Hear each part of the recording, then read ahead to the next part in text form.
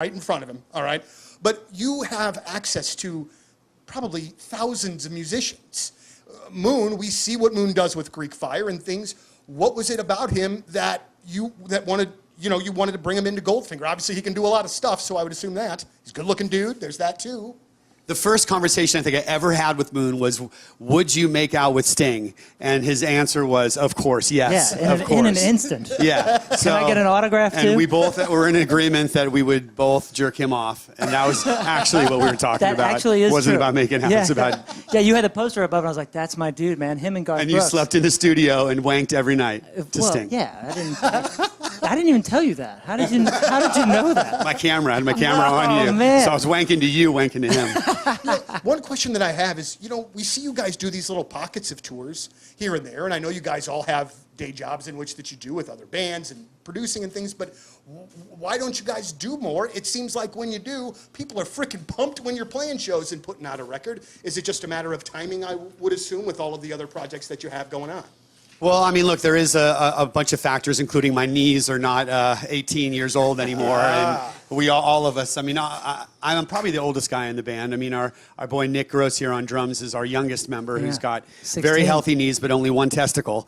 And that's okay, though. Yeah, it's a big testicle. It's hard. It's large and in charge. Hey, that's good, man. Yeah. It's just good that you make use of whatever it is that you have. Yeah, you know what I'm true. saying? It's true. It gets the job done. And that's all that matters. He's about to have a baby, so it works perfectly well. Yeah, it worked great. Thank you. Appreciate that. Yesterday, I was mowing the lawn, listening to The Knife. What a freaking great record. What an absolutely amazing record. How long did it take you guys to put that together, and when will we hear any more new music from Goldfinger? It's a great question. I mean, look, that record was 10 years since Hello Destiny, 8 years, maybe 8 years since then. So I had written a bunch of songs that I knew I write for a lot of other groups, and I knew that these songs specifically would not work for these other artists I was producing, and I kind of held them in my back pocket. And then in the end, I kind of wrote maybe 7 songs that I felt like could round out a record, and then Mike and Phil played on the record. Charlie just rejoined the band, Charlie Paulson from 1994.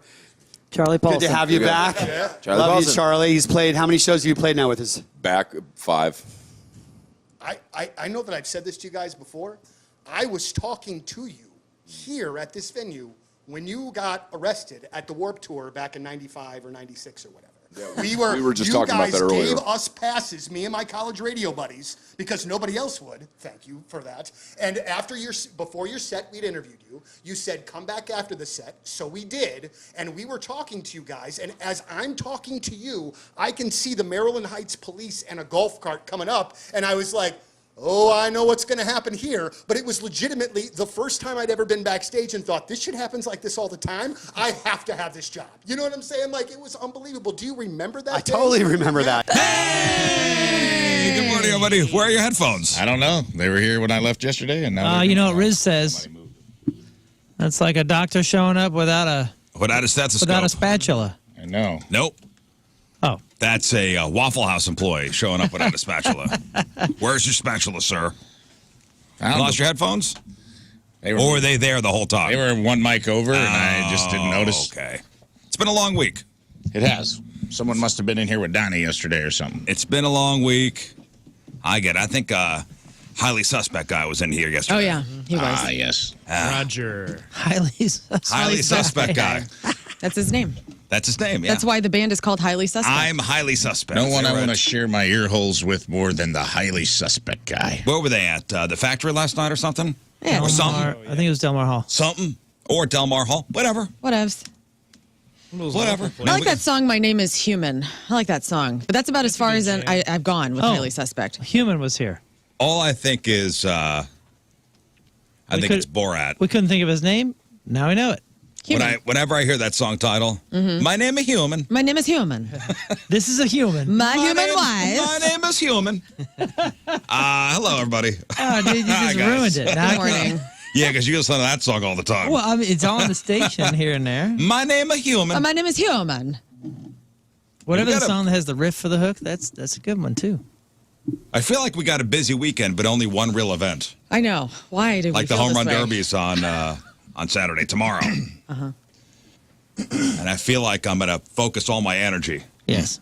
That's where it needs to be focused. We have to beat the fast lane. So this is the right headspace. I'm gonna Save say it up. this.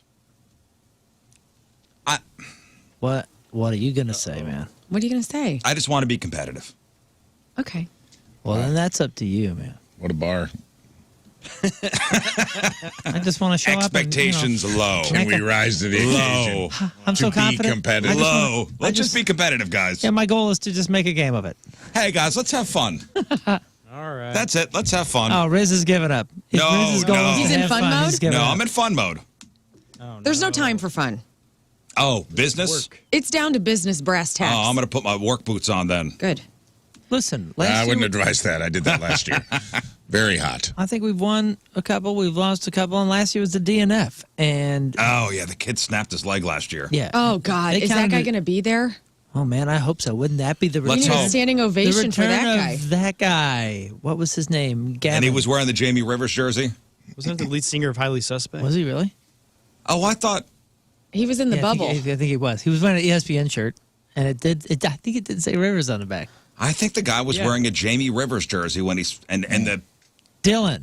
the big bubble. Dylan. Was it Dylan? Dylan. So, Dylan. Because I think it he was was, a yeah. plant. We all watched his ankle snap. Oh, dude. Yeah. It was disgusting to witness, to say the least. Yeah, thank God I was not there. Oh, The children that's saw. Right, you didn't see. Oh, it. I in remember Costa Rica. talking to Moon's kids about, because I was hanging with the kids while it happened, and I was like, cover your eye. Like, it was one of those things where I was like, look away. Yeah. And it was the bubble. Avert your It was the gaze. bubble race, right? So they put you in the giant Yes. inflatable bubble, and you run around. Your legs are just exposed. He was. And you run around he the was bases. so he was running the baseline, and he was about to get to third, and he decided to do a flip, like a you A know, roll. like a He's in one of them celebratory. balls. Yeah, like a celebratory, like woo, and It happens. His leg was pointing in the wrong direction. Oh, It was like, God. it was this. The and then bottom was, of it. Oh, and then it was God. that. And I would have been in the dugout. He handled Yeah. it though, man. He handled it like Yeah, a it's pro. probably shock. I think it was. If you went over to him and talked to him, he was definitely in a different universe. Yes. for- Did you run over and talk to him? Oh yeah. The first thing you want to do is like make sure people stay calm, especially with those. You were the kind of first injuries. one on the scene. Him and Rivers. Rivers went over there pretty remember. fast, too, because he did have the jersey on. I just know that it was like young dude, and that kind of injury, like you can. Some people like will try to stand up Oh, and yeah, walk yeah, on yeah, it. You can make yeah. it worse. I'd And I was make it just like, worse. it's all good, dude. Just stay calm. Personally, I thought it was in poor taste that Rivers just ripped his jersey off the kid and was like, I Take don't that. let This weak ain't me. people represent me. and then Yeah, it's walked an away. embarrassment to the Rivers. Yeah, I thought it was kind of rude, but To the Rivers name. that's how he rolls, I And guess. also That's that he not the tickled him. Rivers brand. Not like that. Yeah, it was a bummer for that kid. Yeah, I'm going to be honest with you. If there's an injury of that type, I'm probably running to my car. Okay. By the way, where are we parking this year? I don't feel very comfortable parking where we parked last year with all Oh, the balls. behind the wall. It's one of those things. You kind of cross your fingers and hope no ball gets hit. I have a feeling I'm having Out in ball that ESP, direction. and I feel like a ball is going to hit my windshield. So I will not be parking back there. All right, then this Uber. year. I'll just park where all the normal people park. Oh, the common folk. I You will. hear her? I'll be with I'm the gonna park unwashed. with I'm going to park with the common folk. Yeah. Thank you for your sacrifice. Thank Yeah. you so much. But you can get a new windshield. That's true. And actually, I do need a new windshield So because park behind the wall. Yeah. It'll be fine. I don't know. Do I want to deal with insurance this weekend? I don't know. You know? There's a Porsche parks behind there. So I Park think at about you're fine. 300 feet from where I'm going to hit it, because I'm going to... All right. Crush, baby. All right. Well, we hope to see you I'm guys just out there kidding. tomorrow. I believe the event starts at 7 o'clock. Carr Shield Field in O'Fallon, where the O'Fallon Hoots play. O'Fallon Mo. Hoot hoot. I was talking to someone yesterday. How far do you think it is from where we hit? So we hit, I don't know. slow pitch softball out by second base. Right. Kind of within the edge of the outfield. Is it 4 from the from home plate in the center? Oh, is that I a think 400 foot? it's 150 feet from second to home. I don't remember what the walls are, but we're probably a little bit I behind. bet you 225. 200, 225. I was saying like 225 center, probably 175 right field, Yeah, that's a I tiny think wall, that's too. right. and then probably about lefties, 200 in left field. the lefties have the advantage, and they have 2 smasher lefties. Yeah, we got no lefties. I was thinking about switch hitting. What do you think? Yeah, let's not do that. No? I want to try it. Switch I think hitting? you are. After watching you in the rage room, I think you're ambidextrous. Is that the right word? Ambidextrous. Yeah, Ambidextrous. that's what I said. Without a few letters. Who says somebody's saying I'm being cocky? I don't know, man. Real I got Yankee I got arrogant this hateful- Friday morning. I got some hateful emails today as well. People are in a I strange was, mood. I think, less arrogant than I've ever been. Yeah, you're wussing out a little bit. In my opinion. You're right. Yeah, where have you been in past years? Have you not heard this show in past years Right. when it comes to this competition? I don't know. We've Listen, been guys, I'm beaten aggressive. Is that from astalter@yahoo.com? Is that? Yeah. I think I'm being decidedly less arrogant, so I need you to be a little bit suck more it, Greg.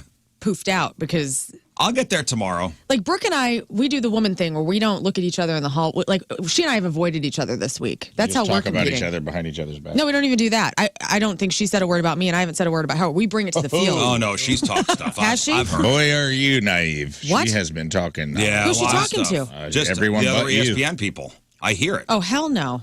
Brooke's going down. I think we should really wage the competition on the two females that are playing, or the one female from each team that are playing. Just get a couple over the wall. Dude, I will. Okay. Okay. Great. And I'll also hit them towards the kids that are trying to retrieve the balls, F which them is super kids. fun. I take out my anger on the world at the Hoots field. I think over the past 2 years, I've tried to take a deep breath on things. Less blowing up, Riz. What? I'm just kidding. Well, yeah, you've been pretty chill. I've been trying. I've been working on me. You've been Hey, man, that's cool, dude. you've been chill to a frightening Proud of you. extent. In fact, I'm proud Are of you compounding the rage? Because that's not being chill. Yeah, it's all gonna eventually come out. good. You're playing Tetris with rage in your soul I right hope now. it does from the first pitch to the end of those 2 minutes. Yeah. Is your- it 2 minutes or 3 minutes? 3. Is it 3 minutes? That Yeah. seems like an eternity. 3 with a break if you want to take a strategic break, but the clock runs because we couldn't remember and I checked. I had Matthew get a hold of Oh, me. okay. Dude, people were giving us crap on the video about our batting stance, and I'm like, we know what we're doing. We're not batting against 6 pitches. Yeah, these are not 6 to 9 pitches. Our batting stances are actually pretty good. We know how to ball. The problem is when we tried that a couple years ago, we're exhausted Yeah. by 40 seconds, Scott, and then look you up- just can't hit anything. You got to relax. Scott, Yeah. look up the average pitch count for a major league at bat. So what does the average batter see But either during way, a major league at bat? either way, you're relaxed. In this scenario, 4 pitches? you're swinging and then you're setting, and then you're swinging and set, swing, You gotta set, relax. swing, set, and You can't be too tight. If Yeah. you're too tight, those 3 minutes will be you'll be gassed after a minute and a half. I'm not going to lift anything for 24 hours. That's it. Good So I idea. save That's a it. good idea. love Save it. it. Talking about Arms to the side. during their at bat, During an at bat. 3.7 pitches. So 3.7 pitches for Yeah. average pitch count for a major league at bat. And how many pitches do you think we're getting every? We're probably getting a pitch every 4 seconds. I hope. Who's pitching this year? Do we know? Jeremy Brooks. He's great. Oh, from last year. Yeah, he's Softball great. legend. Softball legend. That's good. He's the guy. He's our guy. he has practiced for this once last Don't say year that. when we did it. We're good. You know what? He's great. I love him. I want to bring this up because I know that I'm really thinking about Brooke. You know, she just got married and she's been hitting the gym like twice a day for a year. Is that her husband's So name? she's going to be in tip-top shape. I, on the other hand, have been walking 2 miles a day with no results. Okay, well, So, I mean, look, You Hey. got this. I will find a way. Life finds a way. You can walk off that field with your head held high and know that you can make the journey. Thank you. We got an ice cream cone bat. It's gonna. I can't really- swing that thing. It's too heavy. so they said it's a bat that looks like an ice cream cone. You got to choke up. I got the other bet. I was going to say, Rafe is bringing me a different bat. All right, choke up on it. It'll be fun. Okay. We'll be good. We'll do a little Instagram live while we're out there tomorrow too, so you could check us out on the socials. It just makes me feel like a kid as soon as you get onto a baseball field and you're just throwing a ball around. It's just like it's a good feeling. And I by the love way, being- if you're considering going, the food is fairly cheap. You know what I mean? Like it's good. I think it's a $7 ticket to get in. Yeah, and it's fun to bring the kids. There's like a playground kind of thing over to the left, and I know a lot of the kids that I know are coming love to be over in the stands and catch the balls. It's like a fun kind of thing, and they're not paying attention to the whole program, you know, because it's some of the minor leaguers and then the major leaguers and then us, and it's just one of those kind of You chill know me. I sort of love being in the programs. locker room, towel snapping. Yeah, well, that Who doesn't? Hey guys, let's hit the showers. that too. Man, Like, we just got here, Riz. Matheny No, was come on, like- let's all shower up. just don't get hit by a towel from Rick Ankiel. That guy'll Let's shower up, guys. Knock you into the They're like, next that's state. not part of this. You don't have to shower here. Now, speaking of working on myself, and as far as my pent-up anger and rage goes, I think we have a lot of work to do here in Missouri as far as our pent-up rage and how we choose to release our rage when we do have to just let it out. Love this. There was a giant survey done about the states with the worst road rage. And congratulations, Missouri. We're not number one, but we didn't do great. We did not do great. Anybody want to guess as far as the states with the worst road rage go? Where is Missouri? We're not number one. Congratulations, California. Number one? California has the worst road rage overall. Interesting. So is it big metro areas that all have they're leading the charge? Can I guess? States. well, States. States, sorry. So if you're saying number one is California, Yeah. I'm going to go ahead and say that traffic has to be a huge part of that. Mm-hmm. And the other place that I've had just anger-filled traffic rage is Atlanta. So I'm going to So say Georgia. Nope, not even in the top I'm 10. surprised. What about- I was going to say that too, man. 'Cause it's Atlanta? wild Yeah, down you always there. hear about it. Can I ask a qualifying question? Sure. What constitutes road rage? Just being pissed in traffic? They based it off 9 different types of confrontations you would have on the road, Okay. and the number of people who've experienced them in the past year. Things like honking and tailgating and swearing, being flipped off. And we didn't make we're number 4? Where are we? That's what you're guessing. Number 1 was California. Number 4 was Oklahoma. Okay. How about Texas? Texas didn't make the top 10. Massachusetts. Massachusetts not in the top 10. Alabama. Alabama not in the top 10. Mississippi. Mississippi number 6. Illinois. Illinois is number 19. Mississippi's just upset because their roads are awful. Mississippi was number 6, as I mentioned. Oh, I know number 2. Iowa. Nope. I saw a thing yesterday that said Chicagoans don't care if you die in road rage, but Missourians and St. Louisans, they don't care if they die in road rage. Like, we are so pent up and full of rage, like, we don't care if we go down. We are pissed. Yeah, we are. Number 2, I bet. Rather die than merge. King Scott's right. The state of Missouri is the number 2 state Wow. with the Good worst job. road rage, and it was close. We were very close to being number 1. Wow. So Dude, California number 1, Missouri number 2. I feel like we probably jumped way ahead in, what year was that, 2021, maybe 2022, when all that stuff was going down on 55? It seemed like every week somebody was doing something to somebody on get shot. 55. Yeah. So we are just slightly behind California. So we have the highest percentage of drivers who have been yelled at, insulted, or threatened by another driver. We have the second highest for percentage of drivers who report another driver had cut them off on purpose. We have the third highest percentage of drivers who say another driver has forced their car off the road. Golly. We have the third highest percentage of drivers who report another driver has honked at them in frustration. We have the 5th highest percentage of drivers who have been on the receiving end of rude or offensive gestures.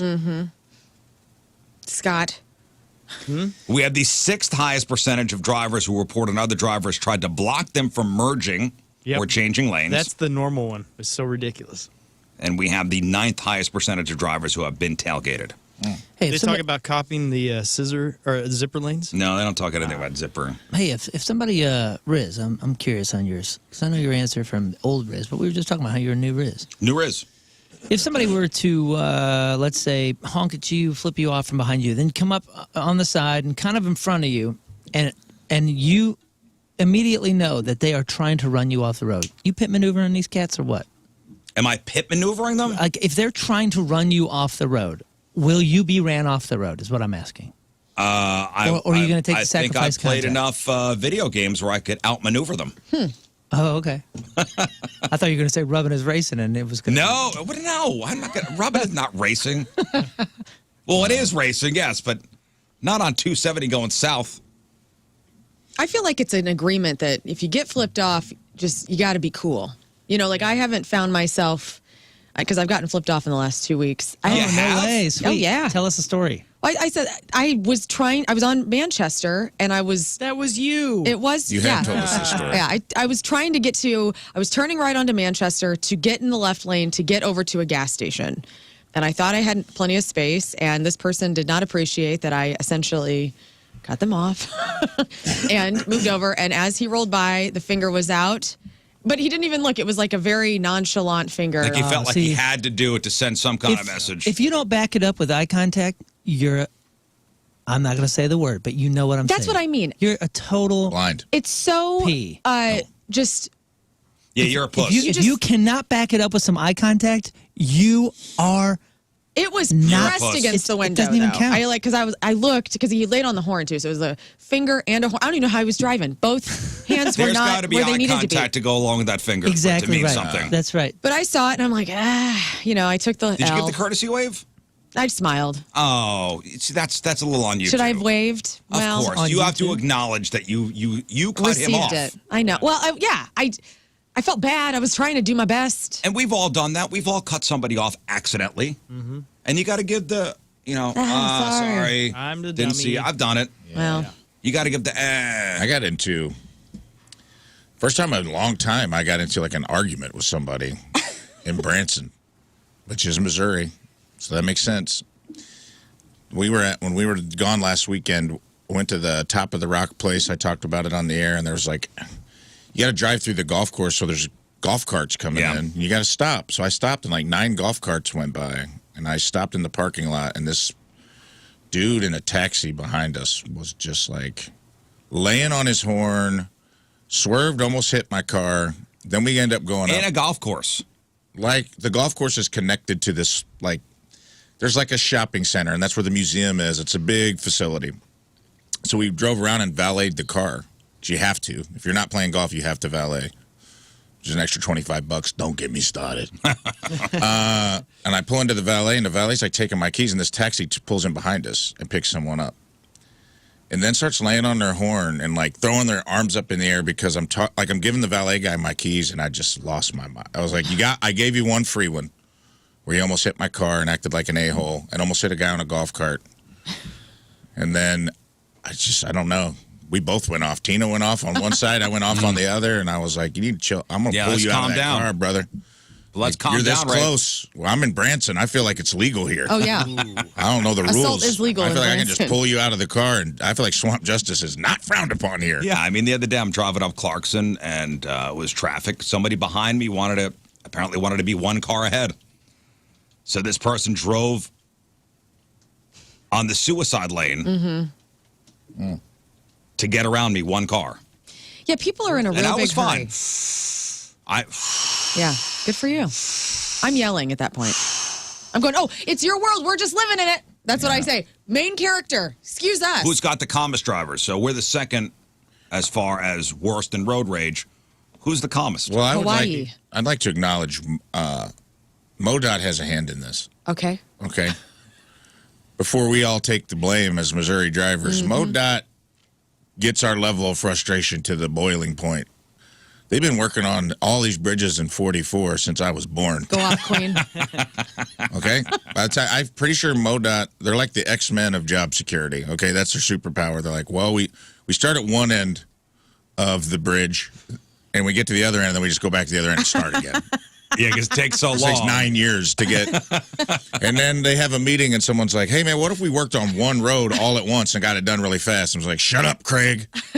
We're going to work on 50 roads, and we're going to be understaffed, but we got to have 9 guys to turn a sign. Yeah. That's important. We have to have 450 projects going at once. I think that's why all that stuff was going down on 55. Because Me remember, too. it was just a total mess. It was a mess I for like think- 2 years. That's what I think, too, man. And when I drive the gigs, I'll take 44 through, like, Oklahoma.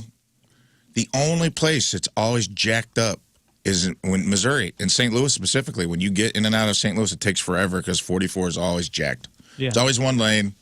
And I think that causes people to get kind of frustrated. You're driving in one lane. You're an hour behind. You're not beating your video game ways anymore. And then we take it out on each other. I'm just going to put this out there because Okay. I've been curious about this, and this is kind of in my area. They're doing a roundabout at Wild Horse and 109. Yeah. Okay, and they've really, MoDOT or whoever is in charge of this particular project, they were really gung-ho about it at first. And then for the past month and a half, they just stopped working. Slow motion for What you. No, happened? there's nobody there anymore. There's a construction site with a lane blocked And nobody doing it. and nobody doing anything. Maybe it's the rain or something. They've torn up roads. It's been a month, and they just stopped working. What is it, Weird. August? And was the traffic European? backs up for almost a mile during peak Right. car times. Weird, dude. Yeah, that's Dude, annoying. if anybody knows, please let me know. Yeah. They just stopped working. What's the schedule there? Just tell us. You know what they could be using these billboards for where they're Yeah, telling us right. to buckle up? Hey, here's the schedule. Here's the Dave's sick. Sometimes it's they going to do. be a They week. They put those billboards Show up. me They'll the say, foreman's hours. hey, expect delays, and this is on a lot of other roadways. Expect delays, July 26th from, Right. 2 a.m. to 6 a.m. Right. a little But they bit more. just stopped work here. Agreed. They repaved all of Wild Horse last year, and it was overnight. And it was great. They were awesome. In fact, they had blocked lanes, and I got to know some of the flag guys. Cool. Because that's when I was going to work. Hey, Riz, what's going on the show today? Well, I don't know. Hey, Papa Giorgio. Hey. Wow, that's cool. All I right, also so want what? to know why 44 and 70 have not become 6 or 8 lanes yet. Somebody said So that. weird. The whole state needs it needs to be. We need opened more up. lanes. Somebody says it sounds like we're not the road rage capital, we're the whining capital. Yeah, we're a We bunch could of be little too. whiners. And I will back that up because that's St. the James. thing, dude. It's like all these people are flipping people off with no eye contact and Mm-hmm. running up on me when I'm changing lanes. Crybabies. Yeah. Like, and that's I've said that out loud probably 30 times. We are a When- bunch of When crybabies. somebody's road raging, I'm like, why don't you cry about it? God, dude. Like We're a bunch of crybabies. sometimes people make mistakes. Sometimes you're driving like an a-hole, so somebody has to go around you. Like, just cry about it and move on, Jen's you asking, child. was you showing a man-child. gun not a category of this? It was not. No. Yeah. That's the top shelf of road rage in this state. All right, show Only state I've had that happen to me is Missouri. somebody brandish a gun. Yeah, I got to St. Charles. The guy looked like Kenny Rogers, had a mossy oak gun on his hip. And Tina was driving, had to pee and pulled in too fast at like a Circle K or something. And I was in the bathroom with the guy, and he was at the urinal, which was a weird time. And he just put his hand on it. He brandished And at the he didn't take it urinal? out, but he just goes, "You guys came in kind of fast out there." Whoa. Put his hand on it like Barney Fife. And I just roasted him, and I go, "You just put pee on your gun, man. Like, you didn't wash your How hand." would you roast a guy who has his hand on a gun? This You need guy to wash your this gun. guy looked like he just looked like Kenny Rogers. He had a Hawaiian shirt on. Like, he just didn't seem dangerous to me. I'm like, I'm would sorry, say man. Party cowboy. Message received. Nah. I want to He was study trying to gun be a cool guy. of the most pervious state drivers because I've had so many perverted things happen to me on the roads.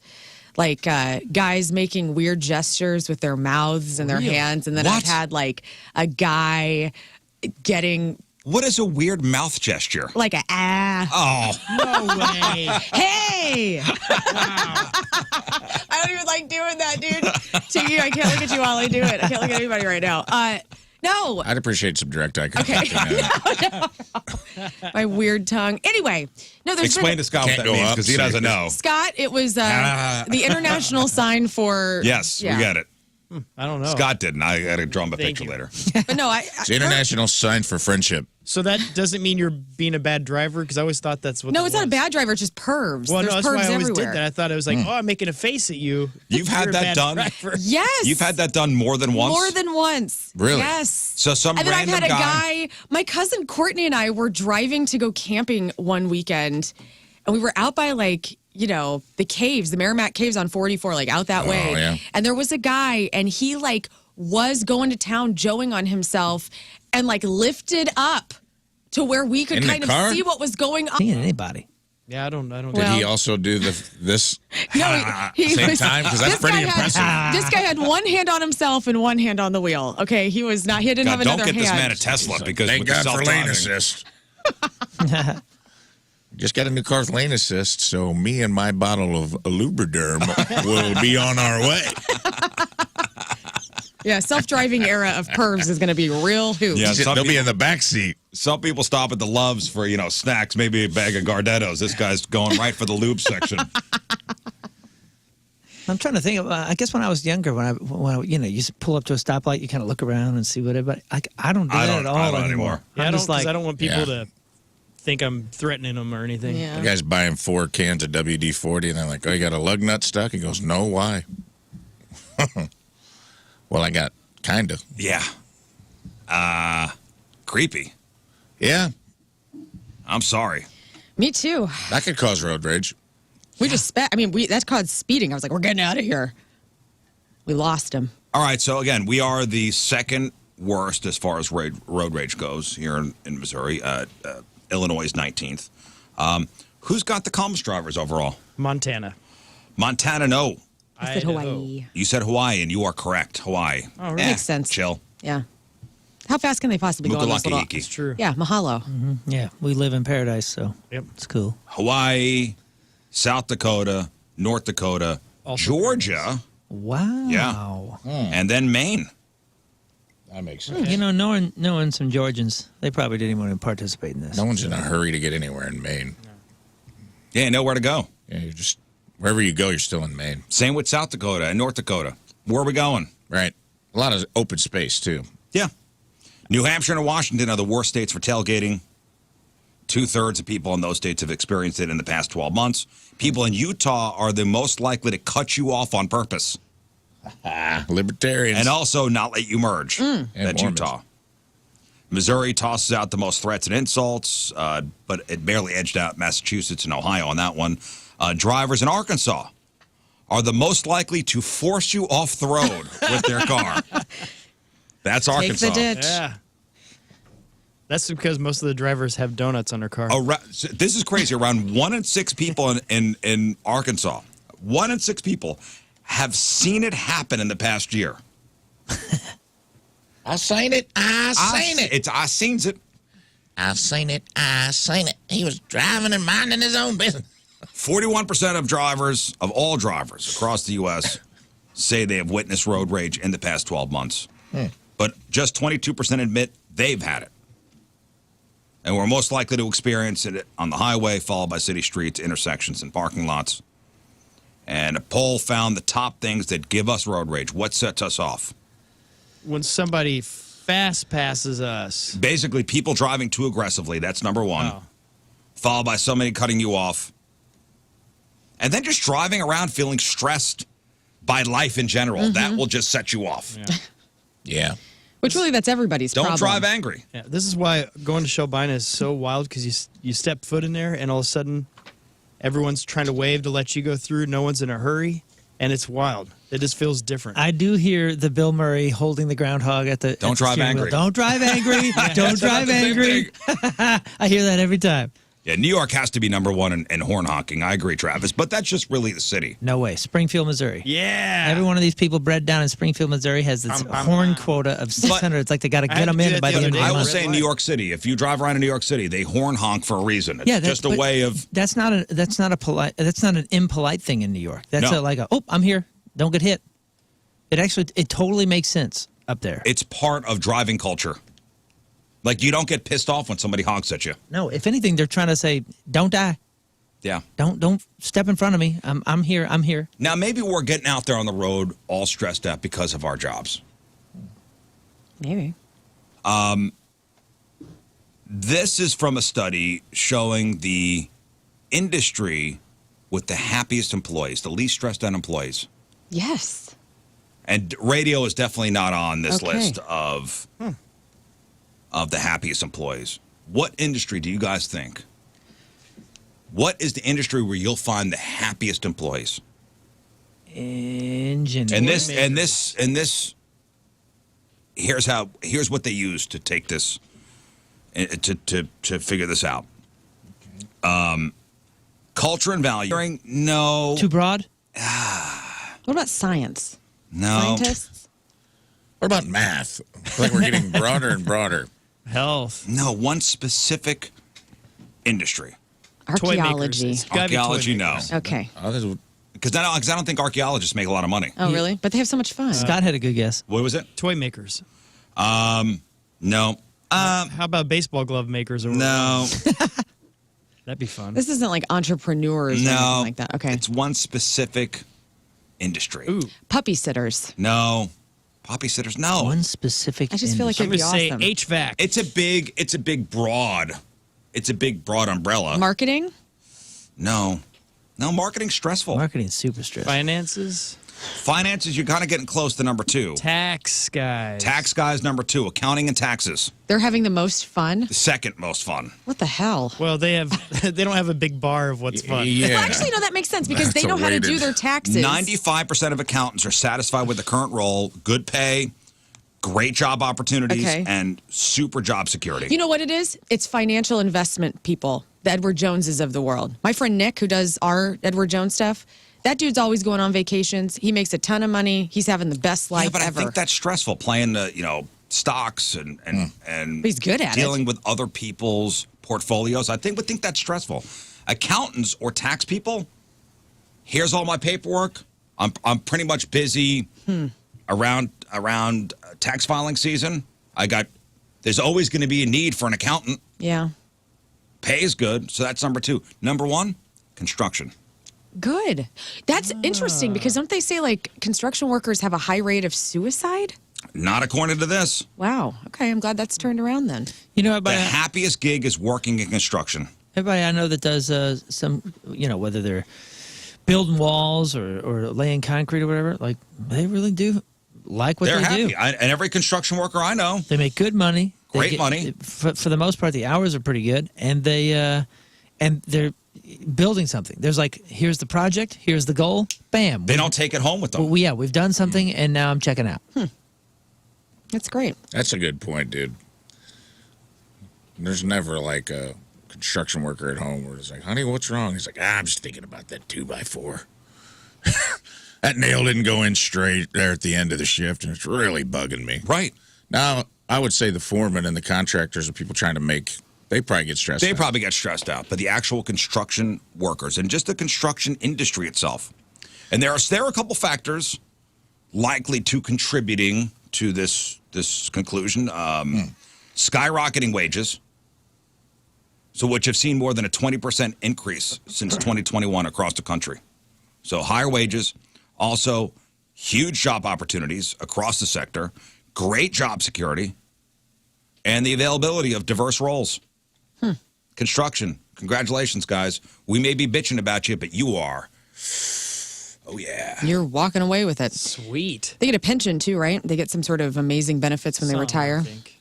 And then manufacturing jobs are number 3 as far as happy employees. Are you sure this isn't a ploy to get people to Good go into pay. these industries? Like, oh, you're going to be so happy. It's like the hardest working labor of all time. I mean, it is hard work. There's no doubt It's a about that. lot of hard work. That part sucks. Some days, when you don't feel good, work is hard when you don't feel good. Manual labor when you don't feel good is extra hard. Right. Out in the elements. But Brad, there is a check it sense of in. satisfaction, too. Brad, check it in. We really hate it, Riz. Construction sucks. All right. Maybe you're constructing the wrong thing. I don't know. But we read it here. But it says so. On the internet. It says so here. Listen, I'm envious of people who can use their hands and create stuff. Honestly, Yeah. Yeah, it's pretty cool. Me it's too. pretty cool. There's these guys building the wall in my backyard, and I find myself just kind of watching, going, "Whoa, that's awesome! Cool, man. Wish I could do that." Yeah. Cool. They got the brains and the brawn. Yeah, man. Least happy people work in tourism, Really? low pay, long, inflexible hours. The legal industry, which your sister Yeah, she's taking her bar Taking the bar Tuesday this- and Wednesday. taking the bar in the next couple days. Legal. As far as career opportunities, low. I was talking to her yesterday on the phone, pumping her up, and she's can't wait to get through the bar. And she's like, you know what? I think I'm just going to start drinking like the minute after. I said, well, I go, you got to watch it though, because I got a lot of lawyer friends, and the alcoholism, the possible drugs that It's one of the highest divorce rates, Yeah. suicide rates, and alcoholism I know it rates. scares me for her soul. I'm like, please don't go down this dark road. Well, and then retail. Retail was the third industry with the least happy people. And I get it. You got to deal with the public. Golly. Nope. I would love to have my own boutique one day, No, like a you- little storefront, making some soaps. I think it sounds like a nice thing. But It does. in reality, it's Probably very stressful. very stressful. You Still a business that you have to run and keep the books and make money. And if it was like a thing where you didn't care about profit margins, Like you were wealthy and you're like, I'm getting a farm and I'm just going to run a little soap boutique because I enjoy it and I don't really care if I break even. I'm cool. That might be fun. That might be Yeah, fun. that'd be awesome. All right, I'm going to get rich, you guys. I guess Brad is our inside guy as far as construction workers Let's hear it, go. Brad. He says, we're happy to watch our bodies fall apart. Well, I hope. Can I say this? Sounds like you're does. happy to sit in the truck and email a radio show and you're supposed to be working. He says, we're all high, by the way. Get that intersection. Well, you deserve it. No, maybe that's why the survey says it. You know, I hope our construction They- friends high-rise. They do asked you at the right self-care. time. Because, they probably don't go get massage. They probably don't ever take a vacation. So I hope you guys are doing that, and ladies. I mean, Dude, they self-care at 3 p.m. every day at the local watering hole. yeah. You're right. Yeah, they should go get their facials and nails Yes. done and stuff. I'll go with you. Get their patoots done. Yeah. Yeah. You deserve it. Here's to you, construction workers. You earned it. Thank you. Go forth and build. That's right.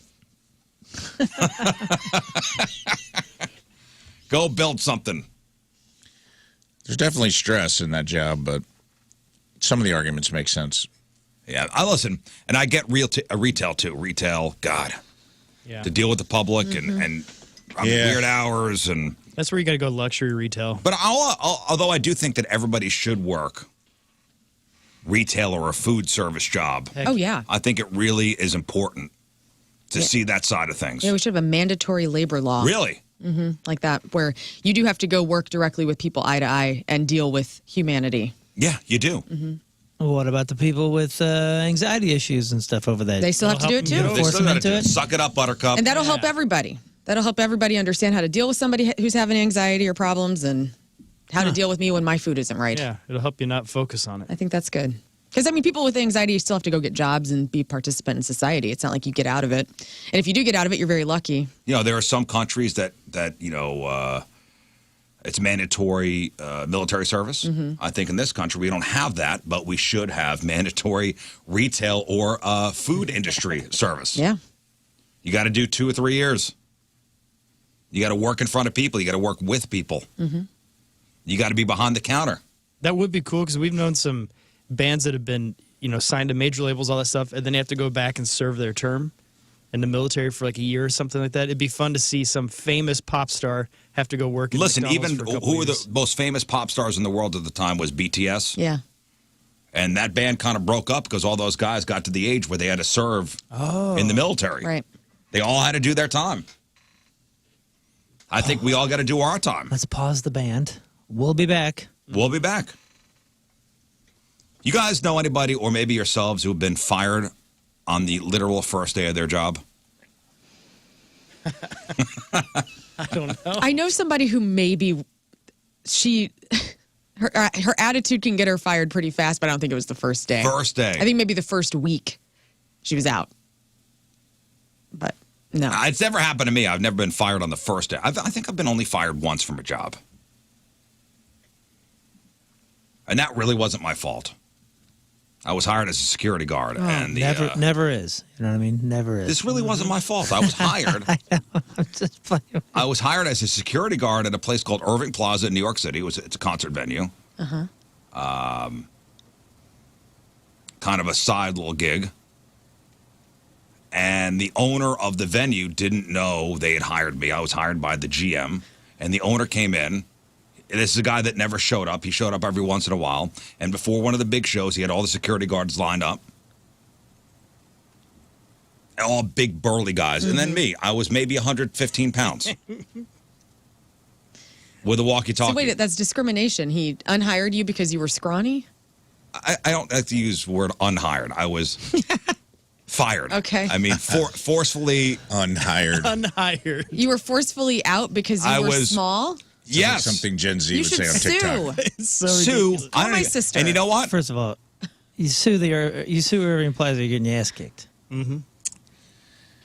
They were two big, black guys. They were brothers. Brothers. Not brothers, brothers. They were Okay. actually brothers. Siblings. And they were the head guys. And they wore fingerless gloves. Holy crow. And they said, if anything happens, call these guys. They will be here immediately with their fingerless gloves to forcibly remove. Right. So everybody was all lined up. And the owner of the company goes, who is this? This is Chachi. This is Scott. We just hired him. He goes, get the F out. Turn your, I mean, Oh. Just straight up. Did you straight feel up. Cool? Which, by the way, two of my friends and one of our techs did security at Irving Plaza, and they're shorter by a head of both you and me. But those guys are the two last guys on the planet that I would ever mess with. So you not only were just scrawny and small, but you just weren't intimidating enough. Because Irving Not Plaza, intimidating you at have all. to be intimidating. Did you open your mouth at all? I mean, did No. you talk? That's your gift. You shut people down with your words. no. I was like, okay, Other- you're probably right. Other than- Probably for my own safety. Yeah, other than the two brothers that I know that worked there, everyone else was giants. True Yeah, giants. I'm probably still owed money for the 3 shows I worked, but it was within 2 weeks I was fired. It's strictly for my size. Do you remember what shows they were? Don't remember. No, I don't remember. Should we send him a letter, see if he can get paid for those? Yeah.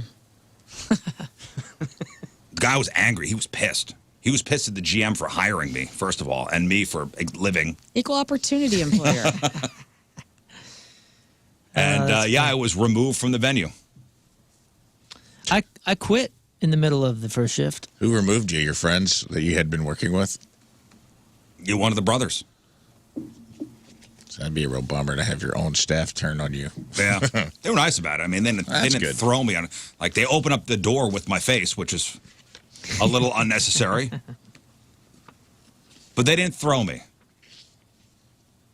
Yeah, you left your first shift because of your earring situation. Yeah, I got hired at Kmart, and I did technically it was my second shift. The first shift, they make you sit there and watch the video, like it's science class, you're watching the safety videos and the how to do this job video, and they told me I could wear my earrings, and I just stretched them. I went through all that I get pain it. to stretch that, and I got a little plug in there, and I was so cool. And I went up to the cashier, and the guy's like, "You can't wear that." I said, "Yeah, I can." They said the gal hired me said I could, and he said, "No, you have to take that out." And I said, "I don't think so, man. I just stretched it. This thing will close immediately." It was one of the most painful things I've endured in my 16 years or whatever. And he said, "No, you have to take it out." I said, "Well, maybe I can take it out at break." He said, "No, you got to take it out now."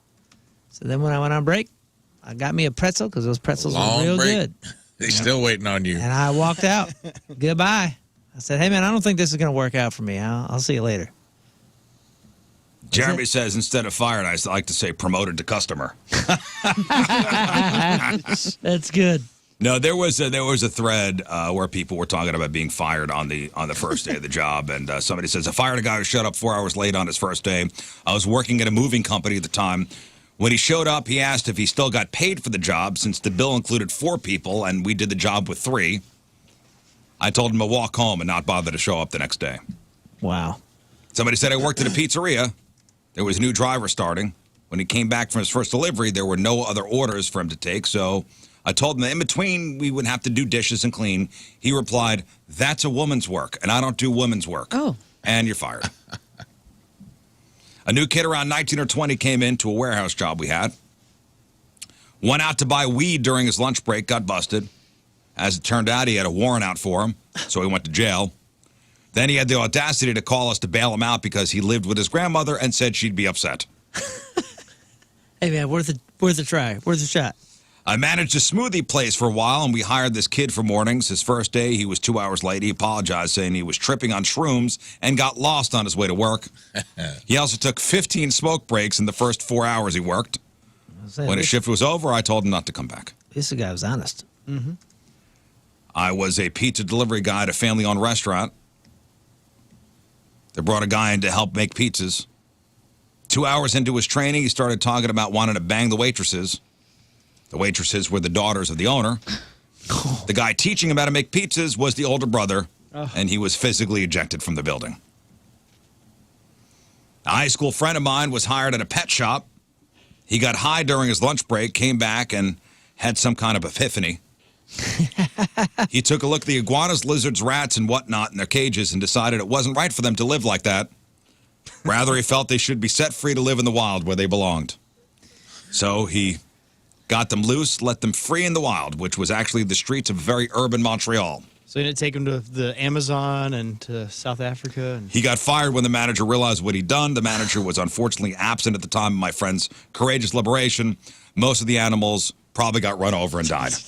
Oh my What gosh! a hero. Of all the nerdy things I've said on this show for 10 years, this might be one of the nerdiest things I'm about to say. Is when I was raising fish, I spent a lot of time in pet stores, and I didn't know anything about like people, what they look like when they're high or how you act or any of that kind of stuff. But looking back, A lot of people I came bet in you high. most of those cats. I bet you most of those cats that I was in there with, customer and employee, were high as a kite. Because every time I go in, I befriended this one guy. Every time I go in, he go, "You want to feed the pufferfish, man?" Yeah, it's definitely And high. I'd be like, "Oh, yeah." He just thought, man, he's just a Yeah, friendly sure. dude. Yeah, this guy's so cool. Every time I come in, he wants to throw these goldfish in with the pufferfish and see what happens. And it was just a wild time. But now, I'm thinking this guy was high every minute of his shifts. Mm-hmm. For sure. On Puff the Magic Dragon. Yeah, he's a cool dude. Yeah, I want to know the percentage of pet shop workers who are He was who are super high, chill. So is that the who show up former, high. the guys that used to develop pictures? Are they now working at pet shops? What, Photoshop guys? Yeah. Photomat guys? I don't know. I don't really see pet shops anymore. I mean, there's like a couple. Well, you know- I mean, there's your Petcos and your Big ones. The big ones. Yeah, but back in the day, there was so many more. Those like There were little mom hole and in the pop walls. ones. I think the big ones Yeah. forced out. Yeah. The mom and pop PetSmarts ones and the Petcos. were the best because they always had the great eclectic puppies. Like you could go in and there's every type of puppy you'd want to see. yeah, they were cool, man. Do you remember him at the malls when he said, Yeah. that was the Crestwood coolest. had one. I remember that. Little doggy in the window. That's right. I had a buddy get hired as a valet. On his first day, he was asked to park a pretty expensive luxury car, ended up running into one of the concrete pillars in the parking garage, fired on the spot. There you go. Ooh. Hey, you can't park, you can't drive. And that's a bummer. That's a good paying gig. And somebody said they called me and told me I was let go for not showing up on my first day, which was a surprise for me since at no point in the interview had I been told I'd been hired. That's the best way to get fired. That person was fired before their first day. That's so good. That's incredible. Nice Yeah. work. Yeah, listen, every once in a while it's good to, let the poison out, right?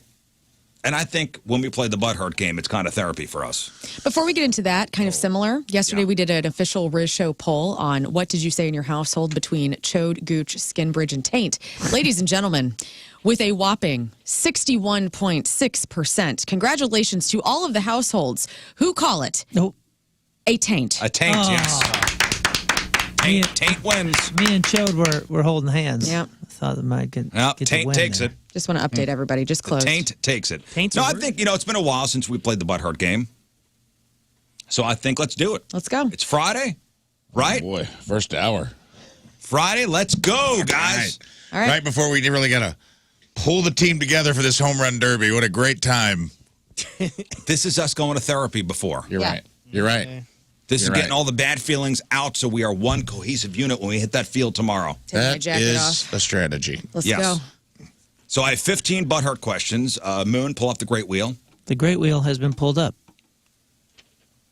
Now, Moon will spin the wheel, and whatever number it lands on corresponds to a different question I have here, butthurt style. Okay.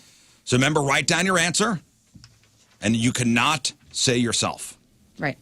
You cannot say yourself. So, Moon, Yes, sir. please spin the great wheel, and let's see Spinning. what number it lands on. Okay. We have number Number four. Right on the line. On the show, who is the biggest drama queen? Of all of us, all five of us, who is the biggest drama queen?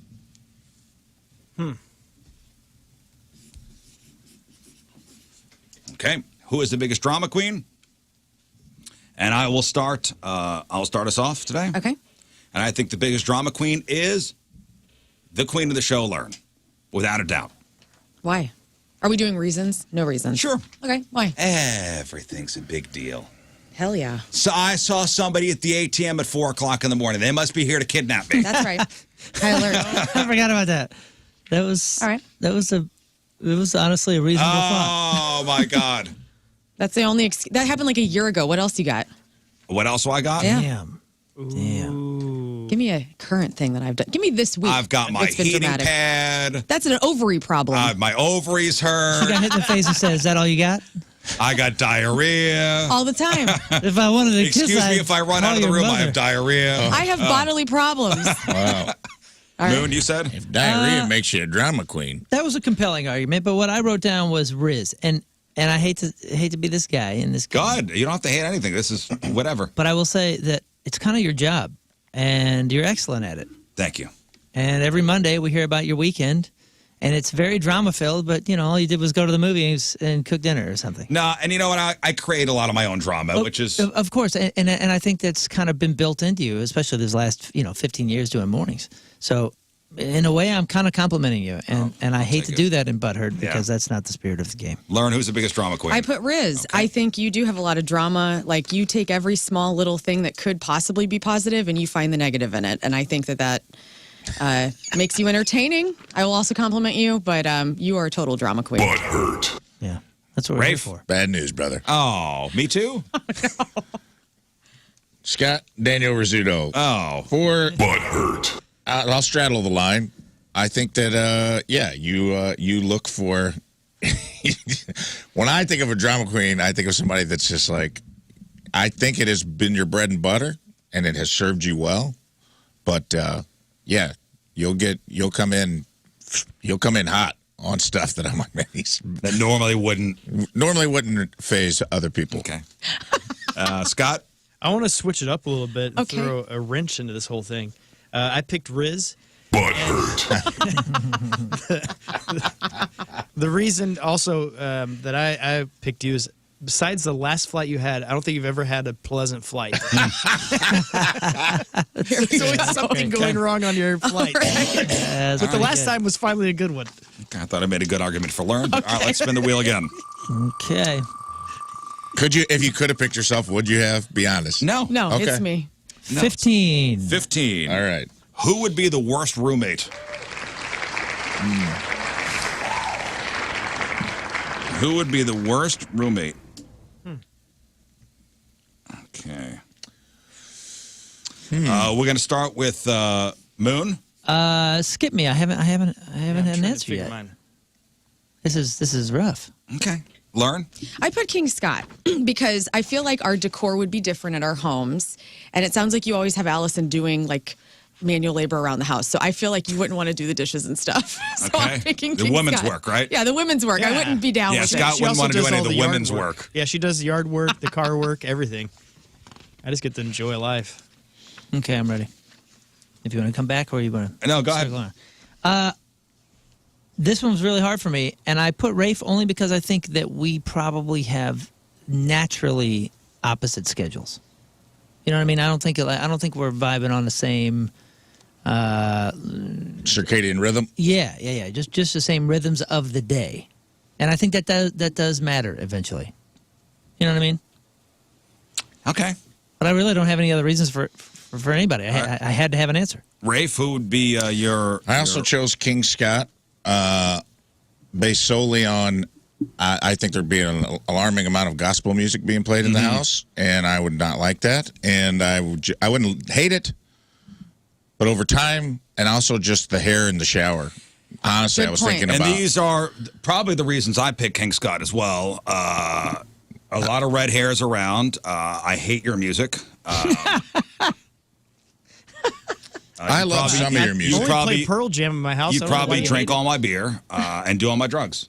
So, That's and why. then you guilt me because I don't go to church. And it. I know. This is called conviction because you know you need to go. You know the other thing, and this is a compliment in a way. I don't think you would ever say when you weren't happy. Yeah. I think you would just endure me And then murder him. and secretly hate me. Right. Like, I think the rest of us would probably fight. We'd probably all advocate for ourselves and eventually work something out, whether it was our schedules or like, hey, man, stop eating all my food, or you got to do the dishes. I think you would just suffer in silence. I also feel like you'd be judging me for sinning a lot, and I don't. And there's I so don't much appreciate sin that. going on in my house. Scott, who'd you pick? I picked Lern mainly because my wife would be very disappointed. Guess who's coming to dinner? Case in point. That's the best answer. Perfect answer. Case in Also, point. I think with your jokes, I would eventually throw you out a window. Oh, wait. Okay, you're done. You don't Oh, okay. keep going. Also, Also, You know, there's a term for that, throwing somebody out of the window. It's called defenestrate. oh, Whoa. Huh? That's the actual term? That's the actual term. Defenestrate? Defenestrate, I believe, is the word Okay. for the act of throwing somebody out a window. I think I'm saying that right. All right, spin the wheel. It's the butt hurt game. Somebody said that it would be me and Lern because nobody would be able to reach the top shelf. You ain't wrong. Question 11. That's awesome. Who is the last person you'd want with you on a deserted island? Who is the last person you'd want with you on a deserted island?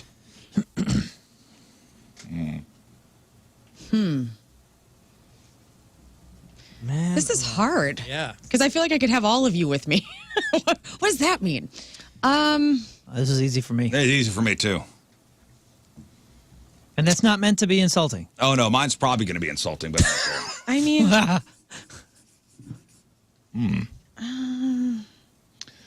This is tough. I'll start then. It's Lern. I feel like you lack the survival skills Yep, necessary for survival. I get it. Like, we Okay. got to hold it together. We got to not panic. right. You're not going to have your heating pad. It's true. Just Have to keep lay on going a that rock, one. hot rock. I heated up some rocks in the sun for your ovaries. Another left jab. You know, I go out and I catch us a boar or something like that to eat, and you go, I'm off the meat. Yeah. You know what? That's a good point. These are all valid. These are all valid. I I'm approve. sorry, I'm not eating meat right now. I approve What? this. I'm like, oh man, the rest of the show is dead. It's just you and Lern on the island. Damn it. Yeah. All right. Okay, that's my answer. Lern? I picked Moon. Now, I don't know. I just feel like these three, I will survive more with them for some reason. I know you could handle it, but I don't know. In my brain, I was like, who's gonna go attack something? I feel like it's these three for some reason. Moon is the guy that actually camps. I know. I didn't want to pick anyone, to be honest, but I'm picking you. No biggie. I feel like we would argue the entire time. Like if we had to be stuck What? with each other on an island, at a certain point we would be on separate parts of the island. I don't see Draw that. a line in and- the sand. This is my I do that for the radio. but- And Moon, who would you pick? I would pick Lern. Yeah, zero survival skills, and Yeah. to be honest, I'm mad now. to be honest, I'm not going to be the first one to die in this scenario, and there's less to eat. If you die, and if one of these guys dies, I can Yeah, eat there's for at plenty. least a few more There's days. plenty to go around. All right. I could feed a family of Yeah, 12. me too. That's what I'm saying. Rafe, who would you pick? Strategically. Honestly, I picked Moon too, but it was based solely on the fact that I don't know if we were in a survival. He would be. I think we're both too alpha. I don't think one could follow the other. I think we'd end up disagreeing You'd end about up what to splitting do. the island in half and There you making go. two separate Hon- continents. and he would, and honestly, you would probably be right the majority of the time. Lord of the Flies. Yeah, I think it would devolve into a Lord of the Flies Yeah, situation. deserted island. The island would want to be Or I might. separated. Yeah. Yeah, I'd go live I with the got this monkeys, sword. and you live on Yeah. the beach with like these wild horses, and we raise our own armies against each other. Scott? Hey, we're This both one was surviving tough now. because That's true. Yeah, I picked Lern, even though she knows how to grow plants, which is a win-win. Yeah, that's going to fine. help on a deserted island. Hell yeah, it's gonna help. How you gonna? It's going to grow. You're going to grow. Plants don't grow overnight. Well, I have seeds in my they pocket. grow. But no, I picked Lern because Riz hit on the head. It'd be the meat part. I know. It'd be tough to keep I you would going. just die, you guys. I'm like, how do I get you energy? You're not eating anything. Here's some sand. Yeah, here's some If sand there's and fish, salt though, I would water. eat the fish. Okay. So I do eat fish. Not that one. That one's my pet. That's a yeah. I Don't like that. name anything. All right, spin the wheel. I can't eat Daryl. You guys are acting like there's cattle around or something. Right. It's an island. I said boar. It's probably the experienced vegetarians that are gonna survive. I was thinking tourist. All right, number 10. Who is the greediest of us all? Who is the greediest? Who is the greediest of us all? Okay. Who is the greediest out of all the show members? I think this is a tough one, Yeah, this is really tough. tough. but I got to pick somebody. I don't know Okay. anyone yet. So I'll start with you, Rafe. Come back to me because it's a Oh. it's a two-horse race. Give me a second then.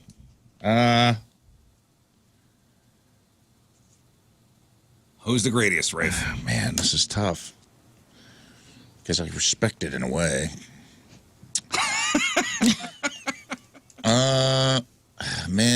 This is a tight race between you Me two. and Moon? Oh yeah. Go ahead. Then who is it?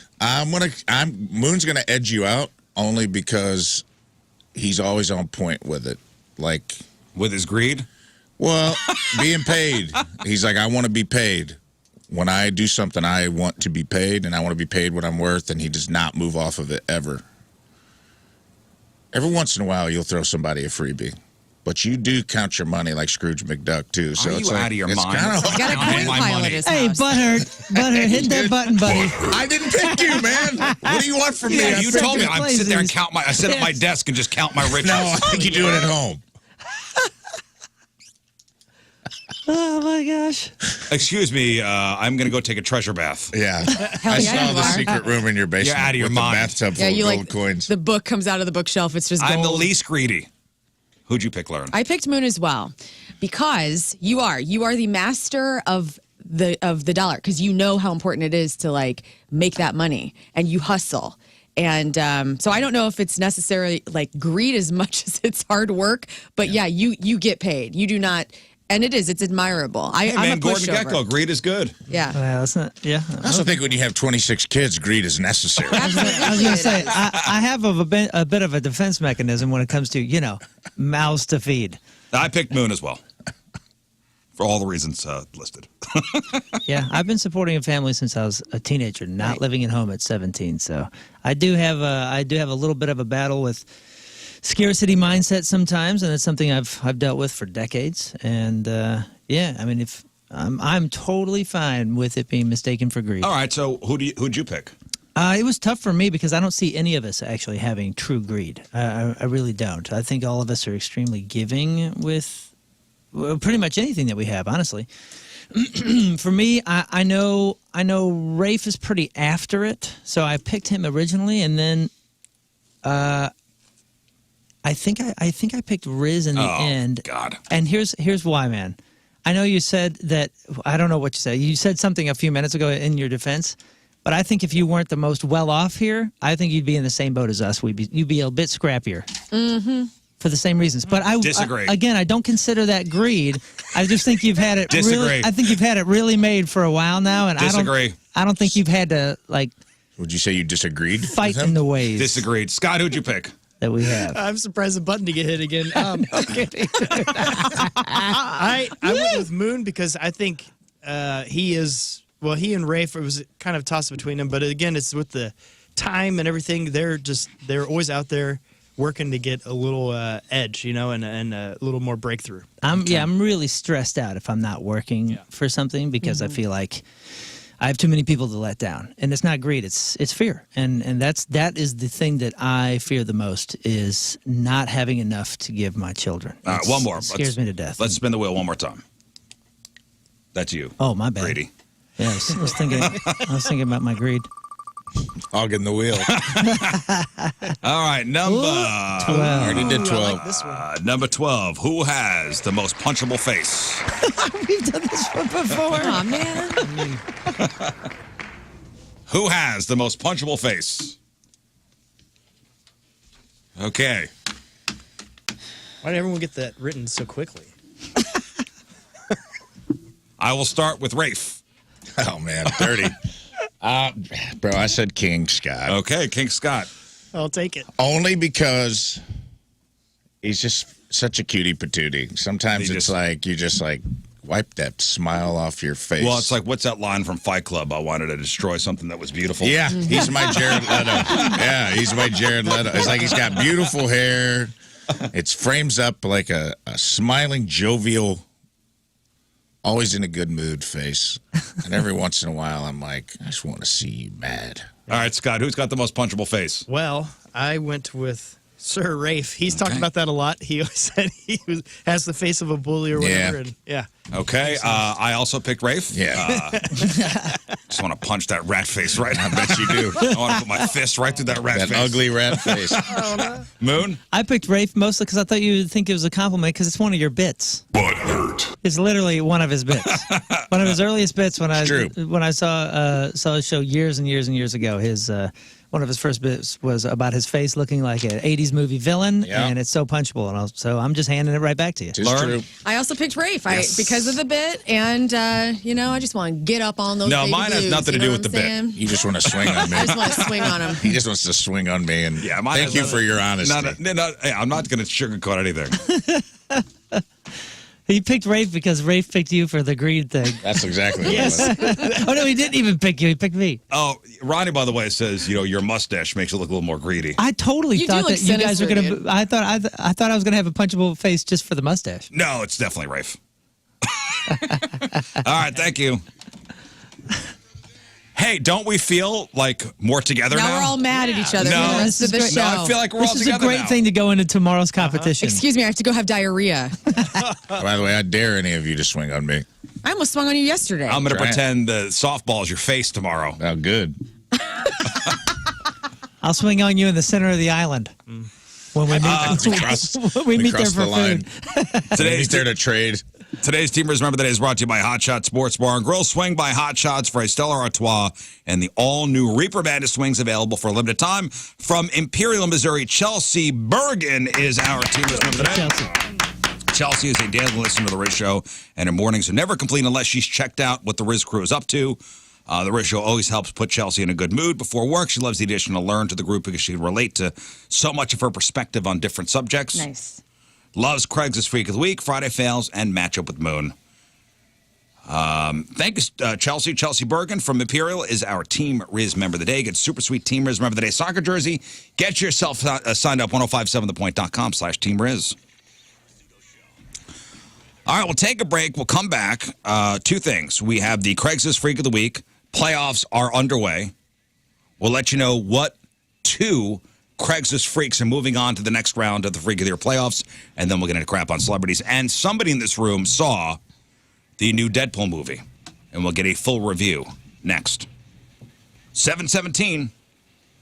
Friday, traffic and weather. First look, Moon coming at you. Traffic is brought to you by Worldwide Technology Raceway. The Bomberito 500 at WWT Raceway is not just a race, it's a spectacle. Go to WWTRaceway.com now because the first deal is the best deal. I'm going to go west to east here. The right-hand shoulder blocked due to debris on the road 70 westbound at Cave Springs Road. Further east, we have a right-hand shoulder block due to a stalled vehicle 70 westbound at Lambert International Boulevard. And then on 270, we got a right-hand shoulder block due to a stalled vehicle 270 southbound at Ladue. Your point forecast, chance for some spot showers on the southern end of things. High at 88. Right now it's 72 at the Point Studio.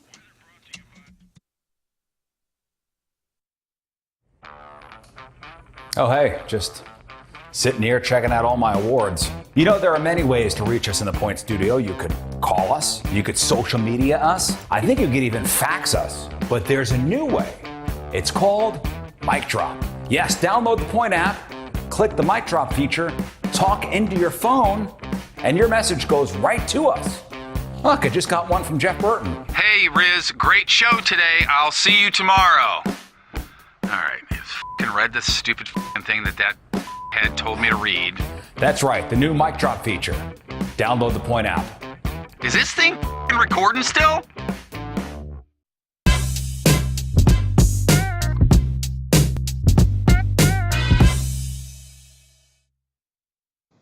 Hey everybody, it's Jeff Burton from the Rizzuto Show. Thanks for Is that you're going to have bugs, right? I mean, it just happens. There's more bugs around and they want to be in your house because it's comfortable in there. Maybe you have animals. God, the last thing you want are fleas to get into your home and attach themselves to your animals, or termites to be eating up your walls, or mosquitoes flying around your yard just stinging up everybody, making you itch all summer. Or maybe it's something as scary as spiders in your bathroom and in your bedroom, moles in your yard. There's tons of pests out there. And so when you have a pest problem, I want you to get online, Rottler.com. They are a family-owned and operated company. They've been around St. Louis since 1956. They have a commitment in treating customers and employees like family. And they do background checks on everybody that's working there, extensive ones. So, they want you to feel okay with people coming into your home and spraying for these bugs and whatnot. Quality Pro certified as well. So they bear that seal of excellence in pest management that's granted by the National Pest Management Association. And they're also an ethical company that's doing some good for the earth, too. They just want to get rid of the pests and not kill everything, and I love that. I love that they're a Quality Pro green business. So when you have pests, make sure you call your heroes at Rottler. JUL.26.com.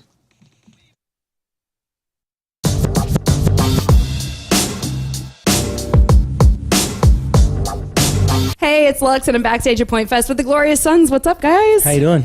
This is your second Point Fest in a row. Yep. Not only were you invited once, but you've been invited back again. How has this day shaped up compared to last year? It was a nice day. Nice Good day? crowd, Nice great day, crowd, Great today. crowd, yeah. Good crowd, great crowd. I needed that show today. Did you? Yep. Where I were you didn't. guys? Brett didn't, I could have but I just stayed did. home and done this. So where were you guys last night? Oklahoma. Good. Rocklahoma. Rocklahoma. Yeah. Oh, that's a big festival. Yeah. Did you get to see any cool bands? No. We stayed in our bus and we left before tornado hit. Yeah. So. Oh, really? I don't think a tornado No, it actually didn't hit, but there but was like a Bad weather? I Yeah, just bad didn't weather wanna warning. Get hit by that one. Never even seen a tornado, so I'm quite scared of them actually. To be Now, honest. we have them quite often here in Missouri, but I have heard today's should be okay. So, but also maybe after the show, Yeah, we'll leave. leave the Midwest for a little. Leave the Midwest for a little bit. May is not a great month. Hunker for down us. in the casino. Yeah. Well, I know we talked about this the last time that we chatted. That you guys are hockey fans.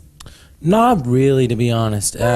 Packer, our drummer, and Jesse, our guitar tech, are major Leafs fans. But I think we've both kind of grown out of it. It gets kind of spoon-fed to you. Yeah. Well, I was going to say, is it being a Canadian? That's like, is that like just a thing that everybody? Yeah, you well, expect? it's a huge sport in the country, but I mean, I think there's a lot of people also that get sick of hearing about it. Yeah. And I'm one of those people. Yeah. Oh, darn! Because I was going to say, here in St. Louis, going into the Stanley Cup Finals next But week. you're playing my boys, the Bruins. I'm a Bruins fan. What? Yeah. Where does that come from? He's not a real hockey Yes, fan. I am. He's a fuck. I'm a He's a Bruins fraud. Is He's he a lying liar. to me? I'm a Patriots fan. I'm a Bruins fan. He hasn't I'm didn't a wa- Celtics fan, What? even though I don't watch. He didn't watch one single game Bullshit. all year. It's bullshit. Well, hey, I follow you guys on social media, and one of you tweeted out a great moment between the Las Vegas Knights and the San Jose Sharks. Just a nice nut shot, and I thought, oh god, these guys are hockey guys. That's the extent of my fanship. Is that highlight right there? I love cool. that. I watched it a few times over Yeah. last night, like Yeah, it was a few times. brilliant. It really was. Well, Art. this is something I do know about you. You're foodies. Yeah, Jay Hey. is. I kind of follow in Jay's wake on that one. Oh, yeah? He's a big foodie. Have you tried any of the St. Louis local foods the times that you've been here? You know what? Yes, actually. Last time, I don't know. I can't tell the story actually. Too bad. We did go. Last out time I for, was in a like, bathtub full of toasted rabs. Things got weird. It involved a vape pen and up my nose, and then I Oh, man. blacked out while I was. Jay's not very good at handling his weed. Neither am I. Smoke a vape pen up my nose, and then.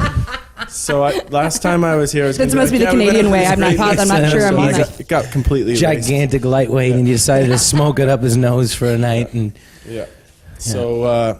But that's when I mean, you must have loved everything it was you the ate best then, meal of right? my fucking life. I know. St. Louis food is so good. I kind of didn't get a chance to eat that night, so. Oh no! So you've never tried gooey butter cake or? I didn't know that was a real thing. Oh god, it's butter and it's cake. As you Sounds can imagine, pretty it's good. gooey. Does it taste like bread and butter? by It any tastes chance? like sugar, like just pure Oh. sugar. Cool. I mean, I'm in. You guys had toasted raviolis now? No.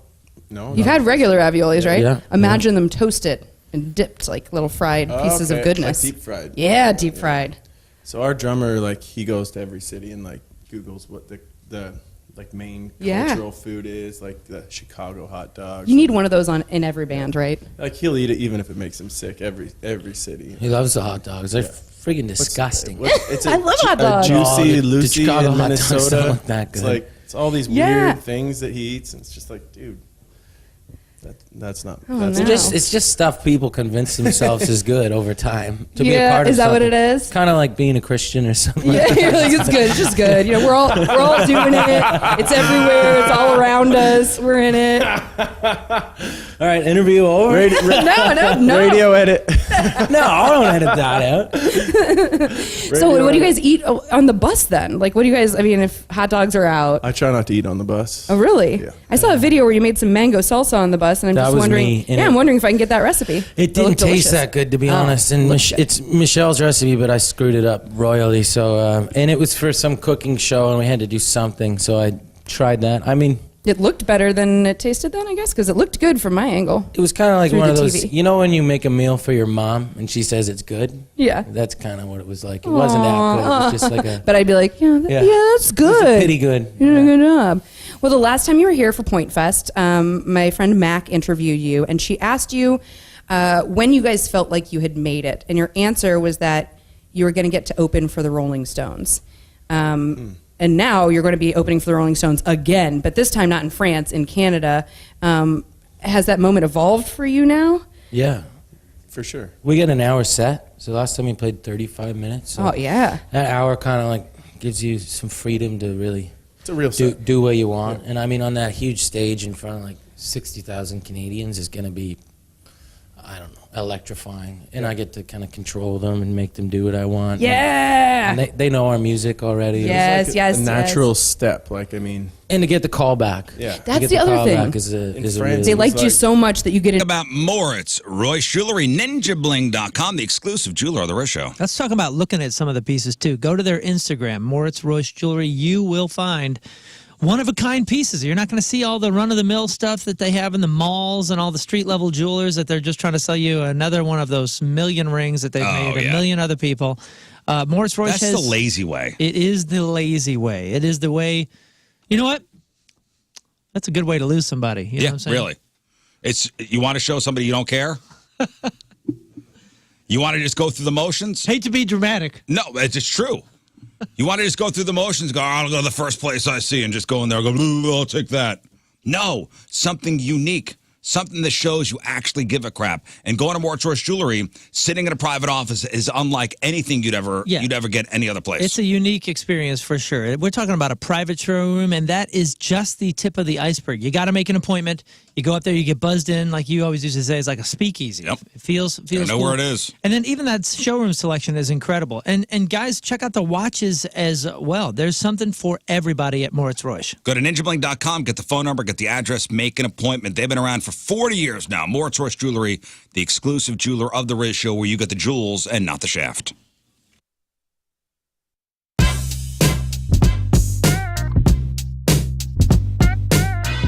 What's going on? It's Liv, and I'm in the Four Brothers Mead tent, joined by a few of the members of Papa Roach. How's it going, guys? I'm great. I'm great. Good to be here. Point Fest again. Yes, and I know We're doing it. you're a Point Fest veteran. This is my Happy birthday, Riz. All right, welcome back to the program. Phone number 314-624-3833 or 618-398-3833. The Mick Ultra Studio Cams.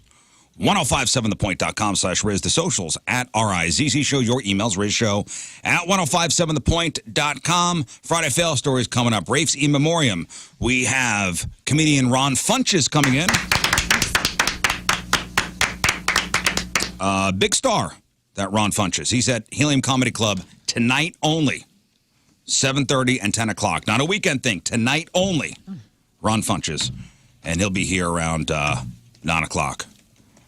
All right, guys, I think it's time to get two ads to the next round for the Craigslist Freak of the Week playoffs. Craigslist Freak of the Week. Tune in for digging deep. Strange ads from the streets.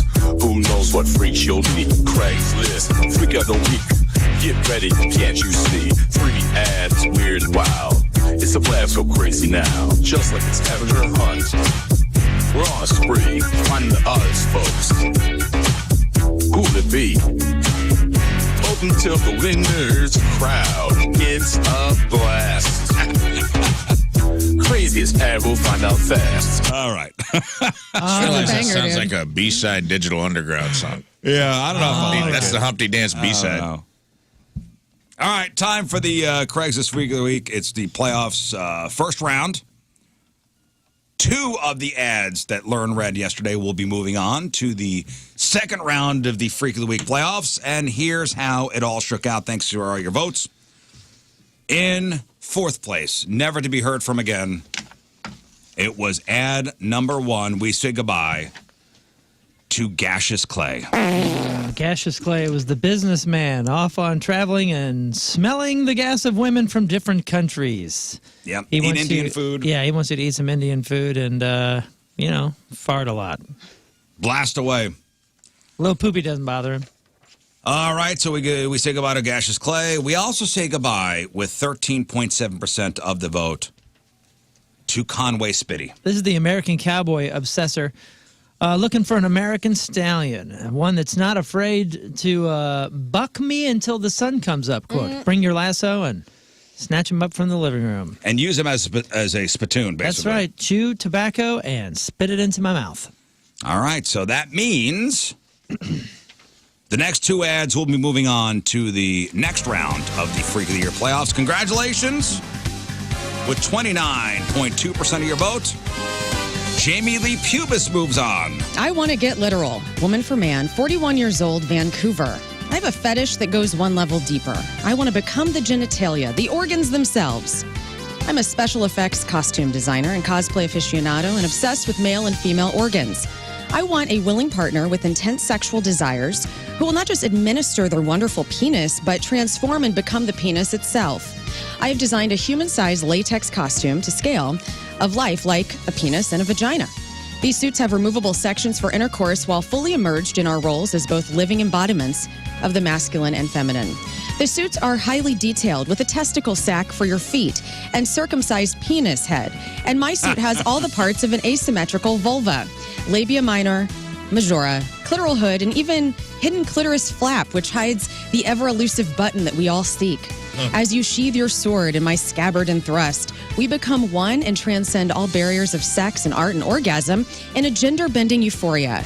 We can workshop personalities for our penis and vagina characters together. Theater training a plus, but not required, and no smokers or weirdos. All right, congratulations to Jamie Lee Pubis. Moving on to the next round.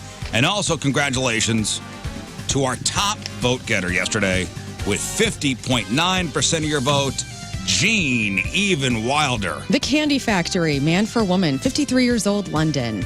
I've always dreamed of being Willy Wonka. Want to tour my chocolate fudge factory? I need your help to make my dream come true. You'll be the winner with a golden ticket. You will be like the chubby child who falls into my chocolate river. Have a big bust and wear no clothes. On the tour of the factory, you will jump into my pool of fudge. It will be so exciting to see you take the big dunk. Yes, this is my personal fudge. It's sweet. I've been saving up for a while and even bought manure to help get the river filled. I cannot swim or I'd get in the fudge too. If you're lucky, I'll clean you off with the golden waterfalls. Please send pictures and please no visible scars. All right. Here we go. Gene Even Wilder moving on to the second round of the Freak of the Year playoffs. 4 more ads next week. They got it right. Yeah. I think they got it right. Yeah, absolutely. Well, one of us went to go see the new Deadpool movie. That's obviously going to be the big movie this weekend. I mean, what's even out this weekend? So Deadpool, and then what else? You have The Fabulous Four. That's new Susan Sarandon, Bette Midler. Nobody's going to see that. Mother's Instinct with Jessica Chastain Nobody and cares about Hathaway. that. The Beast Within. That's Kit Harington. Nobody cares about that. Or he's the werewolf. Just kidding. Oh, Jon Snow? I'm a werewolf.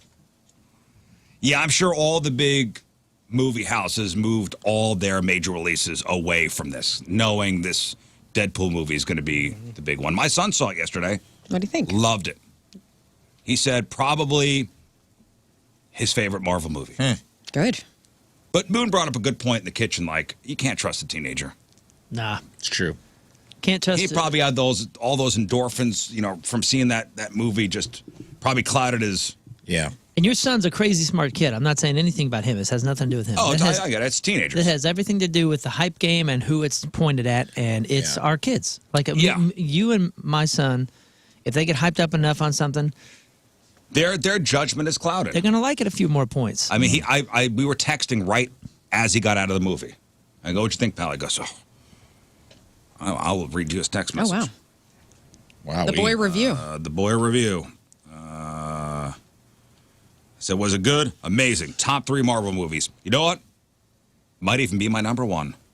Wow. Would you see it again? Yes, I would see it 100 times. Wow. Dang. What did he love so much about it? I didn't see him. I went to bed. And he wrote last night at 11 p.m., would you want to go see it tomorrow at 4? If so, let me know ASAP. Dang. Hey, listen, I'm not saying that he's wrong. I'm just saying that, like, it's hard to... Yeah. It's hard to take just a teenager. From last I looked, it was 98% audience score on Rotten Tomatoes, 80% critics. Yeah. Which was pretty good. Those are big numbers. Those are big numbers. maybe there is something to this hype. I mean, Hugh Jackman and Ryan Reynolds have been everywhere. Yeah. Soundtrack looks fun. Soundtrack was great. Well, Rafe Williams went to go see it yesterday by himself. I did at 4 p.m. 4 Probably p.m. the same place. I really like the theater, by the way. This B&B theater down the road. I stayed here and worked until like 3, and then I just went straight to the movies. And I got a stomach ache for the first time as an adult from eating too many much. gummy bears? I just have not been. I've been eating really healthy, and I went all in on the popcorn, refill, ate some Twizzlers, and just wanted to throw up. Treat and drank- yourself. Twizzlers? Ate some Twizzies and some Diet Dr. P. and I Did you just- put the Twizzler in the Dr. Pepper and suck it through? Come on. I know who you are. What was the last I time we was had alone. Twizzlers? What do you think I did? know. Never. God bless. Twizzlers. You've never had Twizzlers? Well, I You know mean, what? Not voluntarily. It's not even like my favorite. It was just it was the most reasonable candy. That was my big like compromise I made with myself. 'Cause I'm like, I'm not getting any candy. I'm just getting popcorn. But I was like, but Twizzlers are basically Swedish fish in Yeah, tube these are form. healthy. These are healthy. I will say my review is not as glowing as your son's. Great movie. Go see it. Very fun. It's fun, and it just go in there with the mindset of like, this is just fan service. It's fun. It's very meta. Deadpool's always meta. This was almost too meta at times. There really isn't a story. It's almost like a sketch that they made into a movie and put 1,000 cameos in. So, like, if you like cameos and you like it's silly, it was cool to see. But as far as like it having any effect on the MCU, I can't see it. No. So if you're like a nerd and you're following all the MCU movies, it's not. It's not going to drive the storyline forward. Not at all. So that's why I think I'd like this, because I'm not involved. You would love it. I'm not involved in that whole MCU thing anymore. But the violence and the silliness of the violence and the craziness of the scenes, you will love it. It is right up your alley. It is great. It is John Wick breaking the fourth wall. It's just cameo city, meta city. Laugh out loud. There's some laugh out loud moments in it. There's some good jokes in it. Well, I mean, it's a hard R. It's a rated R. Yes. Pretty hard R. And there are people like, well, should I bring my kids? There's a ton of references, and this isn't a spoiler alert. If you've seen a Deadpool movie, you know that he breaks the fourth wall, talks to the audience. That happens more in this movie than way more than any other one, I think. And a lot of jokes about moving to Disney, you know. Oh, now that Disney owns. bought Fox, or they bought the rights to all the superhero movies, so there was a lot of that. Does that age well? That's my point. It is of its moment and of its time, and it's funny, but it was almost at times I was like, you're landing on a little too thick with Ryan Reynolds. You can tell it's made to make a ton of money in 6 months, and they don't care about it in 6 years. Yeah, I mean, it did possibly bring mutants into the MCU, but it's kind of, I don't want to, but it didn't. Don't give away too much. It didn't focus on that. It was not. It reminded me of, if you ever read the comics of like Deadpool and Wolverine. It is just like a buddy team up. It's silly. It doesn't have any real consequence in the MCU, but it's fun. It's a fun watch. I would give it a high B+, low A-. Only other thing that I've heard is that it is just absolutely peddling nostalgia. Which, Yes. I mean, Which a lot is of fine. things If are I'm going to right go now. see It's it, that's fine. what I want to see. Yeah. That's what I personally want to see. But again, so people are like, well, should I bring my kids? Hard R. And here's what they say. Here's what parents should know about this movie. There is frequent bloody violence. And stop me if I'm wrong here, Rafe. Throughout the movie, gory, over-the-top violence and action scenes often played for laughs. Opening scene features Deadpool dancing along to NSYNC while killing people. Yeah. Hey, be honest about this. Does it ruin Wolverine? Because I hate to sound nerdy, but the only thing that I have in this is a worry that it ruins Wolverine. What do you mean, the movies? Like Logan? Yeah, maybe. But the seriousness of that character. There's such a seriousness to it. And I love that Ryan Reynolds has done what he's done with Deadpool. And those movies are great. They're entertaining. They're exactly what they're supposed to be. Does it ruin Wolverine? With the silliness? I don't want Wolverine there. I know that sounds silly and super nerdy, but a little. That was when it first got announced. I was like, oh no. I don't want Wolverine acting like that. Well, Hugh still gives it weight. Hugh gives the movie weight. There are moments where they try to like put a little emotional weight into the movie. They didn't lean on that hard enough. But it does give you the thing all the fans wanted. It gives you the suit.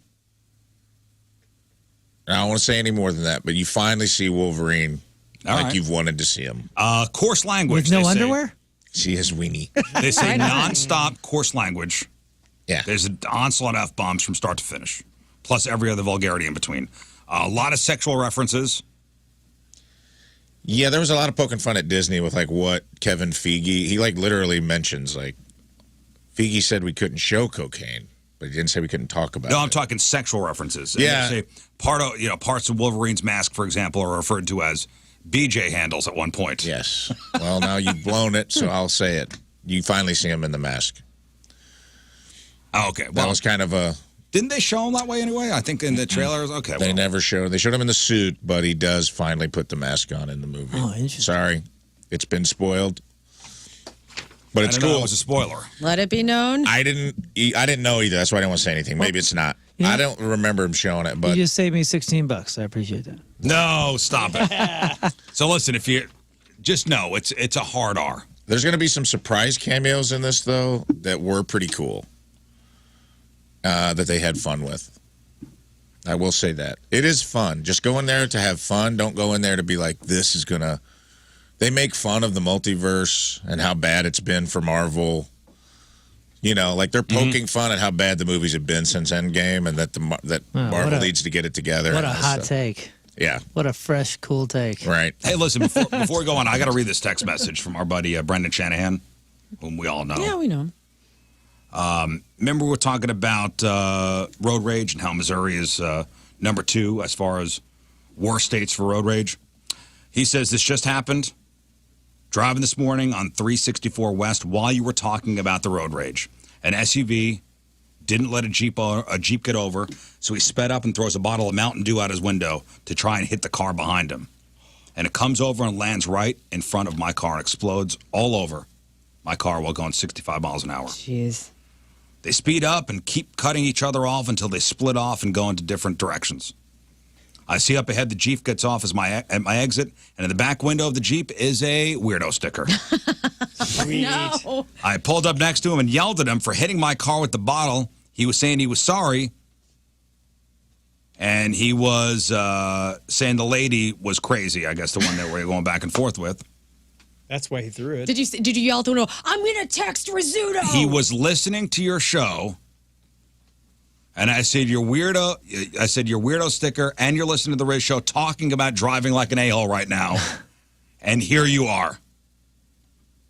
Crazy ass timing. They hugged, made up, all as well. Calm down, everybody. Calm down. All right, today is July the 26th. Back in the day, 38 years ago, 1986, Peter Gabriel hits #1 in the U.S. with his song Sledgehammer. That's right. Great song. Bumping his old band Genesis with Invisible Touch out of the top spot. Sledgehammer. 33 years ago, 1991. This is a great trivia question, by the way. 1991, Paul Rubens, a.k.a. Pee Wee Herman, was arrested inside an adult movie theater in Sarasota, Florida, accused of exposing himself twice during a showing of a movie, a porno movie. What was the title of the movie that Pee Wee Herman was arrested for showing to? Isn't it Pee-Pee's Playhouse? Jugs over hugs. Was this on CNET? Is this one of the questions on a trivia should game? be. A trivial But pursuit? listen, we all know Pee Wee Herman was arrested for showing inside an adult theater. Right. What was the movie showing? Milk Money. No, Was no. it a classic? No. But it's something maybe you can put in your pocket. The movie was called Tiger Shark. Just so you know. Tiger Shark. Tiger Shark. Good to know. He pleaded no contest and got off with a $50 fine and court costs. How dare you right now? How dare you? Wow. All they heard was him unzip his pants and go, "Hello, Jambi." That was pretty good. Yeah, thank you. That was Thank you, very guys. good. It was nice. 28 years ago, 1996, Kingpin, starring one-handed Woody Harrelson and Bill Murray. That came out. 18 years ago, 2006, never forget. In fact, Scott's got this date tattooed on his bicep. Yep. Lance Bass comes out in People magazine telling the world that he is a delicious and proud gay man. Hell yeah. I thought it was the day he said he wasn't actually a fish. 9 years ago in 2015, Whitney's daughter, Bobby Christina Brown, dies 6 months after being found face down in her bathtub. And 5 years ago today in 2019, Quentin Tarantino's Once Upon a Time in Hollywood. That comes out. And that's what happened back in the day. All right, let's find out what's going on in the world of music and entertainment with your Crap on Celebrities. System of a Down drummer John Dolmian has added the title of inventor to his resume. He's just gotten a U.S. patent for a reusable, rechargeable, completely secure shipping container that can replace cardboard boxes. Whoa. Patented. So that's exciting. Good on him. Original Black Sabbath drummer Bill Ward is once again talking about doing one last show with Black Sabbath. He's taken to X to say that, with Ozzy and Tony and Geezer wanting to do it in England and for playing some of everyone's old favorites, he would love to play with them again for one last time. So we could have a Black Sabbath reunion, at least for one song, possibly next year. In Jelly Roll news, because he's always in the news, Jelly Roll and Bunny XO's bulldog named Chachi proved that he was a very good boy, you guys. This is why we're talking about Jelly Roll today? And challenge by leaving him with the charcuterie board, the dog did not eat anything off of the charcuterie board. And they even put a meal in front of him, chopped up chicken burger, some mashed potatoes, and he still resisted as Bunny XO left the room. So congratulations to their dog. That's it? That's it. The news. Just want to make sure you knew. Okay.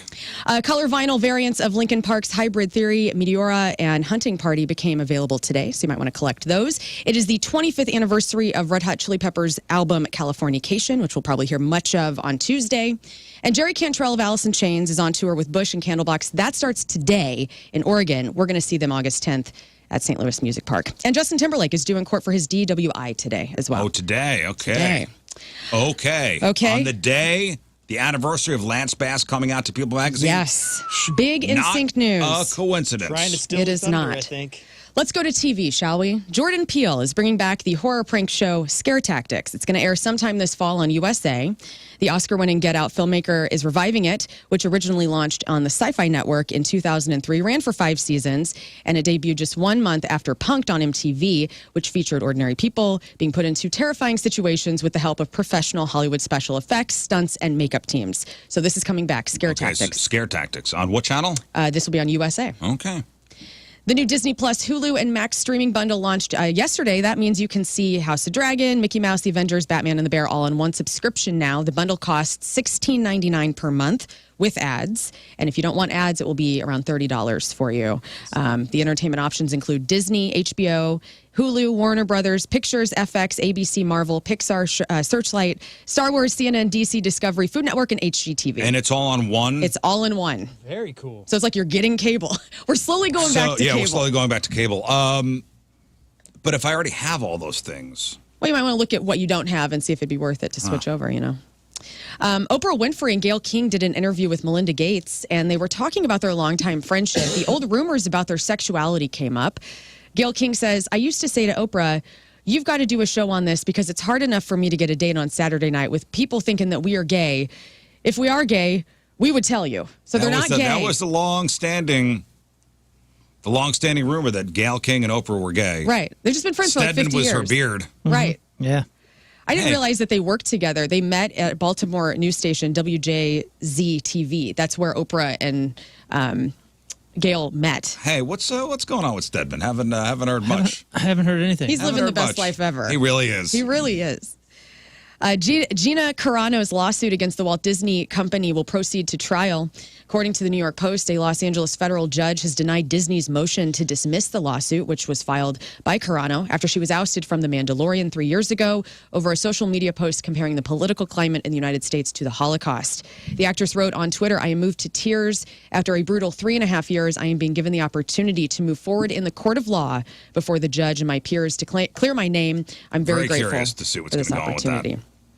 She's being represented, by the way, by attorneys who were hired by Elon Musk's social media company X. So she's got a lot of power behind her.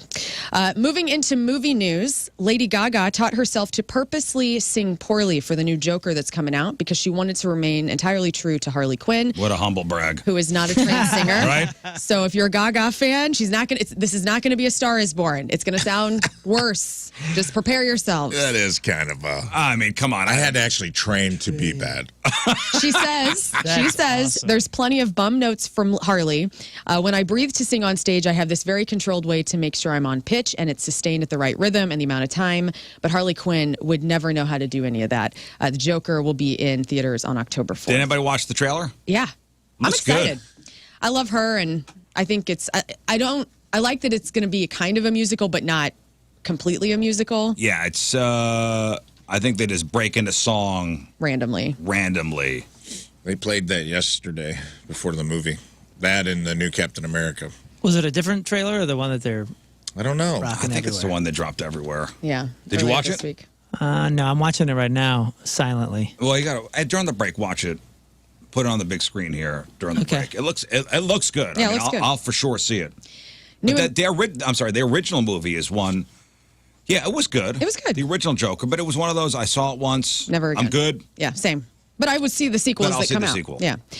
New in record stores and streaming this week, Beastie Boys' Ill Communication, a deluxe edition is out. Falling in Reverse, Popular Monster. Ghost Right Here, Right Now. The film soundtrack is out. Also, Red Clay Strays, Made by These Moments, which is an excellent new band that Rafe Williams has all introduced us to. And The Police, Synchronicity. They're doing a 1983 reissue. So lots to get at the record stores The and album streaming. rips. I stayed up late to listen to it last night. Yeah. The Red Clay Strays. Yeah, They are good. It is good. And finally, have you guys ever heard of the term Summerween? Summerween? Like summer penis. Summerween is from the Disney animated series Gravity Falls. But Summerween makes me feel fine. Summerween. Well, that's the theme song. And summer-long celebration of all things spooky. So it's Halloween in the middle of summer. People want to try and do Christmas in July.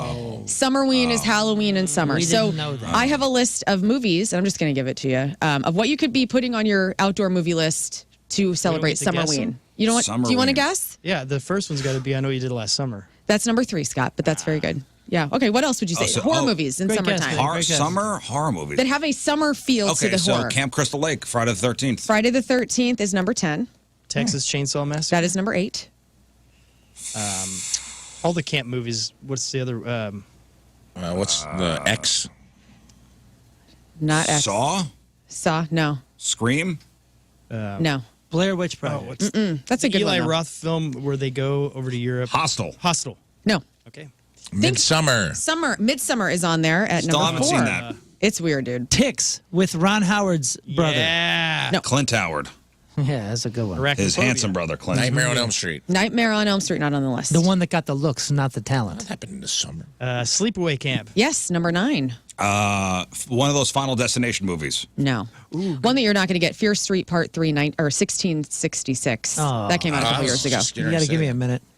Think you're missing Road like a trip real movies? pivotal movie here that's like for the summer. Summer. It came out in the summer. It screws people up all summer long. Jaws? Scream. Jaws, yeah. Jaws is number 6. Scream.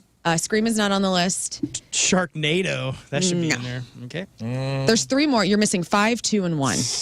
One, we not number 1. Huh? Jaws wasn't number 1. No. Wow. Number 6. What? Hint on number 1. Hint on number 1, remake Better. It. Yes. From 2017. The remake of it. Number Why 2. do I feel that's a bummer for number 1? It's not a bummer. I mean, the kids are in summer whenever they meet Pennywise the Clown, so that's kind of got a summer right. feel to it. You're right. Jeepers Creepers came in at number 5, and then the last one that we didn't guess is Wrong Turn from 2003, which I've never Steve seen. Zahn. And that is your crap on celebrities. Celebrity celebrating a birthday today. Taylor Momsen is 31. St. Louis' own. Francia Reza, as Valentina on How I Met Your Mother, How I Met Your Father, is 36. Kate Beckinsale is 51. Jason Statham is 57. Jeremy Piven is 59. Sandra Bullock is 60. Danny Woodburn, that's Mickey Abbott on Seinfeld.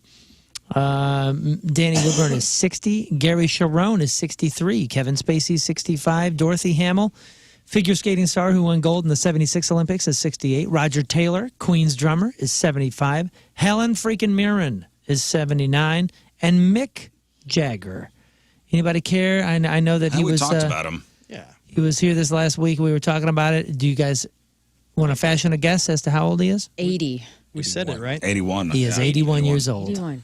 Congratulations, Mick. I'm sorry. Yes, go ahead. I would also like to say happy birthday to my mom. Oh yeah, Jill is 65, so we are coasting. You know, she loves you guys, and my mom. We're gonna go have a pool party after work today, and I love her so much. Aunt Jean. And we're gonna hang with birthday, Aunt Jill. Jean. Thanks. Today's porno birthday, which is being brought to you by Patricia's Real Fun and Fantasy Media. So your mom shares a birthday with Annabelle Peaks. Oh, good. Annabelle Peaks. Never seen them in the room at the same time. Yep. Today's birthday girl has been in 400 fine films, including Airbnb, The Art of the Orgy 2, Cash, Grass, or Ass. She was in the Dirty Wives Club 17, Moon's favorite, Gushers 2, Scott's favorite, Keeping It in the Family, Moon and Scott's favorite, More Than Kissing Cousins. Why do you guys like that so much? We watched it together. Yeah, you guys did try to get me to watch that in the office one day. She was in Scent of a MILF, and Who Could Forget a Role? In 2015's This Warehouse is a Whorehouse. Annabelle Peaks is 43 years old. That's your porno birthday. Those are your crappy birthdays, and that was your crap on celebrities. All right, quick break. We'll come back, and Rafe Williams has this week's E-Memoriam. Indeed. 7:56. Friday, traffic and weather. Moon coming at you. Traffic is brought to you by Worldwide Technology Raceway. The Bommarito 500 at WWT Raceway is not just a race, it's a spectacle. Go to WWTRaceway.com now because the first deal is the best deal. We got a right-hand shoulder block due to a stalled vehicle 270 southbound at Ladue. Your point forecast chance for some spot showers on the southern end of things. High of 88. Right now it's 72 at the Point Studio.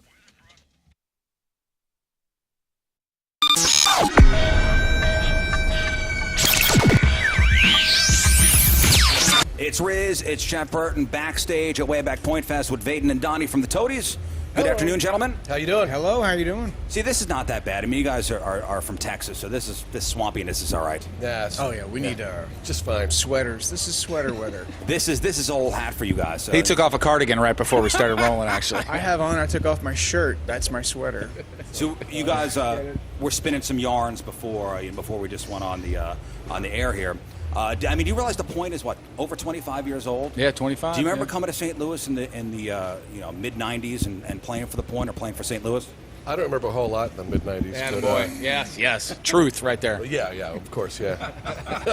Yeah, you guys are Point Fest guys from back in the day, man. Way totally. back in the day. Yeah. What's any good memories from St. Louis from back in the day? Oh, jeez. You weren't kidding about the memory, right? No, it's gone. It's a mashup. Our first time here, we went and I think my brother got his tongue stuck to the arch because it was during. That would happen. Literally, does that sound? I mean, that sounds exactly like it could have happened. Yeah, it did happen. It did happen. No, he put his tongue to the arch and it did get stuck. So it was like during I think January. So it was pretty cool. You know, maybe advice for a younger band up and coming now is maybe write everything down or document everything. Can you imagine the Toadies in the mid to late 90s and there be social media? No. No, thank you. No. Do you think that's a decidedly a disadvantage for bands nowadays? You know, there's no more anonymity. Only if they want to have kids later and. And avoid prison time. Yeah. That sounds very, very, very familiar. Yeah. It really does. You know, think about the future. I think 50 years into the future, what would you like to see the legacy of the Toadies be? Oh, jeez. Oh, hell, I don't know. I'm just stoked that people still want to see us, man. So, I don't know. I know it's a tough question. Yes, I don't know. The fact that there is a legacy, even, I mean, that would be a good start, right? With my luck, I'll still be here to see it. So, yeah, you will. All right, for 50 years from now. Yeah. Do you guys nowadays, these days, when you're on the road, do you look out and see people that you know have been around for a while, and you guys kind of all grew up together? You see those faces out in the crowd. Yeah, you see people all over the country that you recognize, and like last night, like there probably will be today, there's people with their kids, like little kids, which is hilarious because you got an 8-year-old kid with X's on his hands, which I Let's just kick ass. Yeah, It's yeah. funny. Like, I want to drink. You know, it's just like, it's not going to happen. It's a sign of good parenting, though. Yeah. Sure. Yeah, we'll go with that. We'll It's stick a them sign in of- front of the amps and It's blow a- out their hearing at That's a sign 8. of parenting. It's a sign of, parenting, because they couldn't get a babysitter. So. Yeah, is it weird to see to see fans now with the kids and all that stuff? Yeah, I mean, we've had fans name their kids after songs that I've written. It's really weird. Oh, really? Yeah, strange. Yeah, we've gotten And cool, super cool. That's cool. Possum Kingdom McClary. We've gotten Jigsaw Girl Jones. That was a weird one we got. Rattlers McGee. Happy Face McGillicuddy. I forgot about that one. Rattlers Revival. You know that one. Wait, no. No, I don't think any of those are real. No. That's funny. Yeah, that is good. Hey, you know what's flattering? Anybody but us. But I was going to say, you got to have a positive reaction to that at least, if it's It's real. cool. I mean, actually, the cool thing is to see parents bring their kids for their first shows. That just happened a lot. Yeah. Like 13 and 14, and they're bringing their kids to come see us. Like, wow, that's really cool. Get to you see know? a kid who just learned how to make the horns. Yeah, Oh, they're the- like yeah, the rock this? horns. Yeah. Like, yeah, that's it. There's your legacy right there that you were talking about. There you go. Right. That or Ronnie James Dios, either one, we'll take it. I mean, you guys back in so Rubberneck came out in '94, and I was before I knew I was talking to you guys. Looked at all the record releases from 1994, which, and we've said this on the air before, the best year in rock music, 1994. I mean, think about all the stuff that came out then, and the stuff we're still playing on rock radio now, including you guys. It was a crowded field back in '94. How did you make yourself stick out? Oh, geez, we just stayed at it. I don't know. But it was a weird, cool era. Like rolling into towns, we would start going through the dial to see if the local station was playing us. And if we're lucky, we heard ourselves sandwiched between Foghat and Boston or something, because the formats were all over the map. Yeah, right, yeah. There, and now it's like that again. Right. Do you still get giddy hearing yourself on the radio? Does it still do it for you? It's weird. I'm like, what? Oh, that's me. That's what my take every Are time. you judgmental of the song when you hear, like, oh, we should have done this or we should have done that? Nah, That's I mean, a good nah. What's done is done. Yeah. There's no change in what happened over 20 years ago. Yeah, the funniest that thing the is truth. the other day I turned on the radio in the car and I heard the tail end of a song, and I was like, "What is this religious guy screaming about?" And I realized that's me. Who is this? You old man. For the first couple of seconds, I just thought, You old man to yourself. Oh, this station has really changed their format. What's the weirdest rumor and most untrue thing you've heard about yourselves? Oh, there's so many. Oh, come on, tell us They're some. pretty clean cut, right? Sure. Let's see. Speaking of home run derbies, I'm going to hit a whole bunch of home runs because I feel strong. And you know why I feel strong? Because I've been going to Victory Men's Health for over a year, and they got me swole, brothers. And you can get swole, too. Now, they don't actually make you lift weights when you're there. Don't want to get that rumor started, but they will get your health feeling back to 100% and get you feeling energized to go to the gym and take care of your health. And that is just as important as the trip itself. So don't wait. Take your health back in 2024. There's 4 locations for Victory Men's Health. There's one in East O'Fallon, Illinois, and Missouri. There's one in Town and Country that we all attend as students. And then there's one in Sunset Hills that's brand new, still has that new Victory Men's Health smell. Now, whatever you need to get your health journey started, Victory Men's Health, they got you covered. Plus, they're your biggest cheerleader, man. They're going to call and check on you every day. They are going to check in with you, make sure you're following the prescriptions that they put out for you. Maybe it's vitamins. Maybe it's custom testosterone therapy. Maybe you just need some peptides. Maybe you just need get your fluids topped off with an IV. Whatever it is, they've got you hooked up at Victory Men's Health. It's worth the money. It is worth the investment. It is worth your time. Don't wait. For more information, take your health back now at victorymenshealth.com. That's victorymenshealth.com.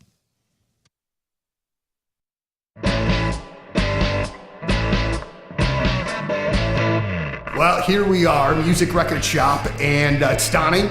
We've got Giannis, we've got Jimmy, and we've got Alex, our grand prize winner. And quite simply, gentlemen, for the next little while, we're just going to go record shopping. wicked. Which sounds fantastic. So we'll check in when we get done. Let everybody kind of get after it. But like, do you have a plan when you're going into a No, I'm just going to go at it with a frenzy. All right, Yeah. very good. Well, we love that. All right, so here at Music Record Shop, we're getting after it. We'll check in with you in a bit. Stories coming up. Comedian Ron Funches will be here in a little under an hour.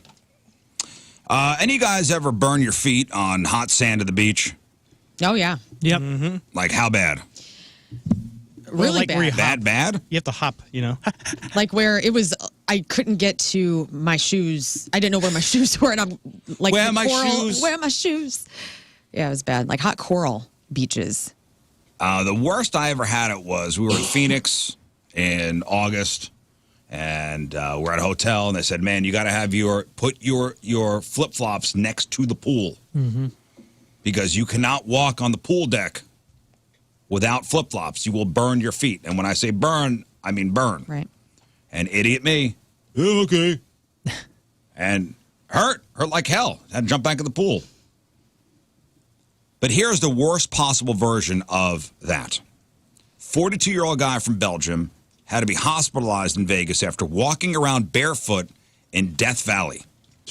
So he decided to go for a short walk last Saturday in an area called Mesquite Flat Sand Dunes. It was 123 degrees, and the sand itself was much, much hotter. At some point on his walk, he either lost his flip-flops in the sand or they broke, and he ended up with third-degree burns on his feet. Doggone. Now, you know what third-degree burns are. Third-degree burns destroy 2 layers of skin and can even damage muscle and bones. This dude took his shoes off in Death Valley.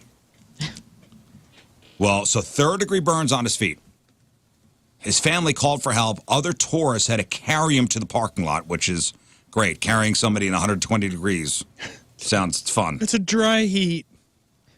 Look at this. This is this place. I mean, it looks like another planet. It was so bad that rescuers wanted to life flight him out because the burns were so severe and he was in a lot of pain. Dang. But it was too hot for the helicopter to land safely. Golly. What a mess. So an ambulance took him to another landing spot at a higher elevation where it was only 109 degrees.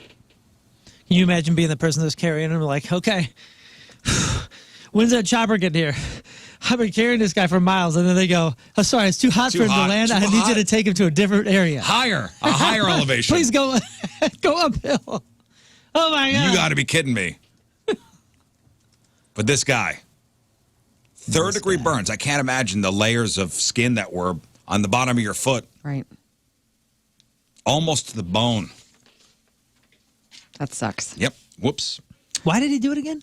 They said he either lost his flip-flops in the sand or they broke or something. Flip-flops. Yeah. Yeah, he was not prepared for such a hike. Death Valley, 123 degrees. Who hikes in flip-flops? I don't know. People from Belgium, I guess.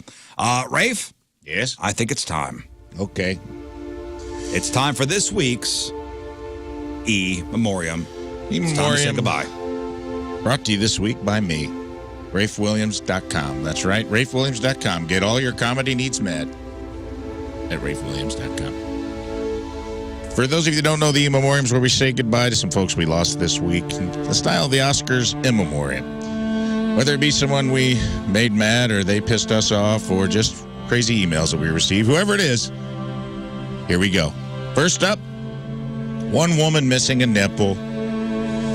We had to say goodbye to a woman's nipple that fell off after a breast augmentation this week. It was unfortunate, but her little pepperoni hit the ground and rolled under a table like a token at an arcade. And when she gave chase, she unfortunately kicked it, and it rolled out the door and down a storm grate where it was washed out into the ocean and is now the shell of the sluttiest little hermit crab in the sea. Wow. So bye-bye, Areola. Just rolled Princess away, huh? Areola, you shall be missed. I was actually thinking like the wind like kicked up and like it just flipping, Like a floated tumbleweed? away. Like, It was the, like the Forrest Gump feather. Yeah. yeah. And then the kid from American Beauty's like, it's beautiful. It's the most beautiful thing I've ever seen. That's very funny. I should have written that. All right. Next up, Corey Feldman's meet and greet sales team. Yes, on behalf of the beloved comeback King, we have to fire his meet and greet street team for selling 0 tickets to his private soiree. Doesn't the man who did 47 costume changes during a 30-minute set deserve better than that? Yes. That's a wardrobe exchange rate of new duds every 36 seconds.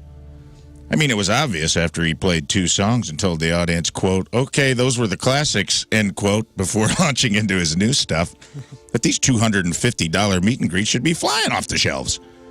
I mean, the man has 2 classics? If this Feldman timeshare team doesn't get it together, our little lost boy Corey might start to think he's a delusional a-hole.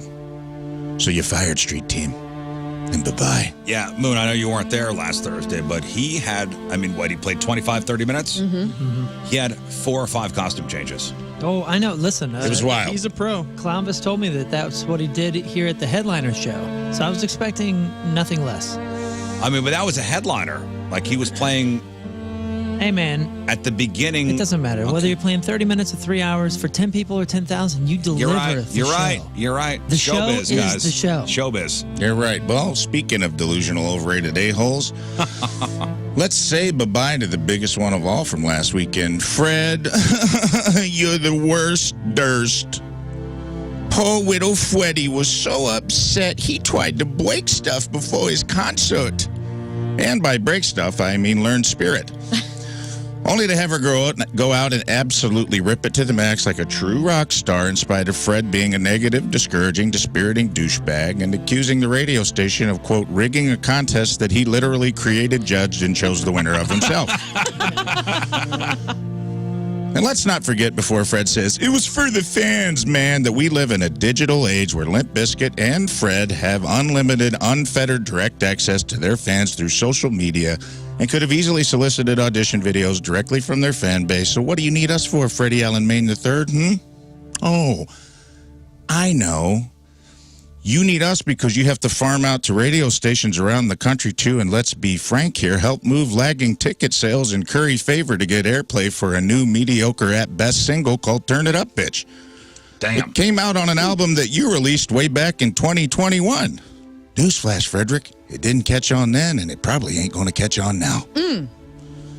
Now, King and I, we don't mind that you didn't like our videos. In fact, I personally found it pretty funny and took it as a point of pride, although you do take yourself a little serious for a 53-year-old man who glues a sideshow bob wig to his head every night before dragging your old saggy Limp Bizkits across the stage to do the greatest hits, but I digress. That isn't what upsets me, Fred. What upsets me is that you had a true fan win your contest. A fan who's listened to and advocated for your music for 30 years. A fan who was genuinely excited, anxious, and nervous to meet and perform with the Fred Durst. And you could have risen to the occasion, Fred. You could have used your status, mystique, and influence to make them feel supported, empowered, and like you had their back and a shred of goddamn gratitude for their fandom. But you didn't. Instead, you chose to be a bully and a petulant brat and make them feel like they were an intrusion or an invader into a space that you literally invited them into. Telling them before a performance that they were, quote, already feeling, performance they were already feeling anxious about, that they won by default and that they were, quote, gonna bomb. And that is behavior that can only be described as acting like a chump, hey, like a chump, hey, like a chump. No hate to the rest of the Biscuit Boys. And congrats to Lern for the relentless kindness and grace that you showed in spite of Fred's behavior. And the fact that our homegirl crushed every single line of the song and made a song that otherwise would have been uninteresting, very interesting for the fans to watch. Now, some people may think I'm being a little hard on you, Fred, but what can I say? It's just one of those days. So, hopefully, when you reach out to all the other stations on the tour to acquire free marketing from them, I hope they politely turn it down, bitch. Bye-bye. Oh, savage. Damn. Great scene. Bye, Fred. You said you were going to go hard on him, but damn, dude. Spilling the truth. Scorched earth. I told you. I was like, Fred, is he getting scorched earth from my side of the aisle? I can only speak for myself, Fred. I don't speak for my co-host or Hubbard Marketing. You beat off Monday really I didn't get to get my 2 cents in Monday. It. Today's my freaking day, dude. So I speak only for myself. Fred, suck my balls. Okay, hotel carpeting. Next up, hotel carpeting. Yes. We decided it's time to say goodbye to all hotel carpeting this week because they're all just ShamWows for human juices. Nothing but the truth. I'm preaching the truth today, people. Oh, imagine ringing one of those out. No, thank you. Imagine, would you? Just brown. Using one as a coffee filter. Sham, no. Sorry, we don't want to cruise around barefoot on a 12x12 foam pad that every guest uses as their own private masturbation chamber, okay? Put down some Pergo or linoleum for the love of God. Bye-bye. And finally, this is sad and hard for me to do, but I'm going to try to get through it, guys. All of my co-hosts' bungholes. Oh, yeah. What? After we did a Hot Ones challenge this week live on the show, with sauces reaching 2 million Scoville units, we had to unfortunately say farewell to all the O-rings of all my beloved co-hosts, presumably prolapsed anuses. Yes. When one of the contestants who held my friend's rectal fates in the palm of their hands thought that actor Samuel L. Jackson was on a $50 coin, I knew that their very own coin purses were in big, big trouble. So close. Now, as the host of the game segment, I was exempt from their fate, but rest assured that my little balloon knot is riddled with survivor's guilt. Knowing that my friends and compatriots King Scott, Moon Riz, and even little Lern suffered that night by having their leather Cheerios blistered by the heat of 1,000 suns. It's almost more than I can bear. Sure, it's brave of me to stand here today and honor all of my pals and their poor scorched little starfishes adrift in a boiling sea of hot sauce not fit for human consumption. But alas, for that ass, I offer a true last dab. Bye-bye.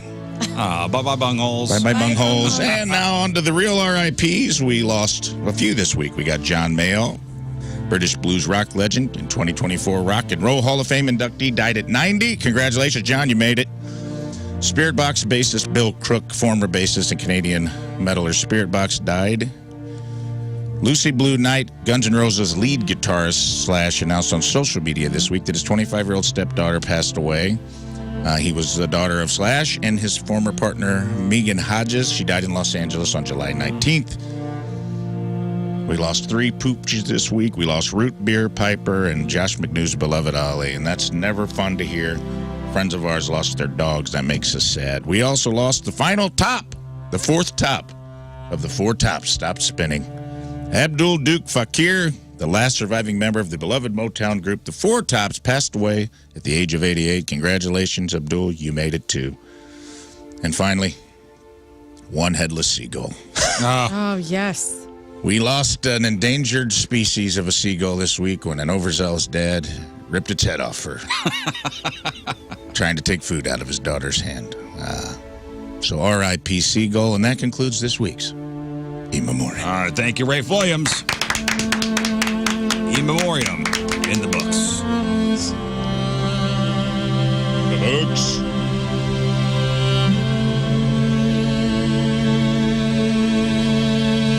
I didn't time it out right. I thought we were there. We can't all be we weren't winners. there. It's all right. It didn't time out right. All right, we'll take a break. We'll come back with your Friday fail stories. It is 8:18 Friday. Traffic and weather. Moon coming at you. Traffic is brought to you by Worldwide Technology Raceway. The Bomberito 500 at WWT Raceway is not just a race, it's a spectacle. Go to WWTRaceway.com now because the first deal is the best deal. We have a right-hand shoulder block due to a stalled vehicle 270 southbound at Ladue. Your point forecast, chance for some spot showers on the southern end of the area. High of 88. Right now it is 73 at the Point Studio.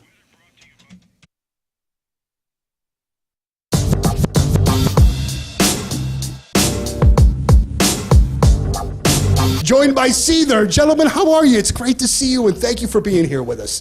The first thing I want to bring to your attention, and I'm sure that you guys don't keep track of this because you have way bigger things to do, but this is your 6th Point Fest, all right? Out of the 30-some-odd that we've done, you've done 6 of them. Not to mention birthday shows, Christmas shows. While other rock bands have kind of gone by the wayside, you guys have just been a constant core artist for us. I was looking last night, We have played like 26 different Seether songs in the history of our career, you know, and your career Thanks, and man. our career as well. You have just been such an important part of the station as the alternative format goes left and we stay rocking. You guys have been a really big part of that. And I just, as the music director of the radio station, just wanted to say thank you. And I'm sorry, Sean, if you're That's getting eaten fine. alive by something over there. I'm making my acquaintance with the local wildlife. You guys, I mean, you guys are celebrating life, maybe a new career, on your way to a job you hate. You're going to sit there all day just stewing in your misery. Why not do something about it? You know, Centric is a training program that gets you ready for a new career in technology in not 4 years, 4 months. So think about this. It's the end of July, all right? Maybe by the holidays, you'll be in a new career, ready to go. If you just got out of the military, you're looking for a new civilian job, or you're even just trying to figure out what to do next, Centric's got you. A lot of those skills you learned in the military will transfer to your new career in technology. Their classes also provide structure and routine, which lead to a successful learning environment. 30% of Centric students are veterans. There are also instructors at Centric who served, so you'll find camaraderie. You'll find a sense of community at Centric. You could use your GI Bill or VA benefits to fund your education, and they have a dedicated and knowledgeable staff that's going to help you through the entire process. Learn about the cloud and hacking and password cracking and digital forensics and many more technologies. They train people from all backgrounds with little to no IT experience. So let's get going. New programs starting all the time. Centric.com/Riz, CENTRIQ.com/Riz. Oh, hey, how's it going, man? Hey, good to see you, good to see you. Have a seat, man.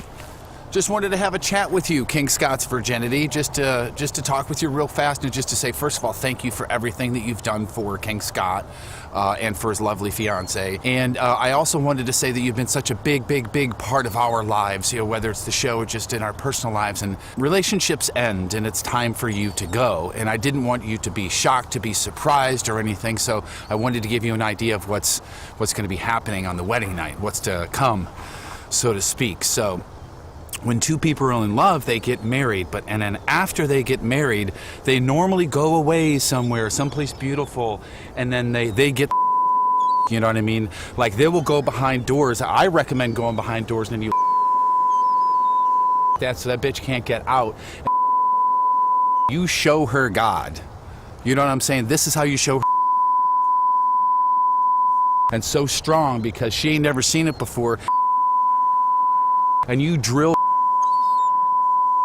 Okay, you know how when man first landed on the moon? That's what we're gonna do. We are gonna. She is your moon, and you are gonna take your flag, and you are gonna. No, it's gonna be fine. They're in love. If they got married, it's gonna. No, seriously, it's gonna be over. We're gonna miss you. We love you. We miss you, but you gotta go. Beautiful. If you need more information, I've got a website. It's jerfinoff@gmail.com. It's all good.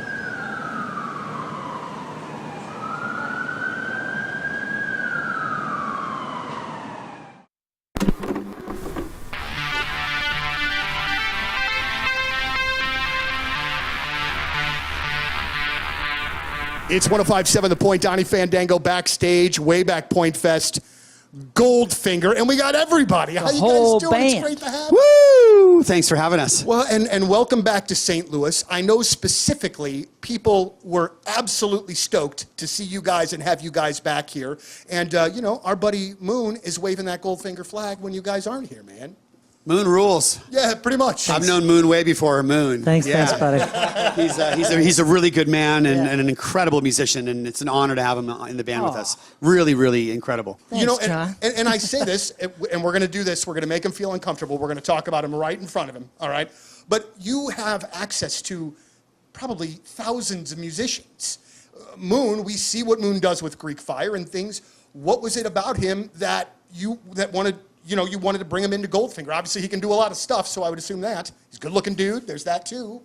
The first conversation I think I ever had with Moon was, would you make out with Sting? And his answer was, of course, yes. Yeah, in an instant. Yeah. Can I get an autograph too? And we both were in agreement that we would both jerk him off. And that was actually what we were talking That about. actually is Wasn't true. about making out. Yeah. It's about... Yeah, you had the poster above, and I was like, that's my dude, man. Him and Garth And you Brooks. slept in the studio and wanked every night to Well, Sting. yeah, I didn't even tell you that. How did you know that? My camera. I had my camera on you. Man. So I was wanking to you, wanking to him. One question that I have is, we see you guys do these little pockets of tours here and there, and I know you guys all have day jobs in which that you do with other bands and producing and things, but why don't you guys do more? It seems like when you do, people are freaking pumped when you're playing shows and putting out a record. Is it just a matter of timing, I would assume, with all of the other projects that you have going on? Well, I mean, look, there is a bunch of factors, including my knees are not 18 years old anymore, and we all of us. I mean, I'm probably the oldest guy in the band. I mean, our boy Nick Gross here on drums is our youngest member, who's got 16. very healthy knees, but only one testicle, and that's okay though. Yeah, it's a big testicle. It's hard. It's large and in charge. Hey, that's good, Yeah. man. Yeah. It's just good that you make use of whatever it is that you have. Yeah, you know it's what I'm true. saying? It's true. It gets the job done. And that's all that matters. He's about to have a baby, so it works perfectly well. Yeah, it worked great. Thank you. Appreciate that. Yesterday I was mowing the lawn, listening to The Knife. What a freaking great record. What an absolutely amazing record. How long did it take you guys to put that together, and when will we hear any more new music from Goldfinger? It's a great question. I mean, look, that record was 10 years since Hello Destiny, 8 years, maybe 8 years since then. So I had written a bunch of songs that I knew I write for a lot of other groups, and I knew that these songs specifically would not work for these other artists I was producing, and I kind of held them in my back pocket. And then in the end, I kind of wrote maybe 7 songs that I felt like could round out a record, and then Mike and Phil played on the record. Charlie just rejoined the band, Charlie Paulson from 1994. Charlie Paulson. Good to have you back. Yeah. Charlie Love Paulson. you, Charlie. He's played, how many shows have you played now with us? Back 5. I know that I've said this to you guys before.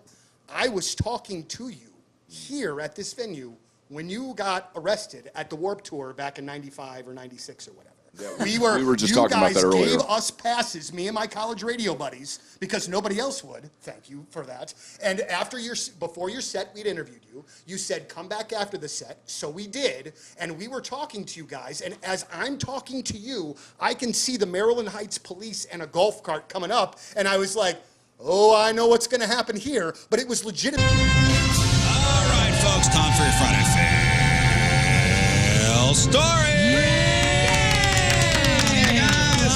All right, so all these people thought they had the perfect plan, but somewhere along the line, man, that plan went completely sideways. And it became an Uber, an ultra, dare I say it? I'm going to say it. Do it. Just do it. Mega. Here we go.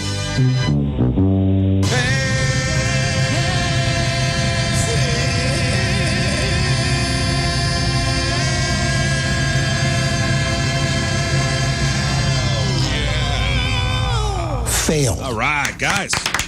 Done. You sounded great, boss. Friday Fail Stories, sponsored by Moritz Royce Jewelry, the official jeweler of the Rizzuto Show. People get frustrated with airport security, but let's face it, they've got plenty of nonsense to be frustrated with, too. Last week, 43-year-old guy flew from the Netherlands to the Seattle-Tacoma International Airport, where security found a bunch of drugs in his bags. He had more than 12 pounds of ketamine in both liquid and powdered form, nearly 2 pounds of cocaine, and 3 ounces of GHB.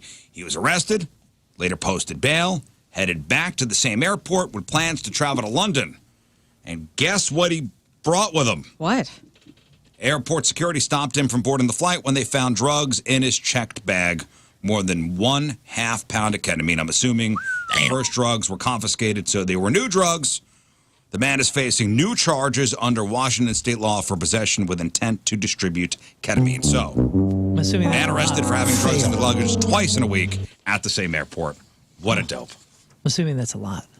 How's this, with this much drugs? So he got busted. I think 1/2 pound of any drug's a lot. 12 pounds of cocaine. I'm sorry, 12 pounds of ketamine, 2 pounds of codeine, and 3 ounces of GHB.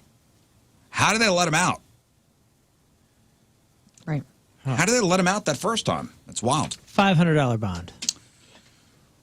When you are drunk and you call somebody for a ride instead of getting behind the wheel, that is a very responsible thing to do. Definitely.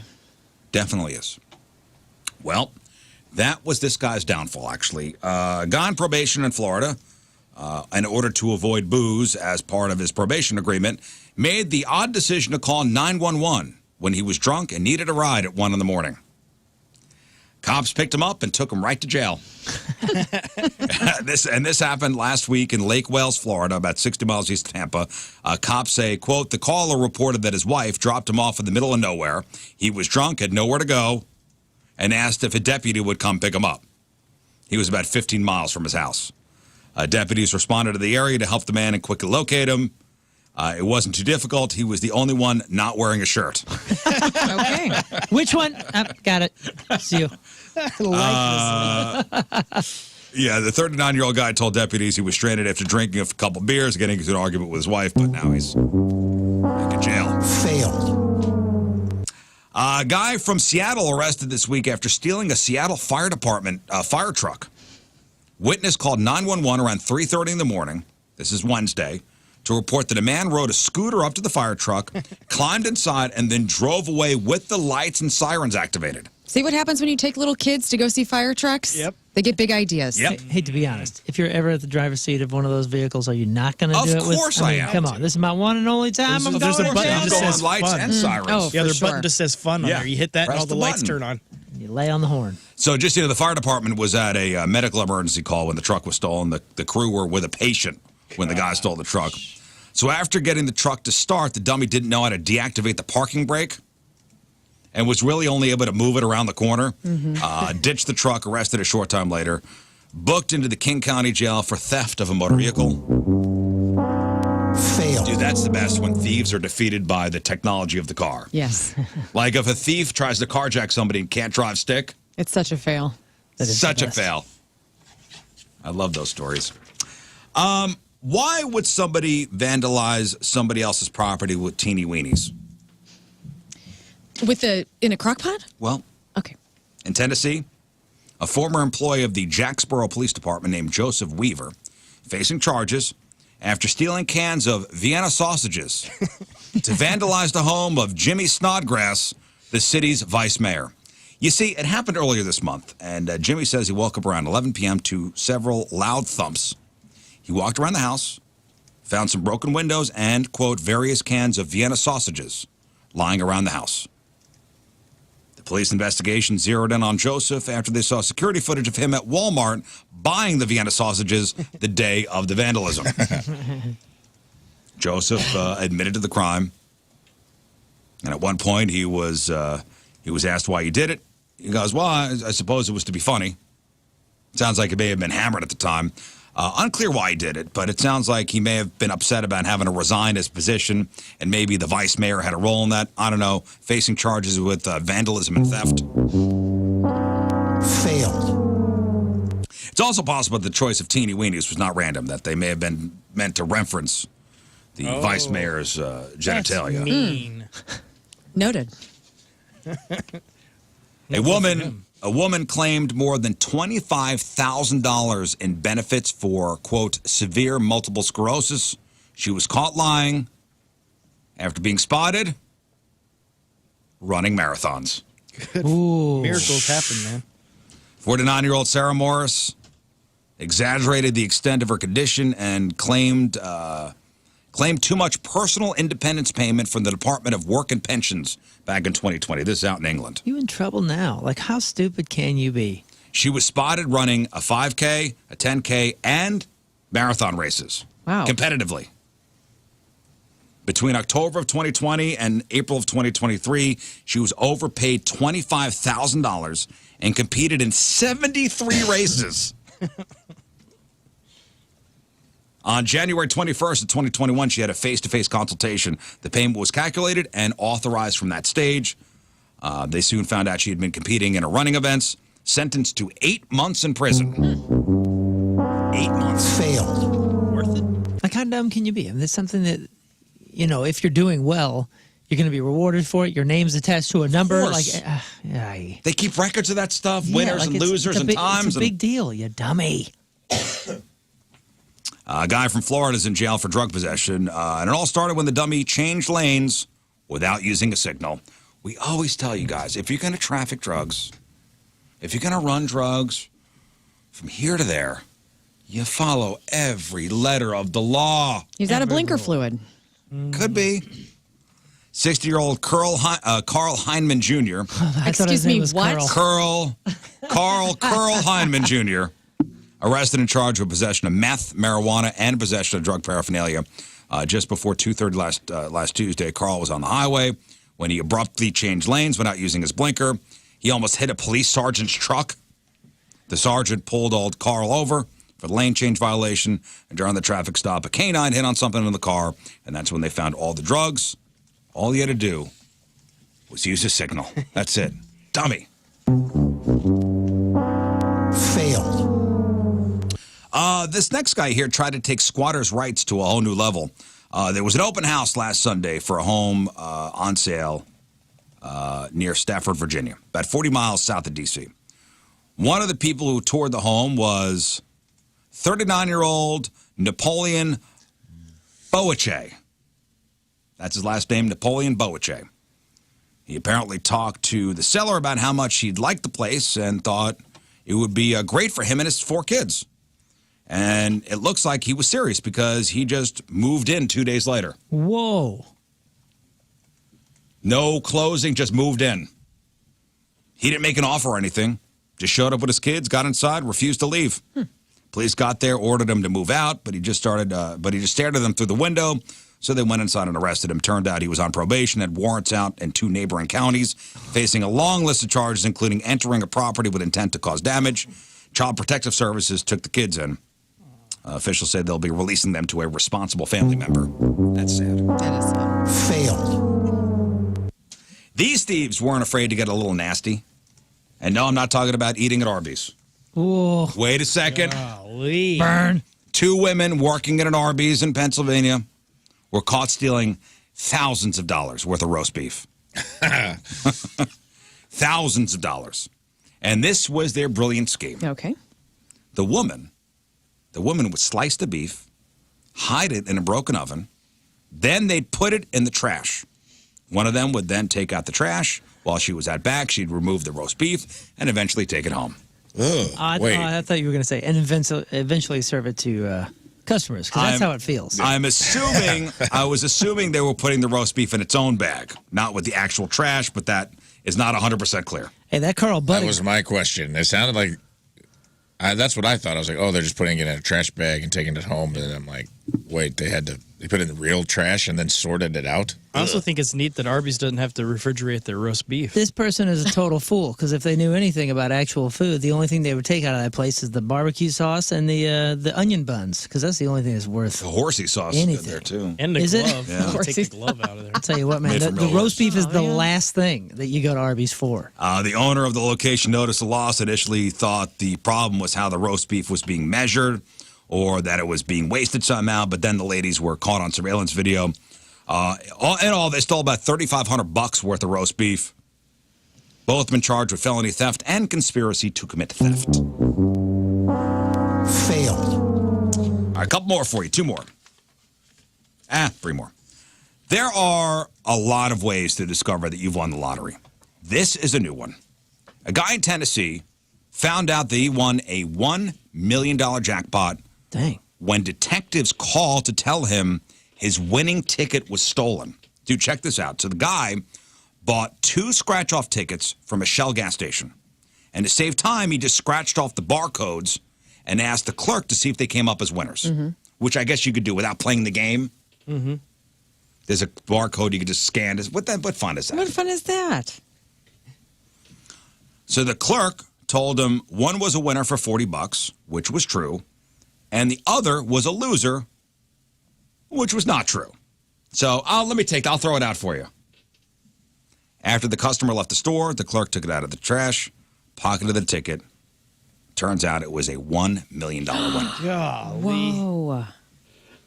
The clerk went to the Tennessee Lottery Commission to claim the ticket was his own, but during some routine questioning, officials got suspicious. They reviewed the security cameras and figured out what had happened. And the detective said it was pretty obvious. good enough to put in front of 12 jurors, and they'll reach the same conclusion. They looked through all the security footage, figured out who the rightful owner of the ticket was, notified him. The clerk is now facing a felony theft charge. Damn. But that, I tell you what, that's a nice phone call to get. Yeah, that's an awesome one. That's incredible. Hey, tell me something. Isn't it? I mean, can you, if I'm selling lottery tickets, if I work for 7-Eleven or whatever it is, and I'm selling lottery tickets, I can't buy those, right? I can't buy from where I'm employed. You can? I mean, it just depends probably on the. I thought there was some sort of rule. I don't think there to, are. to prevent this kind of crap. I worked at a gas station, and my manager would play constantly. Really? Because I feel like scratch offs. This stuff happens. This could happen all the time, right? Yeah, but I mean, even if they played somewhere else, they could still pocket a ticket like that. You know what I mean? If someone's a gambler, they a gambler. Yeah. It's not gonna matter where. But I had like a couple of managers that would just like buy the scratch offs during the shifts and just sit in the booth and scratch them off. Yeah, all that stuff is on camera. Play I think, pick 4, pick 3. I think probably to have it's time Lotto too. put in your store, I think you probably have to have a camera trained on it. Yeah, you gotta have a record. Yeah, all those tickets are also time coded, so it's like they know when they're printed out. Mm-hmm. And where. I wonder what made them suspicious of that. Mm-hmm. Like, what are they researching once you turn in $1 million ticket? Do they actually always look at the footage, or I don't Maybe know. since you did work at a gas station, they started questioning them. And maybe. Yeah, where do you work? The same place that this was won. Well, how when about were the you guy? working? The guy whose ticket it was probably walked out of there going, "All right, man, I won $40. $40, Right. All right, He was cool, real man. happy about it. I'll buy some more tickets. Pretty good day.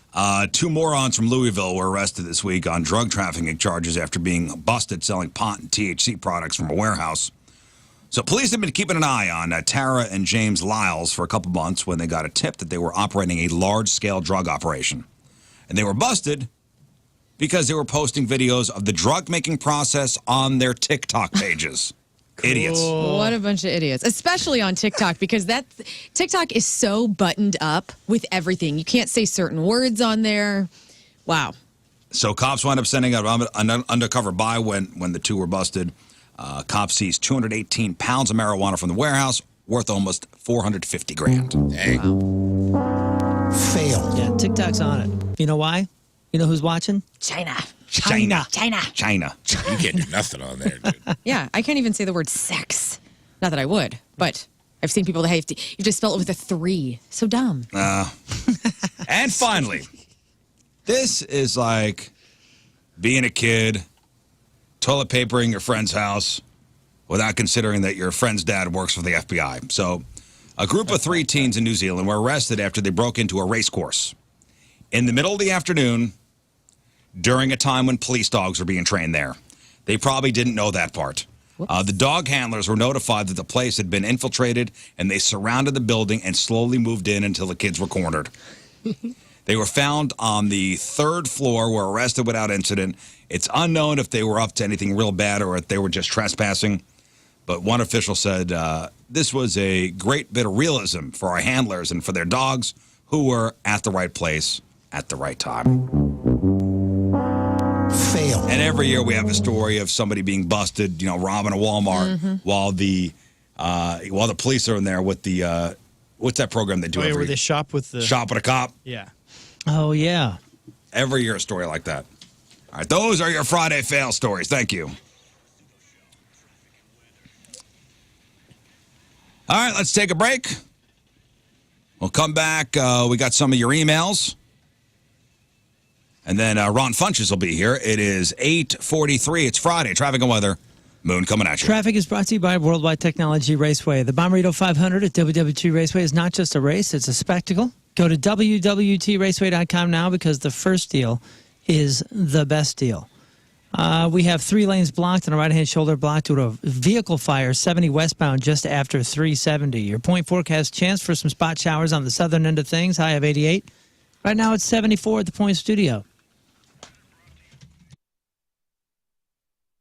It's like Blink-182. Yeah. Good to go? All right, we are very, very excited about this one tonight. I have to tell you this, Amy Lee. Amy Lee from Evanescence. Hi. Peabody Opera House show tonight. So it was so great when we announced this particular show because it was almost like a firework that went off twice. Because people were like, oh, Evanescence is coming back, and they'd be excited. And then, oh, it's with an orchestra. Ooh, you know what I mean? People were so excited about this and playing this beautiful Peabody Opera House. It's the perfect place for it. You've got to play some pretty great venues during this run with the orchestra, right? That's right. It's been a whole new world. Normally, what we gravitate towards and what I want is like no seats in the house, like no built-in seats. We have people standing up. It's rock and roll, Everything about it is this whole different vibe. And this time, for the first time in, I don't know, over 15 years, it's like, okay, we need like classy, beautiful theaters with seats, and we're going to make a program, and I might wear some fancy clothes. It's going to be all different.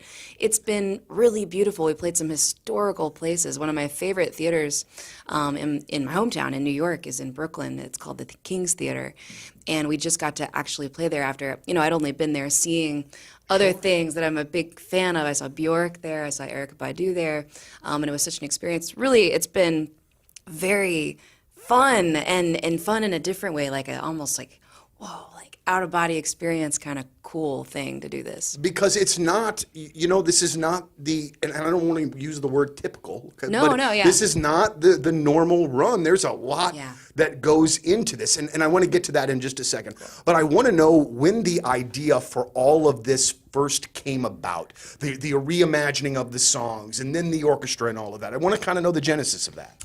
It just sort of happened one piece at a time.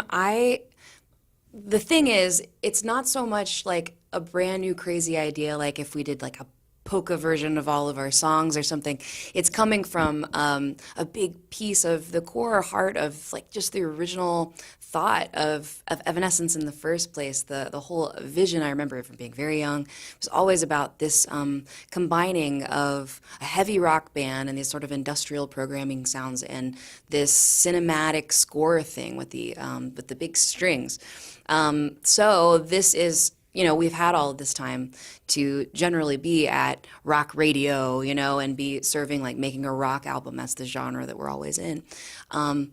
I really wanted to show another side of our music that's always been there and accentuate it in a way that is actually very metal. If you think about it, it's very uncomfortable. It's something that's dangerous and difficult, and all of us are outside our comfort zones and challenging. It's challenging in a lot of cool ways. I get to play the piano in a way that I never have live before. It's sort of all those things accentuated that are generally in the background, now put up in the forefront. I read that you had to kind of get your sort of piano chops back a bit because this was sort of a level that you hadn't played at for a while. No. I mean, I took classical piano when I was in school and stuff, but this tour kind of, what it demands from me personally is to have the kind of focus that normally I only have to have in the studio or like alone in my house. Mm-hmm. It's different than when you're live. You need to keep things fairly safe, generally, so that when something comes flying at you or your monitor breaks or anything else distracts you, like you've still kind of got it in the pocket, like you have the muscle memory to know what to do. But since this is different and like musically like challenging, there's a lot to think about. It just requires more focus, and it feels really good. It's like meditative. Well, and I bet you very rewarding. I mean, I would bet you get done with a night. Yeah, when you pull it off, it's just like... Right. well, and that kind of leads me back to a question you almost kind of answered there in the last time, but it has to be incredibly different for you with different cues and things playing with the band as opposed to now playing with the orchestra. Yeah. How long of a process was that in you kind of getting used to this whole other thing behind you? That's part of what's so cool about the challenge, actually, is that we didn't get a lot of time to prepare. Really? Well, every day that we play, we're not touring with this group. We have a different group of musicians in every town. Wow. So tonight on stage, when we play our songs, most of them will be doing for the first time all together as a group in front of the audience. So it's definitely like a little bit different and very live in a new way than it ever has been. The ability of a musician to be able to do that. Well, them too. There's a lot of very talented people on stage with us, and they, they're working at a very high level. Yeah. Like all these people have been to a lot more school than I have. Right. But they're only really looking at the music, most of them, for the first time today. They're practicing right now. So we carry our own conductor, and she goes through the whole set. She has about an hour and a half with them. Not about, exactly an hour and a half with them. They're union every day. So they just basically have a chance to do each song once. And then we join for the last half hour and just sort of sound check it and do 3 or 4 songs in front of the fans. So we're never really alone, like getting to just focus and practice. So it's cool though. It just makes you have to step up. Like Absolutely. Yeah. So I want to, Imperfection is such a great track from the new album. And, you know, there's 2 of them on there. How did the new ones make it on?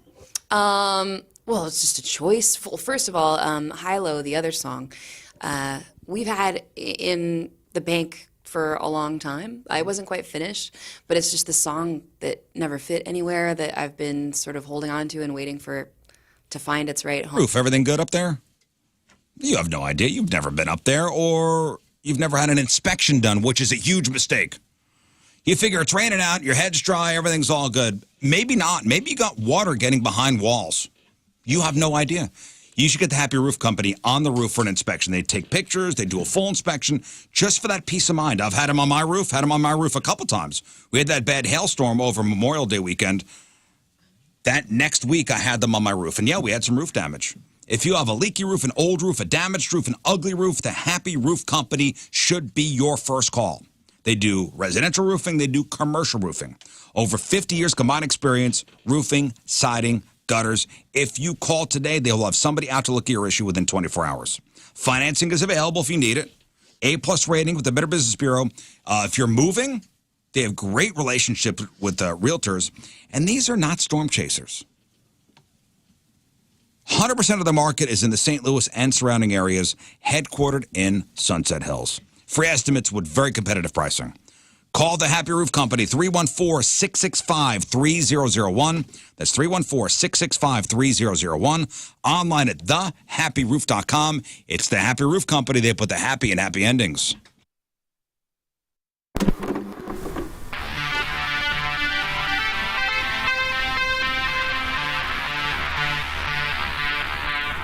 It's 105.7 The Point. Donnie Fandango backstage, way back Point Fest.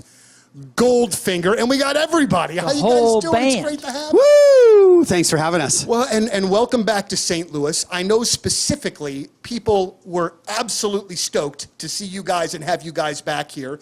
And, you know, our buddy Moon is waving that Goldfinger flag when you guys aren't here, man. Moon rules. Yeah, pretty much. I've known Moon way before. Happy birthday, Riz. Woohoo! He's going to be at the Factory in November. Oh, yeah? I saw he was releasing dates. Yeah, Factory in November. We're trying to get him on. I'm working on it now. But he's still got the penis tattooed on his face.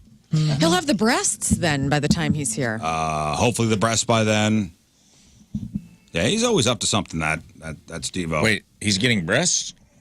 Yes. Was I out that day? What? You were out that day. He's getting his breast implants. His wife finally went along with it. Oh, Lord. Oh, Lord is right. Yeah, she wasn't thrilled at first. So he's getting breasts, and then he'll take them out. She wasn't thrilled at first, but now she's thrilled. How long? Year? I think just through the course of the tour. Wow. So much could go wrong, which is wow. That's frightening. Will he be topless up there? Like if I were a man and I was getting implants put in and I was a comedian and a star, I would be like topless the whole time at my shows. I mean, I'm sure he will get... His closer used to be just him getting naked and walking to the audience. Yeah, you remember that guy in the 90s that did that? Remember he lost a bet, some rich guy, he lost a bet, he had to get boobs, and he kind of went on like a little media tour before he got him out, and he was showing him around. Free jugging. You don't remember that guy? Kind of looked like Kato Kalin or something.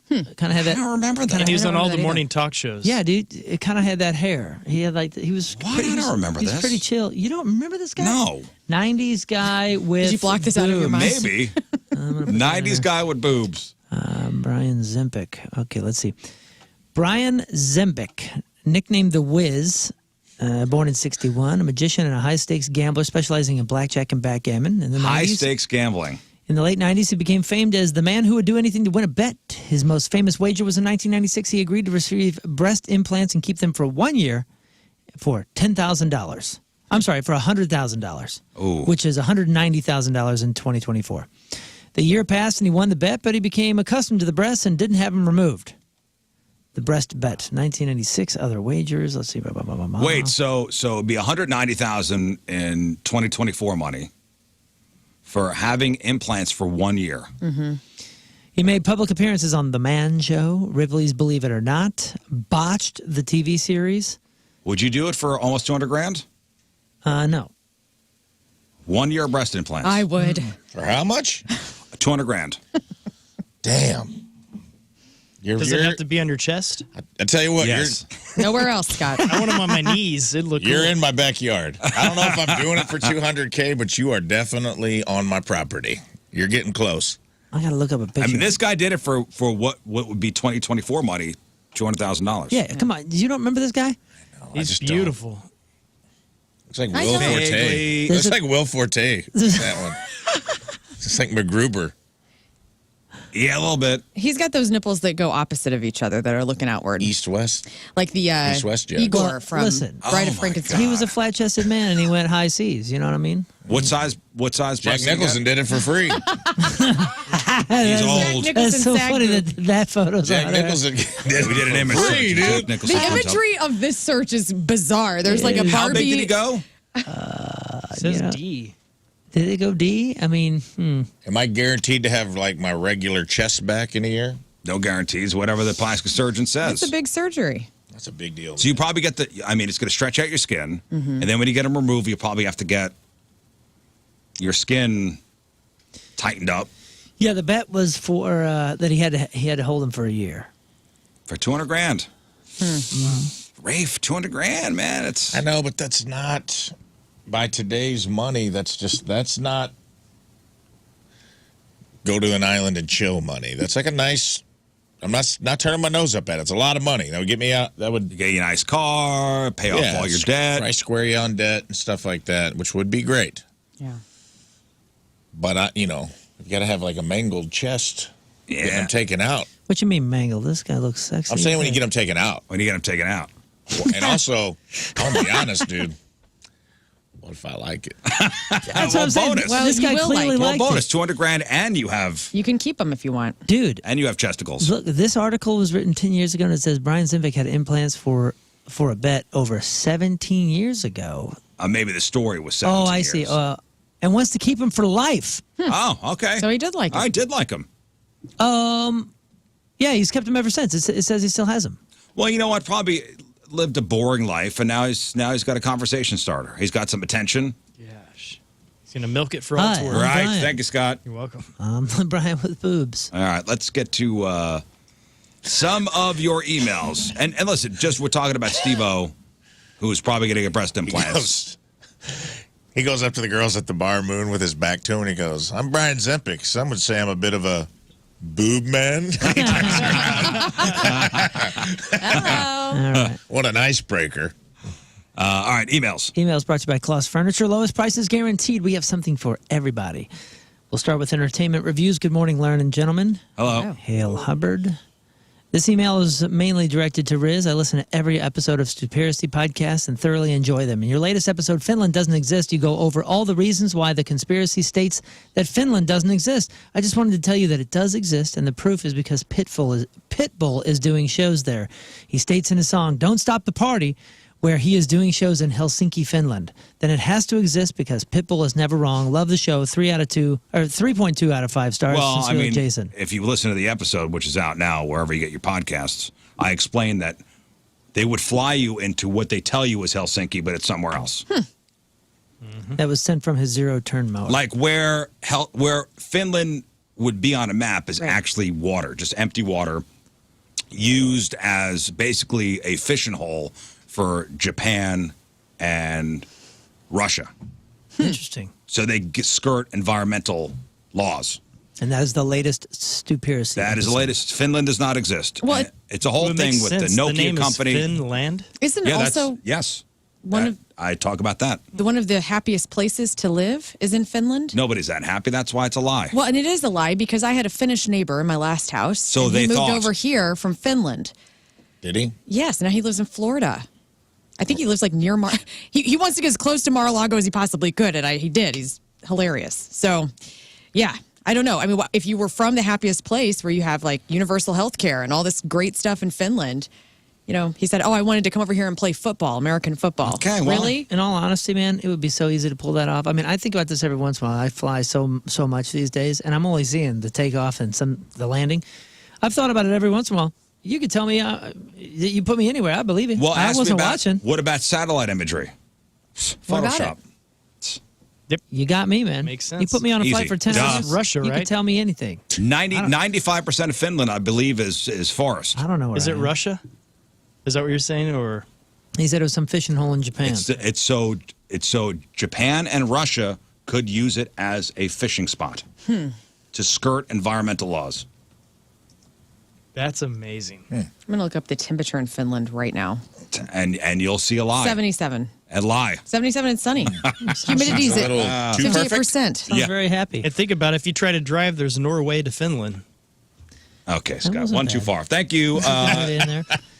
Hi, Riz Show. Next. Long-time devoted fan. I wanted to get Riz's thought on something. I saw Alanis Morissette on Tuesday night. She was freaking amazing, but she brought her daughter out to sing Ironic. As we know, one of her most popular songs. What does Riz say about that, since he is against other people like Tony Hawk singing Goldfinger's most popular song? Is this different because it was her daughter, or is he still against it? No, I'm still against it. Regardless, it did take away from the nostalgia, but I would like to hear the team's opinion. Love you all, Justin. Have her sing a new song, which nobody cares about. You know, I was thinking that same thing. This isn't like, first of all, Tony Hawk singing with us is totally different. It's freaking Tony Hawk, pro skater. He even said right before he sang, like, the game is synonymous with Superman. Superman is synonymous with Tony Hawk, pro skater. So that one kind of made sense. But a hit, your kiddo hitting, you know, singing maybe, is that her biggest hit? Maybe second biggest hit? Ironic? Yeah. It's up there. That's a ballsy move. It's up there. So, man, I spent all this money. Tickets are expensive. Spent all this money. See my favorite artist, Alanis Morissette. But what if perform my favorite song? What if you follow, like, I love Dave Grohl so much, and I follow his kids. Like, Violet Grohl has sang with her dad, went on tour with him. And so I follow her and enjoy her. And when she came out to sing something at the last Foo Fighters show or was in the background, I was like, that's awesome. My daughter hey, raise your hand if you enjoyed this. You're the only one with a hand up. My daughters have come out and sang with us, but it was always like the answer backs, the callbacks. It wasn't like taking the lead on the biggest single. It was. I don't like it. I don't care whose kid it is. It was almost like singing along with the crowd on the answer backs. Okay. Don't like it. Next. Hey, I've been through St. Louis. I've only been in St. Louis en route to Kansas for a decade ago. I'm never that way, and I literally will be across the street from Hubbard within a 90-minute window from 10 a.m. to 11:30 today. I was wondering if the Hubbard HQ has a merch store. If I stop by to buy some stuff, I really want some merch from The Point. Yeah, get this guy's info. We'll just give him some stuff. Oh, we'll put something at the front desk. Yeah, let's put a little package together for him. You're opening that bag. All right. Well, just this guy. Just this guy. Yeah, just this guy. Just this guy. The answer is no, there's actually not a merch store unless something is for sale. What do you think, we're Casey? On the website, No. 1057thepoint.com. The other answer, the flip side to that is we usually give away free shirts every single event we're at. Like every single event. Yes, while supplies last. But, you know, here I am. Like, if I go and we do an event and I'm out, I'm always giving these shirts out within 5 minutes. Yeah. I'm like, here, I have a shirt. You ask for a shirt, I give you You're a shirt. Oprah within 5 minutes of your And then event. our promotions people are like, stop giving out the shirts these at the last 2 We're hours. supposed to do trivia for that or something. I'm like, take a shirt. Goodbye.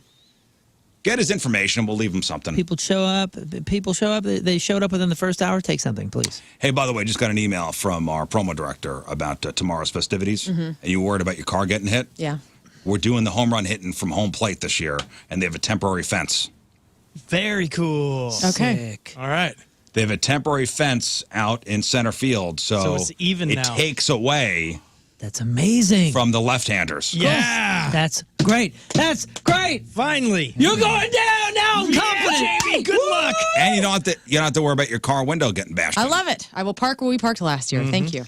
In the outfield. Yeah. That's great. Doing It's some going to mud. feel as cool. It's going to feel way cooler because there's a home plate. There's something about it going over the wall. There is, man. There's something about watching it go over the scoreboard out there where you're just like, yeah, daddy. Yeah, but from the frustration. Now it's just going to be like a fly ball that drops in between two fences. I'm going to be like, cool, man. But still worth watching and come out to the field. Remember last year? I mean, some of the I meant for me. Some of the pitches are, you're kind of jumping for them. You don't want to let anything go by. And I will say, as far as the pitching goes, it's going to be better automatically because it's from a mound to the home plate. This is better for us. This is better for our and to dig in numbers. actually to home plate is cool. Secondly, they were losing a lot of balls. That was probably. Yeah, they were. Yeah, they were. They were losing a lot of balls over the fence, and they didn't have enough. I get it. That makes sense. The other cool thing is what if you accidentally hit a real one? Oh, yeah. That would be awesome. Still swinging for the real fences. Yeah. If even just one, just get one out for real. Yeah. That'd be tight. Yeah. I believe our guest is coming in. Oh, Mr. yeah? Ron Funches. All right, let's take a break. We'll chat with Ron Funches next. It's 9:04. It's Friday, traffic and weather. Moon coming at you. Hey, traffic is brought to you by Worldwide Technology Raceway. The Bommarito 500 at WWT Raceway is not just a race, it's a spectacle.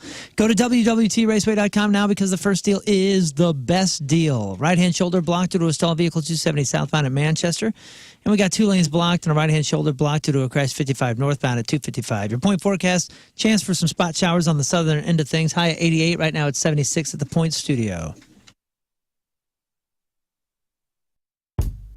He is kind. He is supple. He is magical. He is stainless. He is sensual. He is raw. He is power. He is limber. He is untouched. He is pure.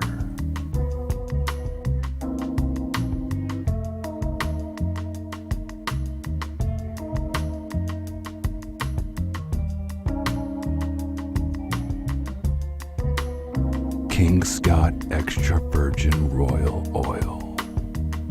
Maintain your purity.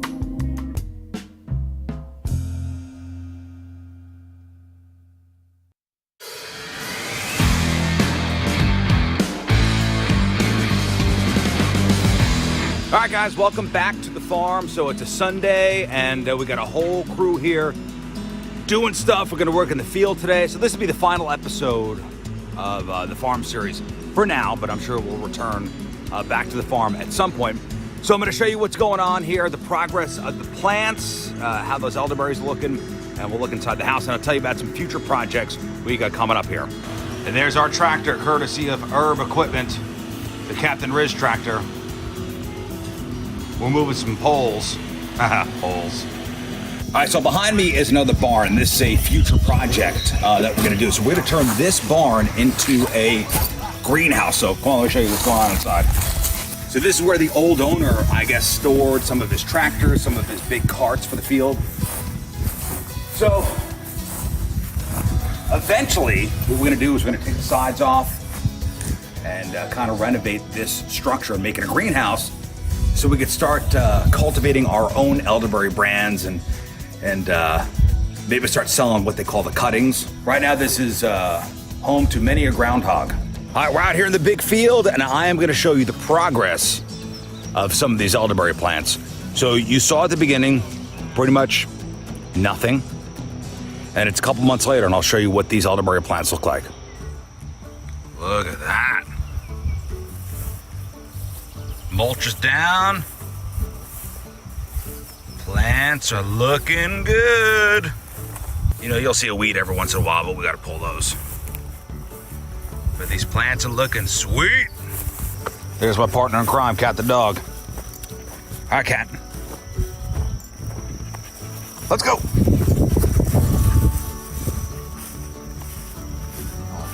Cat is the consummate farm dog. And there's New Dog. Come on, Maggie, Cat, let's go.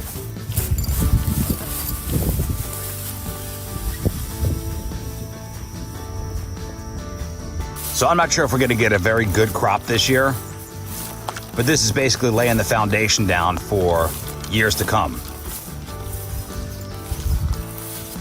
First year being a farmer. So it's been almost 2 straight months of mulching. We're not even all the way done. See some of these rows? They still need to be done. Still need to be mulched. We've been taking down fences, trying to clear stuff out. So there's a whole nother area that we haven't even touched yet. All stuff beyond that fence right there. Basically untouched, but I guess we'll talk about that next time. We're talking about future projects. Check this out behind me. There's the house the old man. First Community, they have some hot rates this summer. So if you got some money sitting around in a cookie jar, or maybe you have it stuffed under your mattress, or you got a savings account, well, it's time to put that money to work for you, and you should invest it. And what's awesome at First Community, with as little as $500, you can open a certificate of deposit, and you get to earn a really competitive rate. And unlike most high-risk investments, your money is completely safe because it's guaranteed. So you also don't have to tie your money up. You should consider all the money management account with First Community, and the more you invest, the higher and the rate, and there's no monthly service charge, so your monthly your money is completely accessible to you. Plus, what I love about First Community is they make it very easy to reach out to them because they're located all over the metro area, and they have over 16 in Walmart locations that are open 7 days a week. So if you want to talk to somebody, you can actually go in there and get your banking done. So do it right. Go to First Community. Let them put your dollar to work for you and grow that money. Go to First Community. That's firstcommunity.com.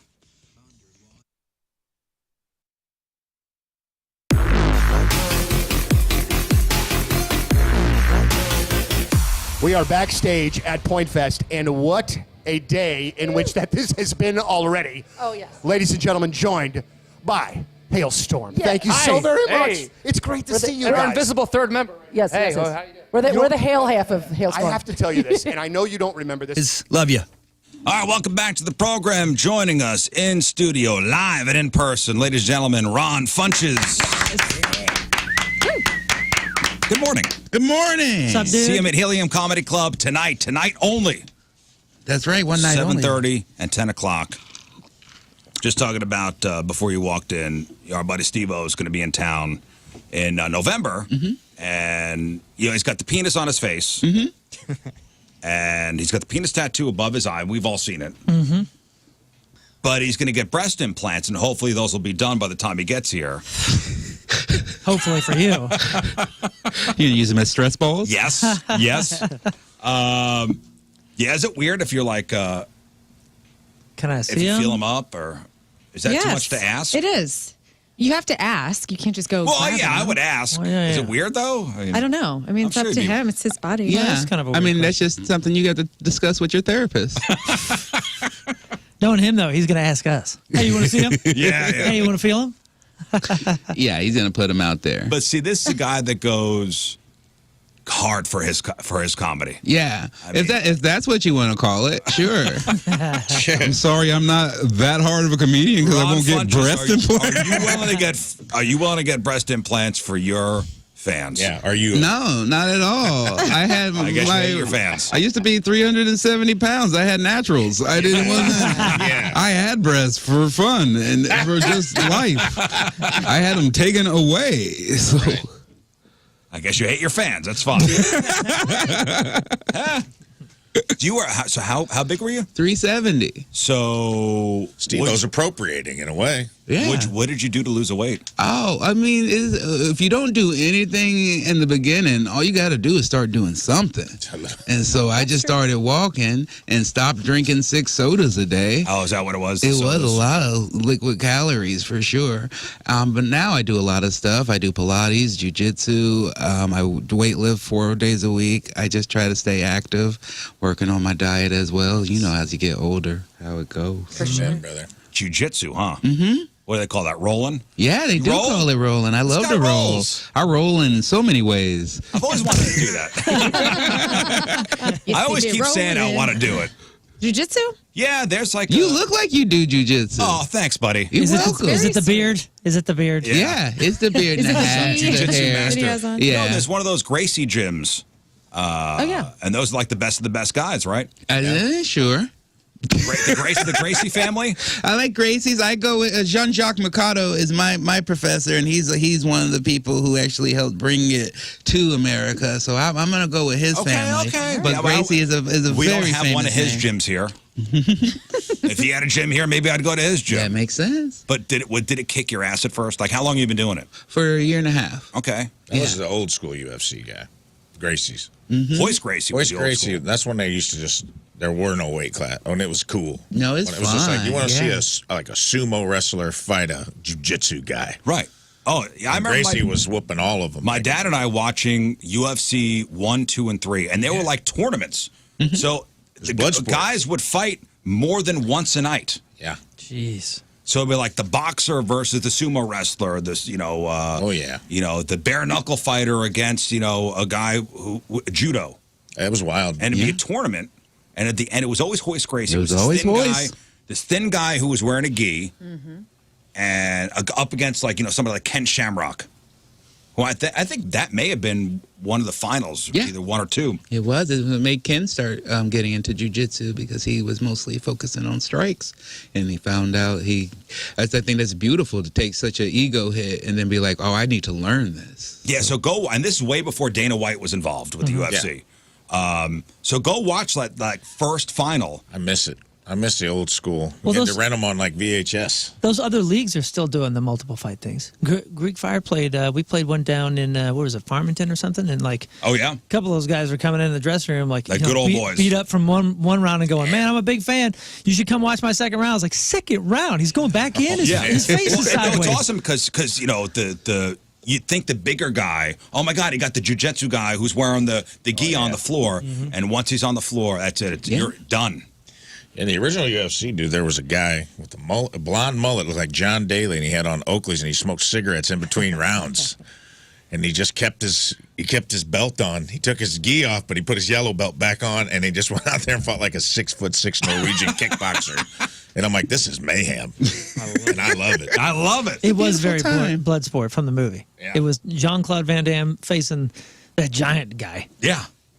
So, I mean, it kicked your ass at first, right? Oh, So- yeah, for sure. It still does to this day. But I just love it. I love the way it feels, the focus it gives me. It feels like a religion. I feel baptized when I'm done. Do you feel more confident that if somebody wants to fight you, you'd be able to handle yourself? Yeah, it definitely feels more confident. I still double check. A lot of people have guns, and so I don't think my jiu-jitsu can beat a gun. But I feel like if you don't have any training, for sure. So that's my thing. I'm like, okay, you want to fight?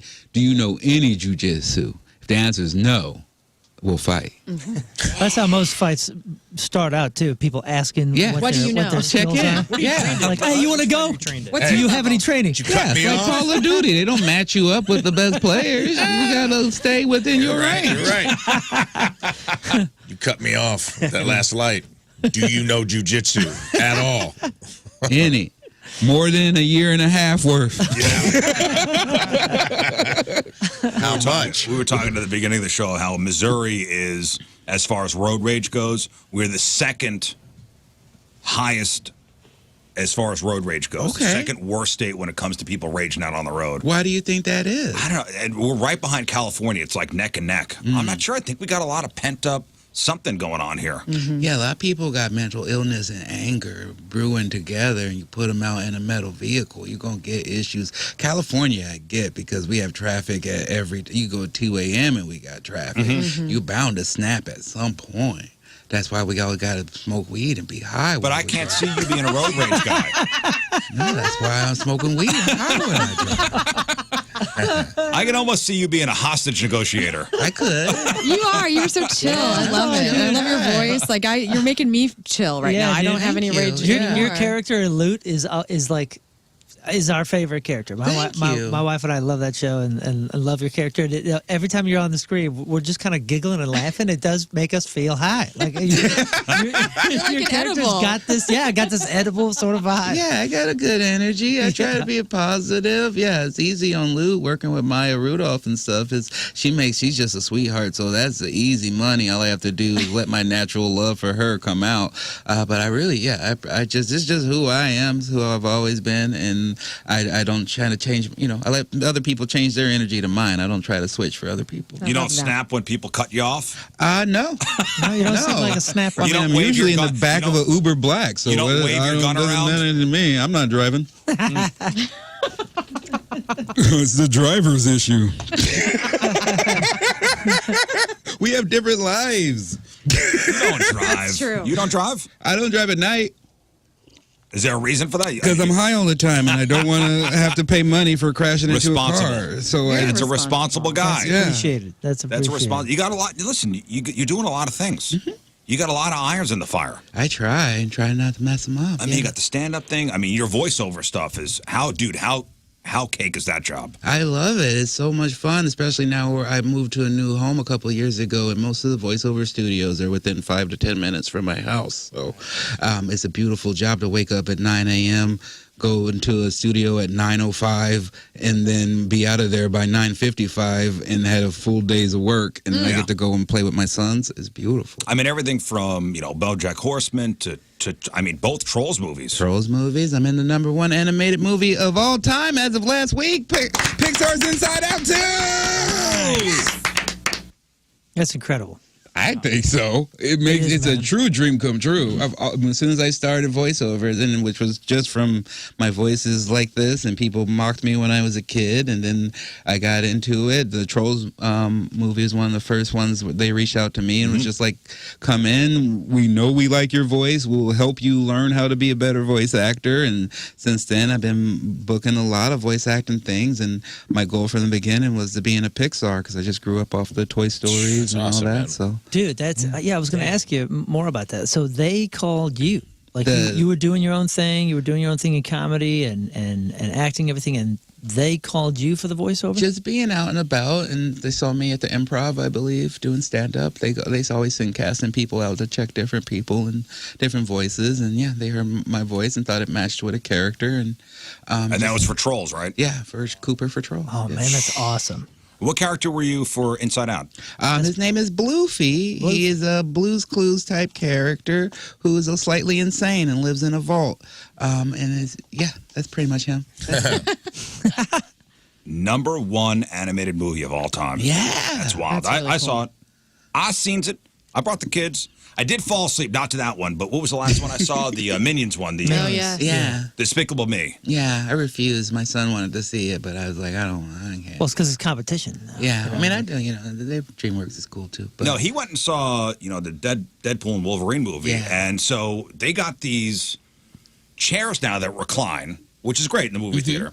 But he said that the ones they have at the theater down the street here, they also massage. Oh, that's beautiful. Is it though? No, yeah. I mean, I'm with you though. That's what I go. I'm out. I take my son to a movie and I fall asleep 5 minutes in, and I don't feel like I wasted a dime. I love it. Me too. To be honest with you, I think that's what they should start marketing. It's just be like, hey, bring your kid and let them watch a movie. You fall asleep. We'll make sure your kid doesn't leave. You'll wake up. Sleeping snacks. That's all I really want. I saw the first, so it was Despicable Me 4. I saw the first maybe half hour, 45 minutes, fell asleep for the middle, and woke up at the end. And I feel like I didn't miss a damn thing. No, you didn't. I still got to talk about the movie with the kids as if I watched it, and they knew I was sleeping. Well, one of the minions gets arrested in the middle of the movie.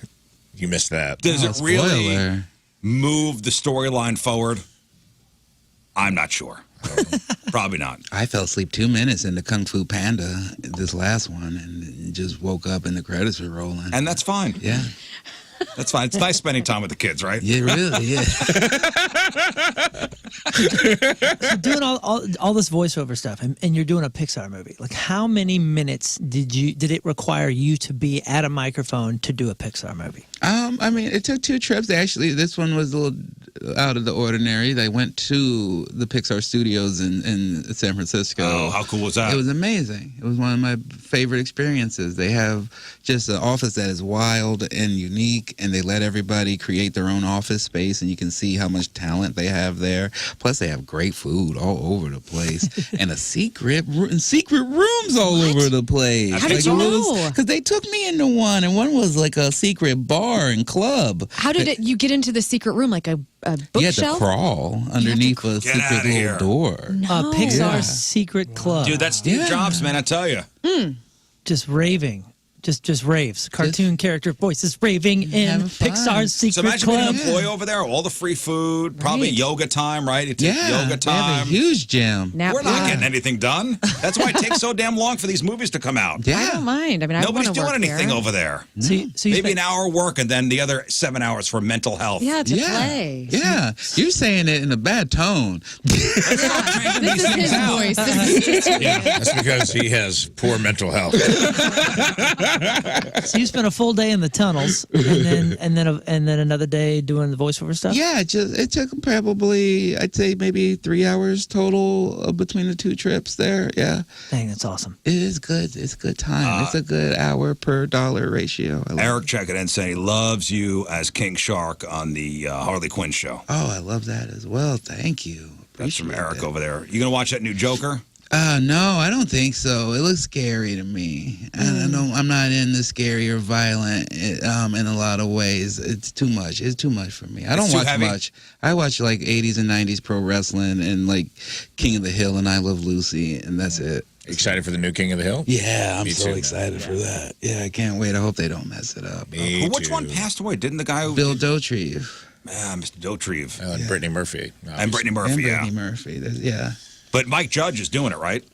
He's doing Yeah. it. I think it's a flash forward too. I don't think it's a. I could be wrong. I think Bobby's grown up. Is his urethra still narrow? Because as long as his urethra Narrower, is still more narrow. narrow than ever. Yeah. Yeah, we had the medical technology to fix that. I was going to ask, would you ever do like a meditation apps with your voiceover? Wow, you're really on that I am. vibe for me. I'm completely relaxed right now. I feel like you could do it. I would. I'm open to that. Okay. Yeah, for sure. Do I love insight timer. meditation. Yeah. I meditate. I'm into it. Well, that's what I'm saying. It should be your hostage negotiator. Yeah. You would calm America down, dude. Okay. Well, you guys need Ron keep giving me jobs that make less money than I currently make. Great point. You'd be a great, hey, dude, you'd be a great toll booth worker.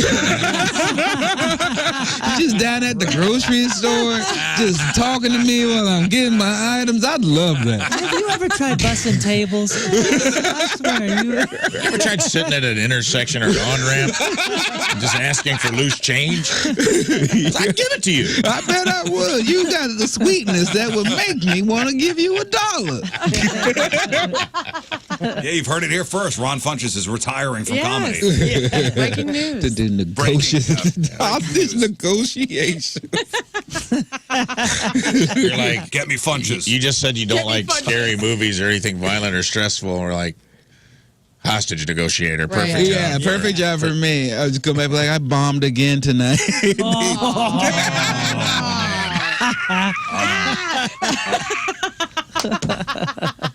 Have you done any video game stuff? No, I want to. 'Cause I know That's you're a one of the gamer. things. Yeah, that's one of the last things on my list that I've not done. I'd love to do something with Rockstar or Insomniac. I can't wait for Grand Theft Auto 6 to come out. heck yeah. So it's just, I'd love to do video game Well, stuff. as soon as they design a peaceful character, I'm sure they're gonna. Yeah, come. yeah. It's always like it's always those guys named Merle. They're like, get the Yeah, back well, of the truck. those Rockstar Games guys are on the Pixar schedule because, damn, it's been a long time. It's been a long time, but I mean, when I was growing up, I just remember hearing David Cross as a character That's in right. Grand That's Theft Auto right. 3 and just being, I think maybe he was in Vice City, and I was just like, man, that's what I want. that.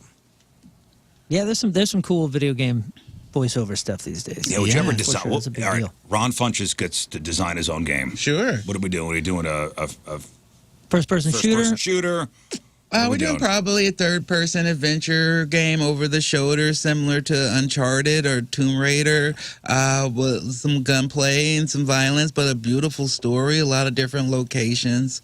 I'm in. Yeah. You seem like a Halo guy as well. I like Halo. I'm just a big gamer. Me and my son, that's what we do. We go retro game shopping every weekend, and then I'll take him to different retro game conventions. We got a bunch of arcade machines and different games. I like third person. You like a third person guy? Are you that way? I like to be able to see the character. I don't like first person shooters where you see like the gun out in front of you. First person is through the eyes. Still I like to see the character on the screen, like third person. That's why I like that game. I like both. I'm down with either, but third person adventure games are probably like Tomb Raider, Uncharted, The Last of Us. Those are my those are my favorite. Me too. I like to pick Candy Crush. You Candy Crush guy.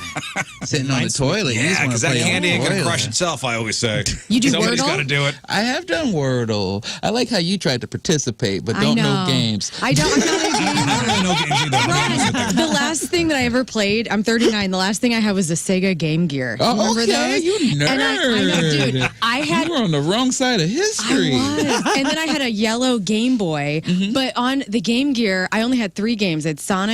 And then I don't even know what the other one was, but then I had Dracula, the Bram Stoker's Dracula movie with Keanu Reeves. They made a Game Gear game for it. And so I would just do that. And it was horrible. It was awful. She traded them all for a Dreamcast. Yeah. I don't know what that is.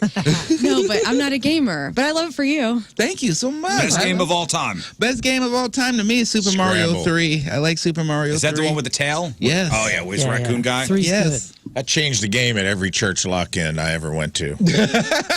For me, it was GoldenEye was how they got me to go to church. Yeah. GoldenEye might be one of the best. Is that the golf game, GoldenEye T? No, that's Golden James Tee. Bond. That's What? Golden Tee. Oh, I'm sorry. My apologies. No, for don't be. You I'm don't have inserting to. myself. You're just ignorant. I And that's am. okay. I know. Thank you. Nobody's ever insulted somebody and made them feel so good. I do. I feel so good. These guys call me stupid every day. No, I didn't Never say you're as good as stupid. that. You're not stupid. Stupid is the inability to learn. Ignorant means you just don't have that information currently. I love you, We've Ron never Funches. called you stupid. You're ignorant, and that's okay. You ignorant. Oh, man, I'm going with that. Next time. Ignorant. And that's ignorant. okay. Yeah. It was the Thanks, follow-up, everybody. though. Honestly, GoldenEye T does sound like a fun game. Yeah, I mean, you had James shoot Bond playing shoot the golf. Yeah. As long as it comes with the music from GoldenEye, 'cause that was so. Oh, that's a jam. Yeah. Yeah, I still listen to that. You know, Ron, your comedy, you talk a lot about, your personal life. Truly. Your kids and your act. How do you separate the personal from the comedy stuff? Or everything's up for grabs? I mean, I just like to talk about what I love and what I care about. Once I realized, I've been doing this job for 17 years, and it was pretty early for me to realize that you didn't come up with a new hour every night. So once I realized that I was going to have to repeat things, I was like, I want to talk about things I actually care about and I love. And for me, that's a lot of my family and friends and just my life. So I just try to lead with love from the start of it. So, I love, I talk about my son who's on the autism spectrum, and I get a lot of different feedbacks from it. And I usually, if it's people who have autism or autism in their family, they're very happy and love that I do representation and I talk about them in such a loving way, but also making fun of my son. I've had people who don't have people who have autism in their life, and they tell me I'm a piece of crap for making fun of my son. But I'm like, all right, cool. You tell him that while he's swimming in the pool that I bought him. That's my least favorite comedy fan, by the way. Yeah. Is the people who clutch pearls on behalf of other people. It's the virtue signaler. Yeah, well, she even led with, I'm not a comedy fan. And I was like, cool. And I just wrote back, I go, you ever thought about just keeping this to yourself? Like, I don't need to know any of this. You can hate me all you want. I don't need to know. So not a comedy fan. No. Messages a comic. Yeah. To tell me that I'm reprehensible and that I'm doing bad things for my son by making fun of him. I, in turn, roasted the crap out of her, and she said that she works with special needs kids, and I was like, I hope you get fired because you're the worst human being I've ever met. And then she just wrote back, you didn't need to be rude. Oh, of course.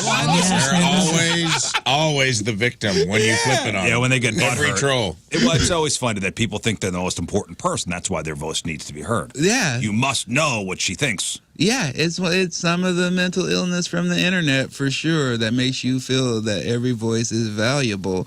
And I like to remind people, no one matters. No one counts. You're free to do whatever you want, but don't think you're important because you're not. Right. Did you hear this week that Tom Kenny, who voices SpongeBob, I love Tom. He's a good friend came of out mine. and said that SpongeBob SquarePants is on the spectrum. Yeah. And that's his superpower. Anyone can it was see probably that. one of the sweetest things that I've read in a long time. How SpongeBob SquarePants, his superpower is that he's on the spectrum. I like that too. I thought that was really good. I mean, I grew up loving SpongeBob as well, watching it by growing up, probably early 20s while I was stoned out of my mind. But to have that and have a character like that, and you watch him and you go like, yeah, he is autistic and he's cool. And that's what makes it really fun. Yeah. And it was a very sweet thing for him to say, and people were coming out saying, you know what, my kid really, who's on the spectrum, really relates to that. Mm-hmm. It's great. And it's a very nice thing. Tom Kenny, man, great voiceover guy. Yeah, good singer. I don't know he sung. He's in the Tonight video for the Smashing Pumpkins. Yeah, What he's role? good. He's the guy. The pumpkin. If you watch the Tonight video, Yeah. there's a man and a woman. Right. Throughout the video, Oh, he's Tom the man. Kenny Oh, I thought is you were going the to say guy. he was the Moon. the moon. Yeah. No, that's he's so the funny. guy in the he's the guy next to the woman in the video. Get out of here. Wow. Interesting. What an interesting Look it life. up. I'm full of just useless information. He really is. honestly. No, I liked it though. And rage. And anger. Yeah, you can see that swimming and underneath. pessimism. And Processed foods. processed foods, a lot of it. I'm Carbs. trying, dude. I'm trying. I'm doing my best. Yeah, fast forward. Okay, which one? There's some drummers I see over him. here. No. What a good video too. Oh, he's this guy? Yeah, that's him. It's just the The first. Charlie that's Chaplin him. looking guy? I love this Yeah, music that's- Wow, video. that's wild. I Yeah, remember he's this song. perfect because he looks like a 1950s dude. This is a cool video. This is one of the First videos that are so cool. steampunk. Yeah, I miss Music good video? music Yeah. videos. Like, was this the entry of steampunk into culture? Based on that movie from like Rocketeer. 1901. There's a movie about the moon. That's Tom Kenny in this video. I don't know. I read that somewhere. Yep, there he is. That's awesome. A little kiss. Into the Pumpkins. Yeah, oh yeah. I grew up in Chicago. That's so- right. Chicago yeah. to Portland. Yeah, and now I love Billy Corgan. He's also a big wrestling super fan like me, and he owns a wrestling company. So I've met Billy Corgan at the WWE Hall of Fame dinner one time. He's a super cool guy. You know, it's funny. We had Billy Corgan on twice. Once as wrestling Billy Corgan and once as Smashing Pumpkins Billy Corgan. Mhm. I feel like they're two different guys. They are Very two different guys. Very Yeah. Corgans. I feel like the music guy didn't talk much, and then the wrestling guy promotes the crap out of his Gotta be, thing. your mic work's gotta be strong, Yeah. dude. Well, and you know, it's funny. I didn't want to, because when he was wrestling Billy Corgan, I really didn't want to talk about pumpkin stuff.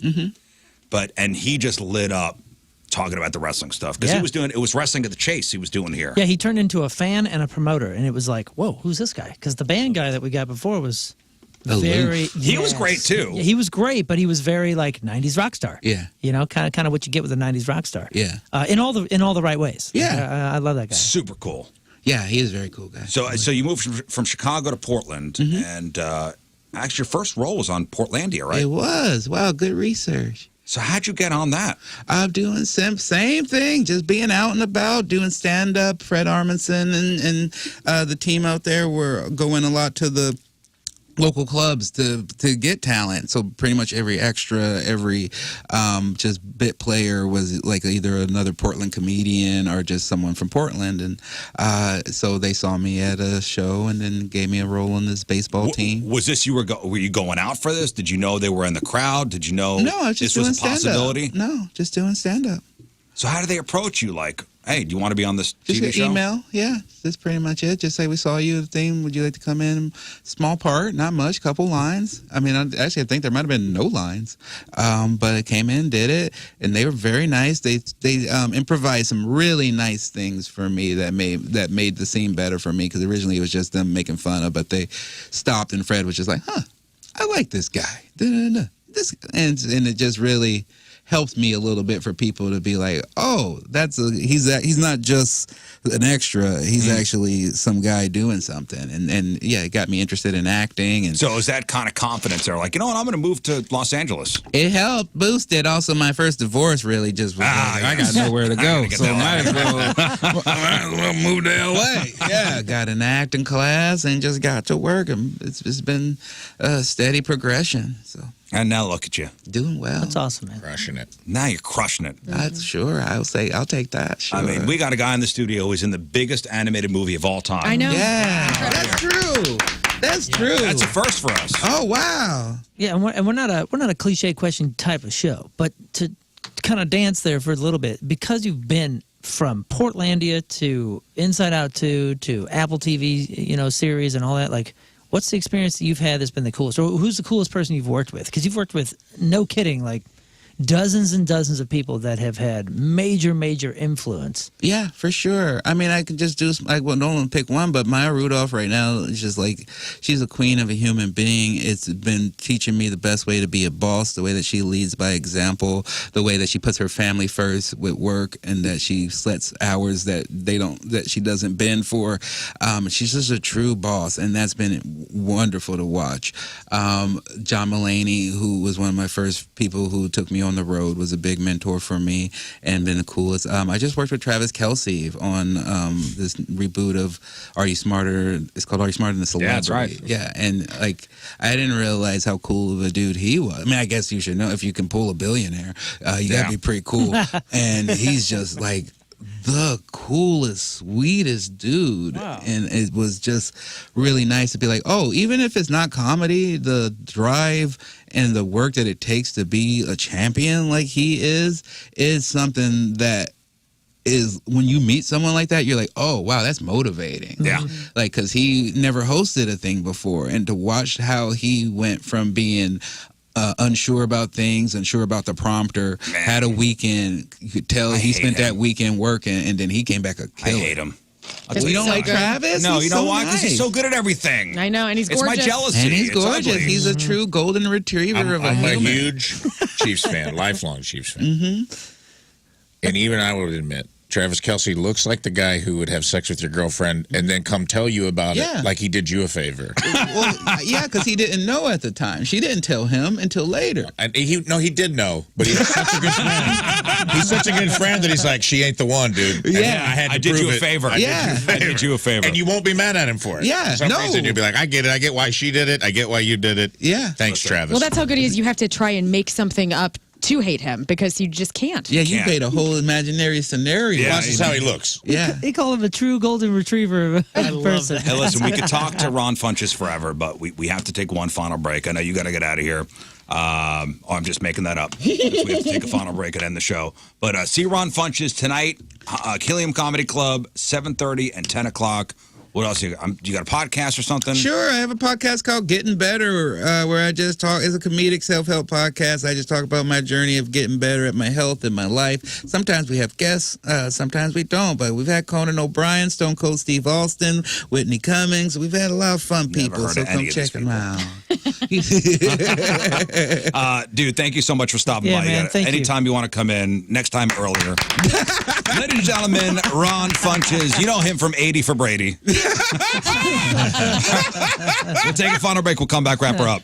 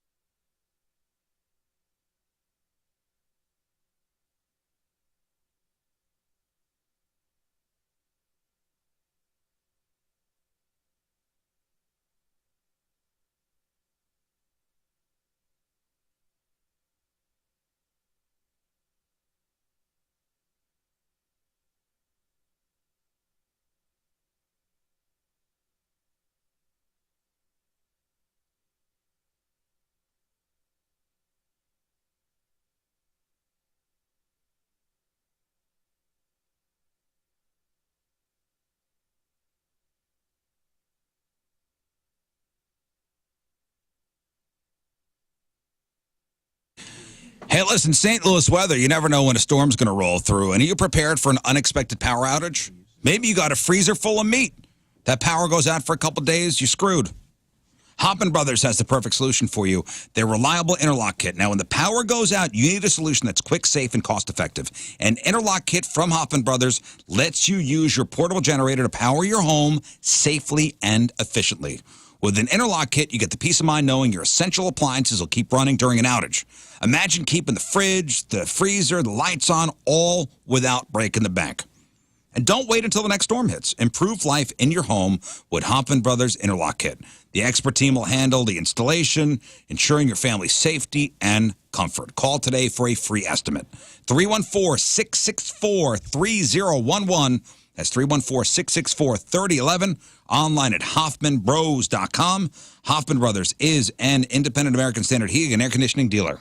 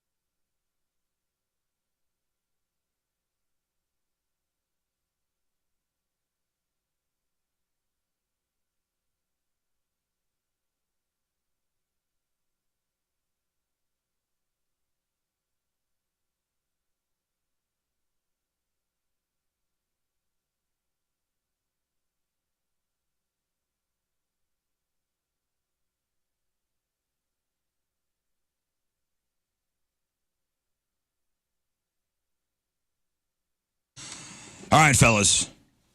You're feeling sluggish. You're not feeling your best. Maybe your workouts aren't the same like they once were. Maybe you're not the same man you once were in the bedroom. You know, there's a way you could turn back the clock to the man you saw in the mirror 5, 10, even 15 years ago. And this is by making an appointment Make an appointment with Mantality. Mantality Health, South County and Chesterfield. You may be suffering from low T, low testosterone. But you're not going to know until you go and get your blood drawn. They're going to draw your blood. You go for a consultation, check to see your vitamin levels. Maybe it's a vitamin deficiency. Okay. But maybe it's a T thing. Testosterone treatment made simple at Mantality. Maybe it's peptide therapy, anti-aging, or problems in the bedroom, tadalafil for ED, weight loss, semaglutide. They offer all the stuff at Mantality. Unlock your peak performance with Mantality Health. Online at mantalityhealth.com. That's mantalityhealth.com.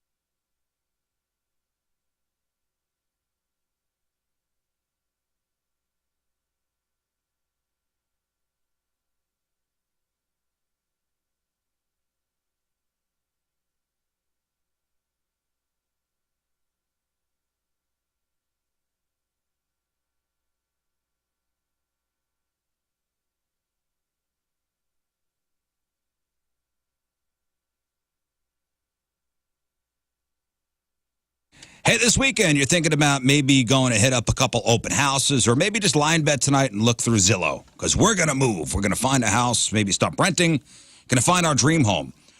And you're thinking, all right, I should probably call the realtor first. Well, that's wrong. Call Kevin Putney first. Kevin Putney at the 123 Mortgage Team. Kevin Putney's going to work at the financing for your loan. This way you know how much house you can afford, you're qualified, you're approved. So when you go look at the open house, when you look through Zillow, when you call the realtor, you are ready to make that offer. And next thing you know, boom, you are moving. You're buying that dream home. You're calling the moving company. Hey, we're moving over here. He makes the whole process simple and painless. And even if you're thinking, oh, interest rates are so high right now, if you find that dream home, you want it now, get it now. And then refinance next year. Kevin Putney, the 123 Mortgage Team. He's got so many programs for first-time home buyers, down payment assistance. 314-862-0123, 314-862-0123, online at 123mortgage.com. Kevin Putney, equalizing opportunity, all loans subject to underwriting approval, restrictions apply. Call for details. Cross Country Mortgage LLC, NMLS 3029, NMLSconsumeraccess.org, 123mortgage.com, 314-862-0123.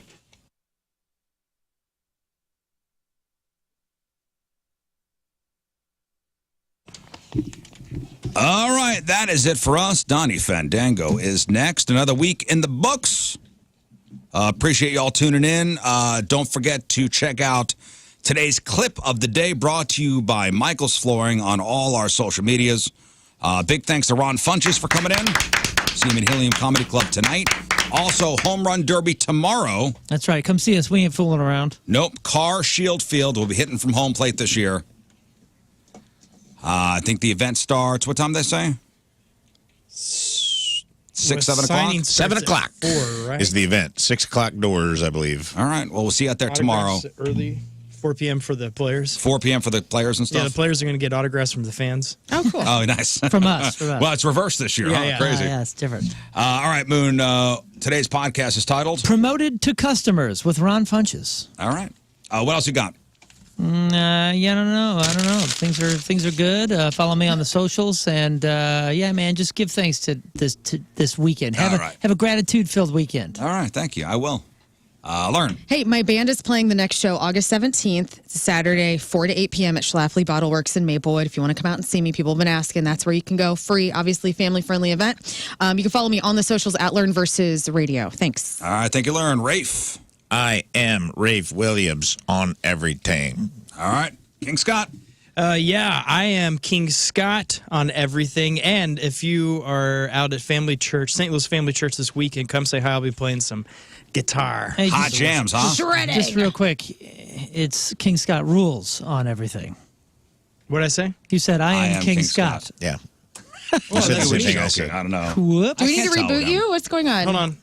I don't know. Yes, there. All right, we're done now. I will leave you with a selection from our Teamers Remember the Day brought to you by Hot Shots from Imperial, Missouri. Chelsea Bergen is Yeah, Chelsea. our team, and she wants to hear this song. Here it is. Have a great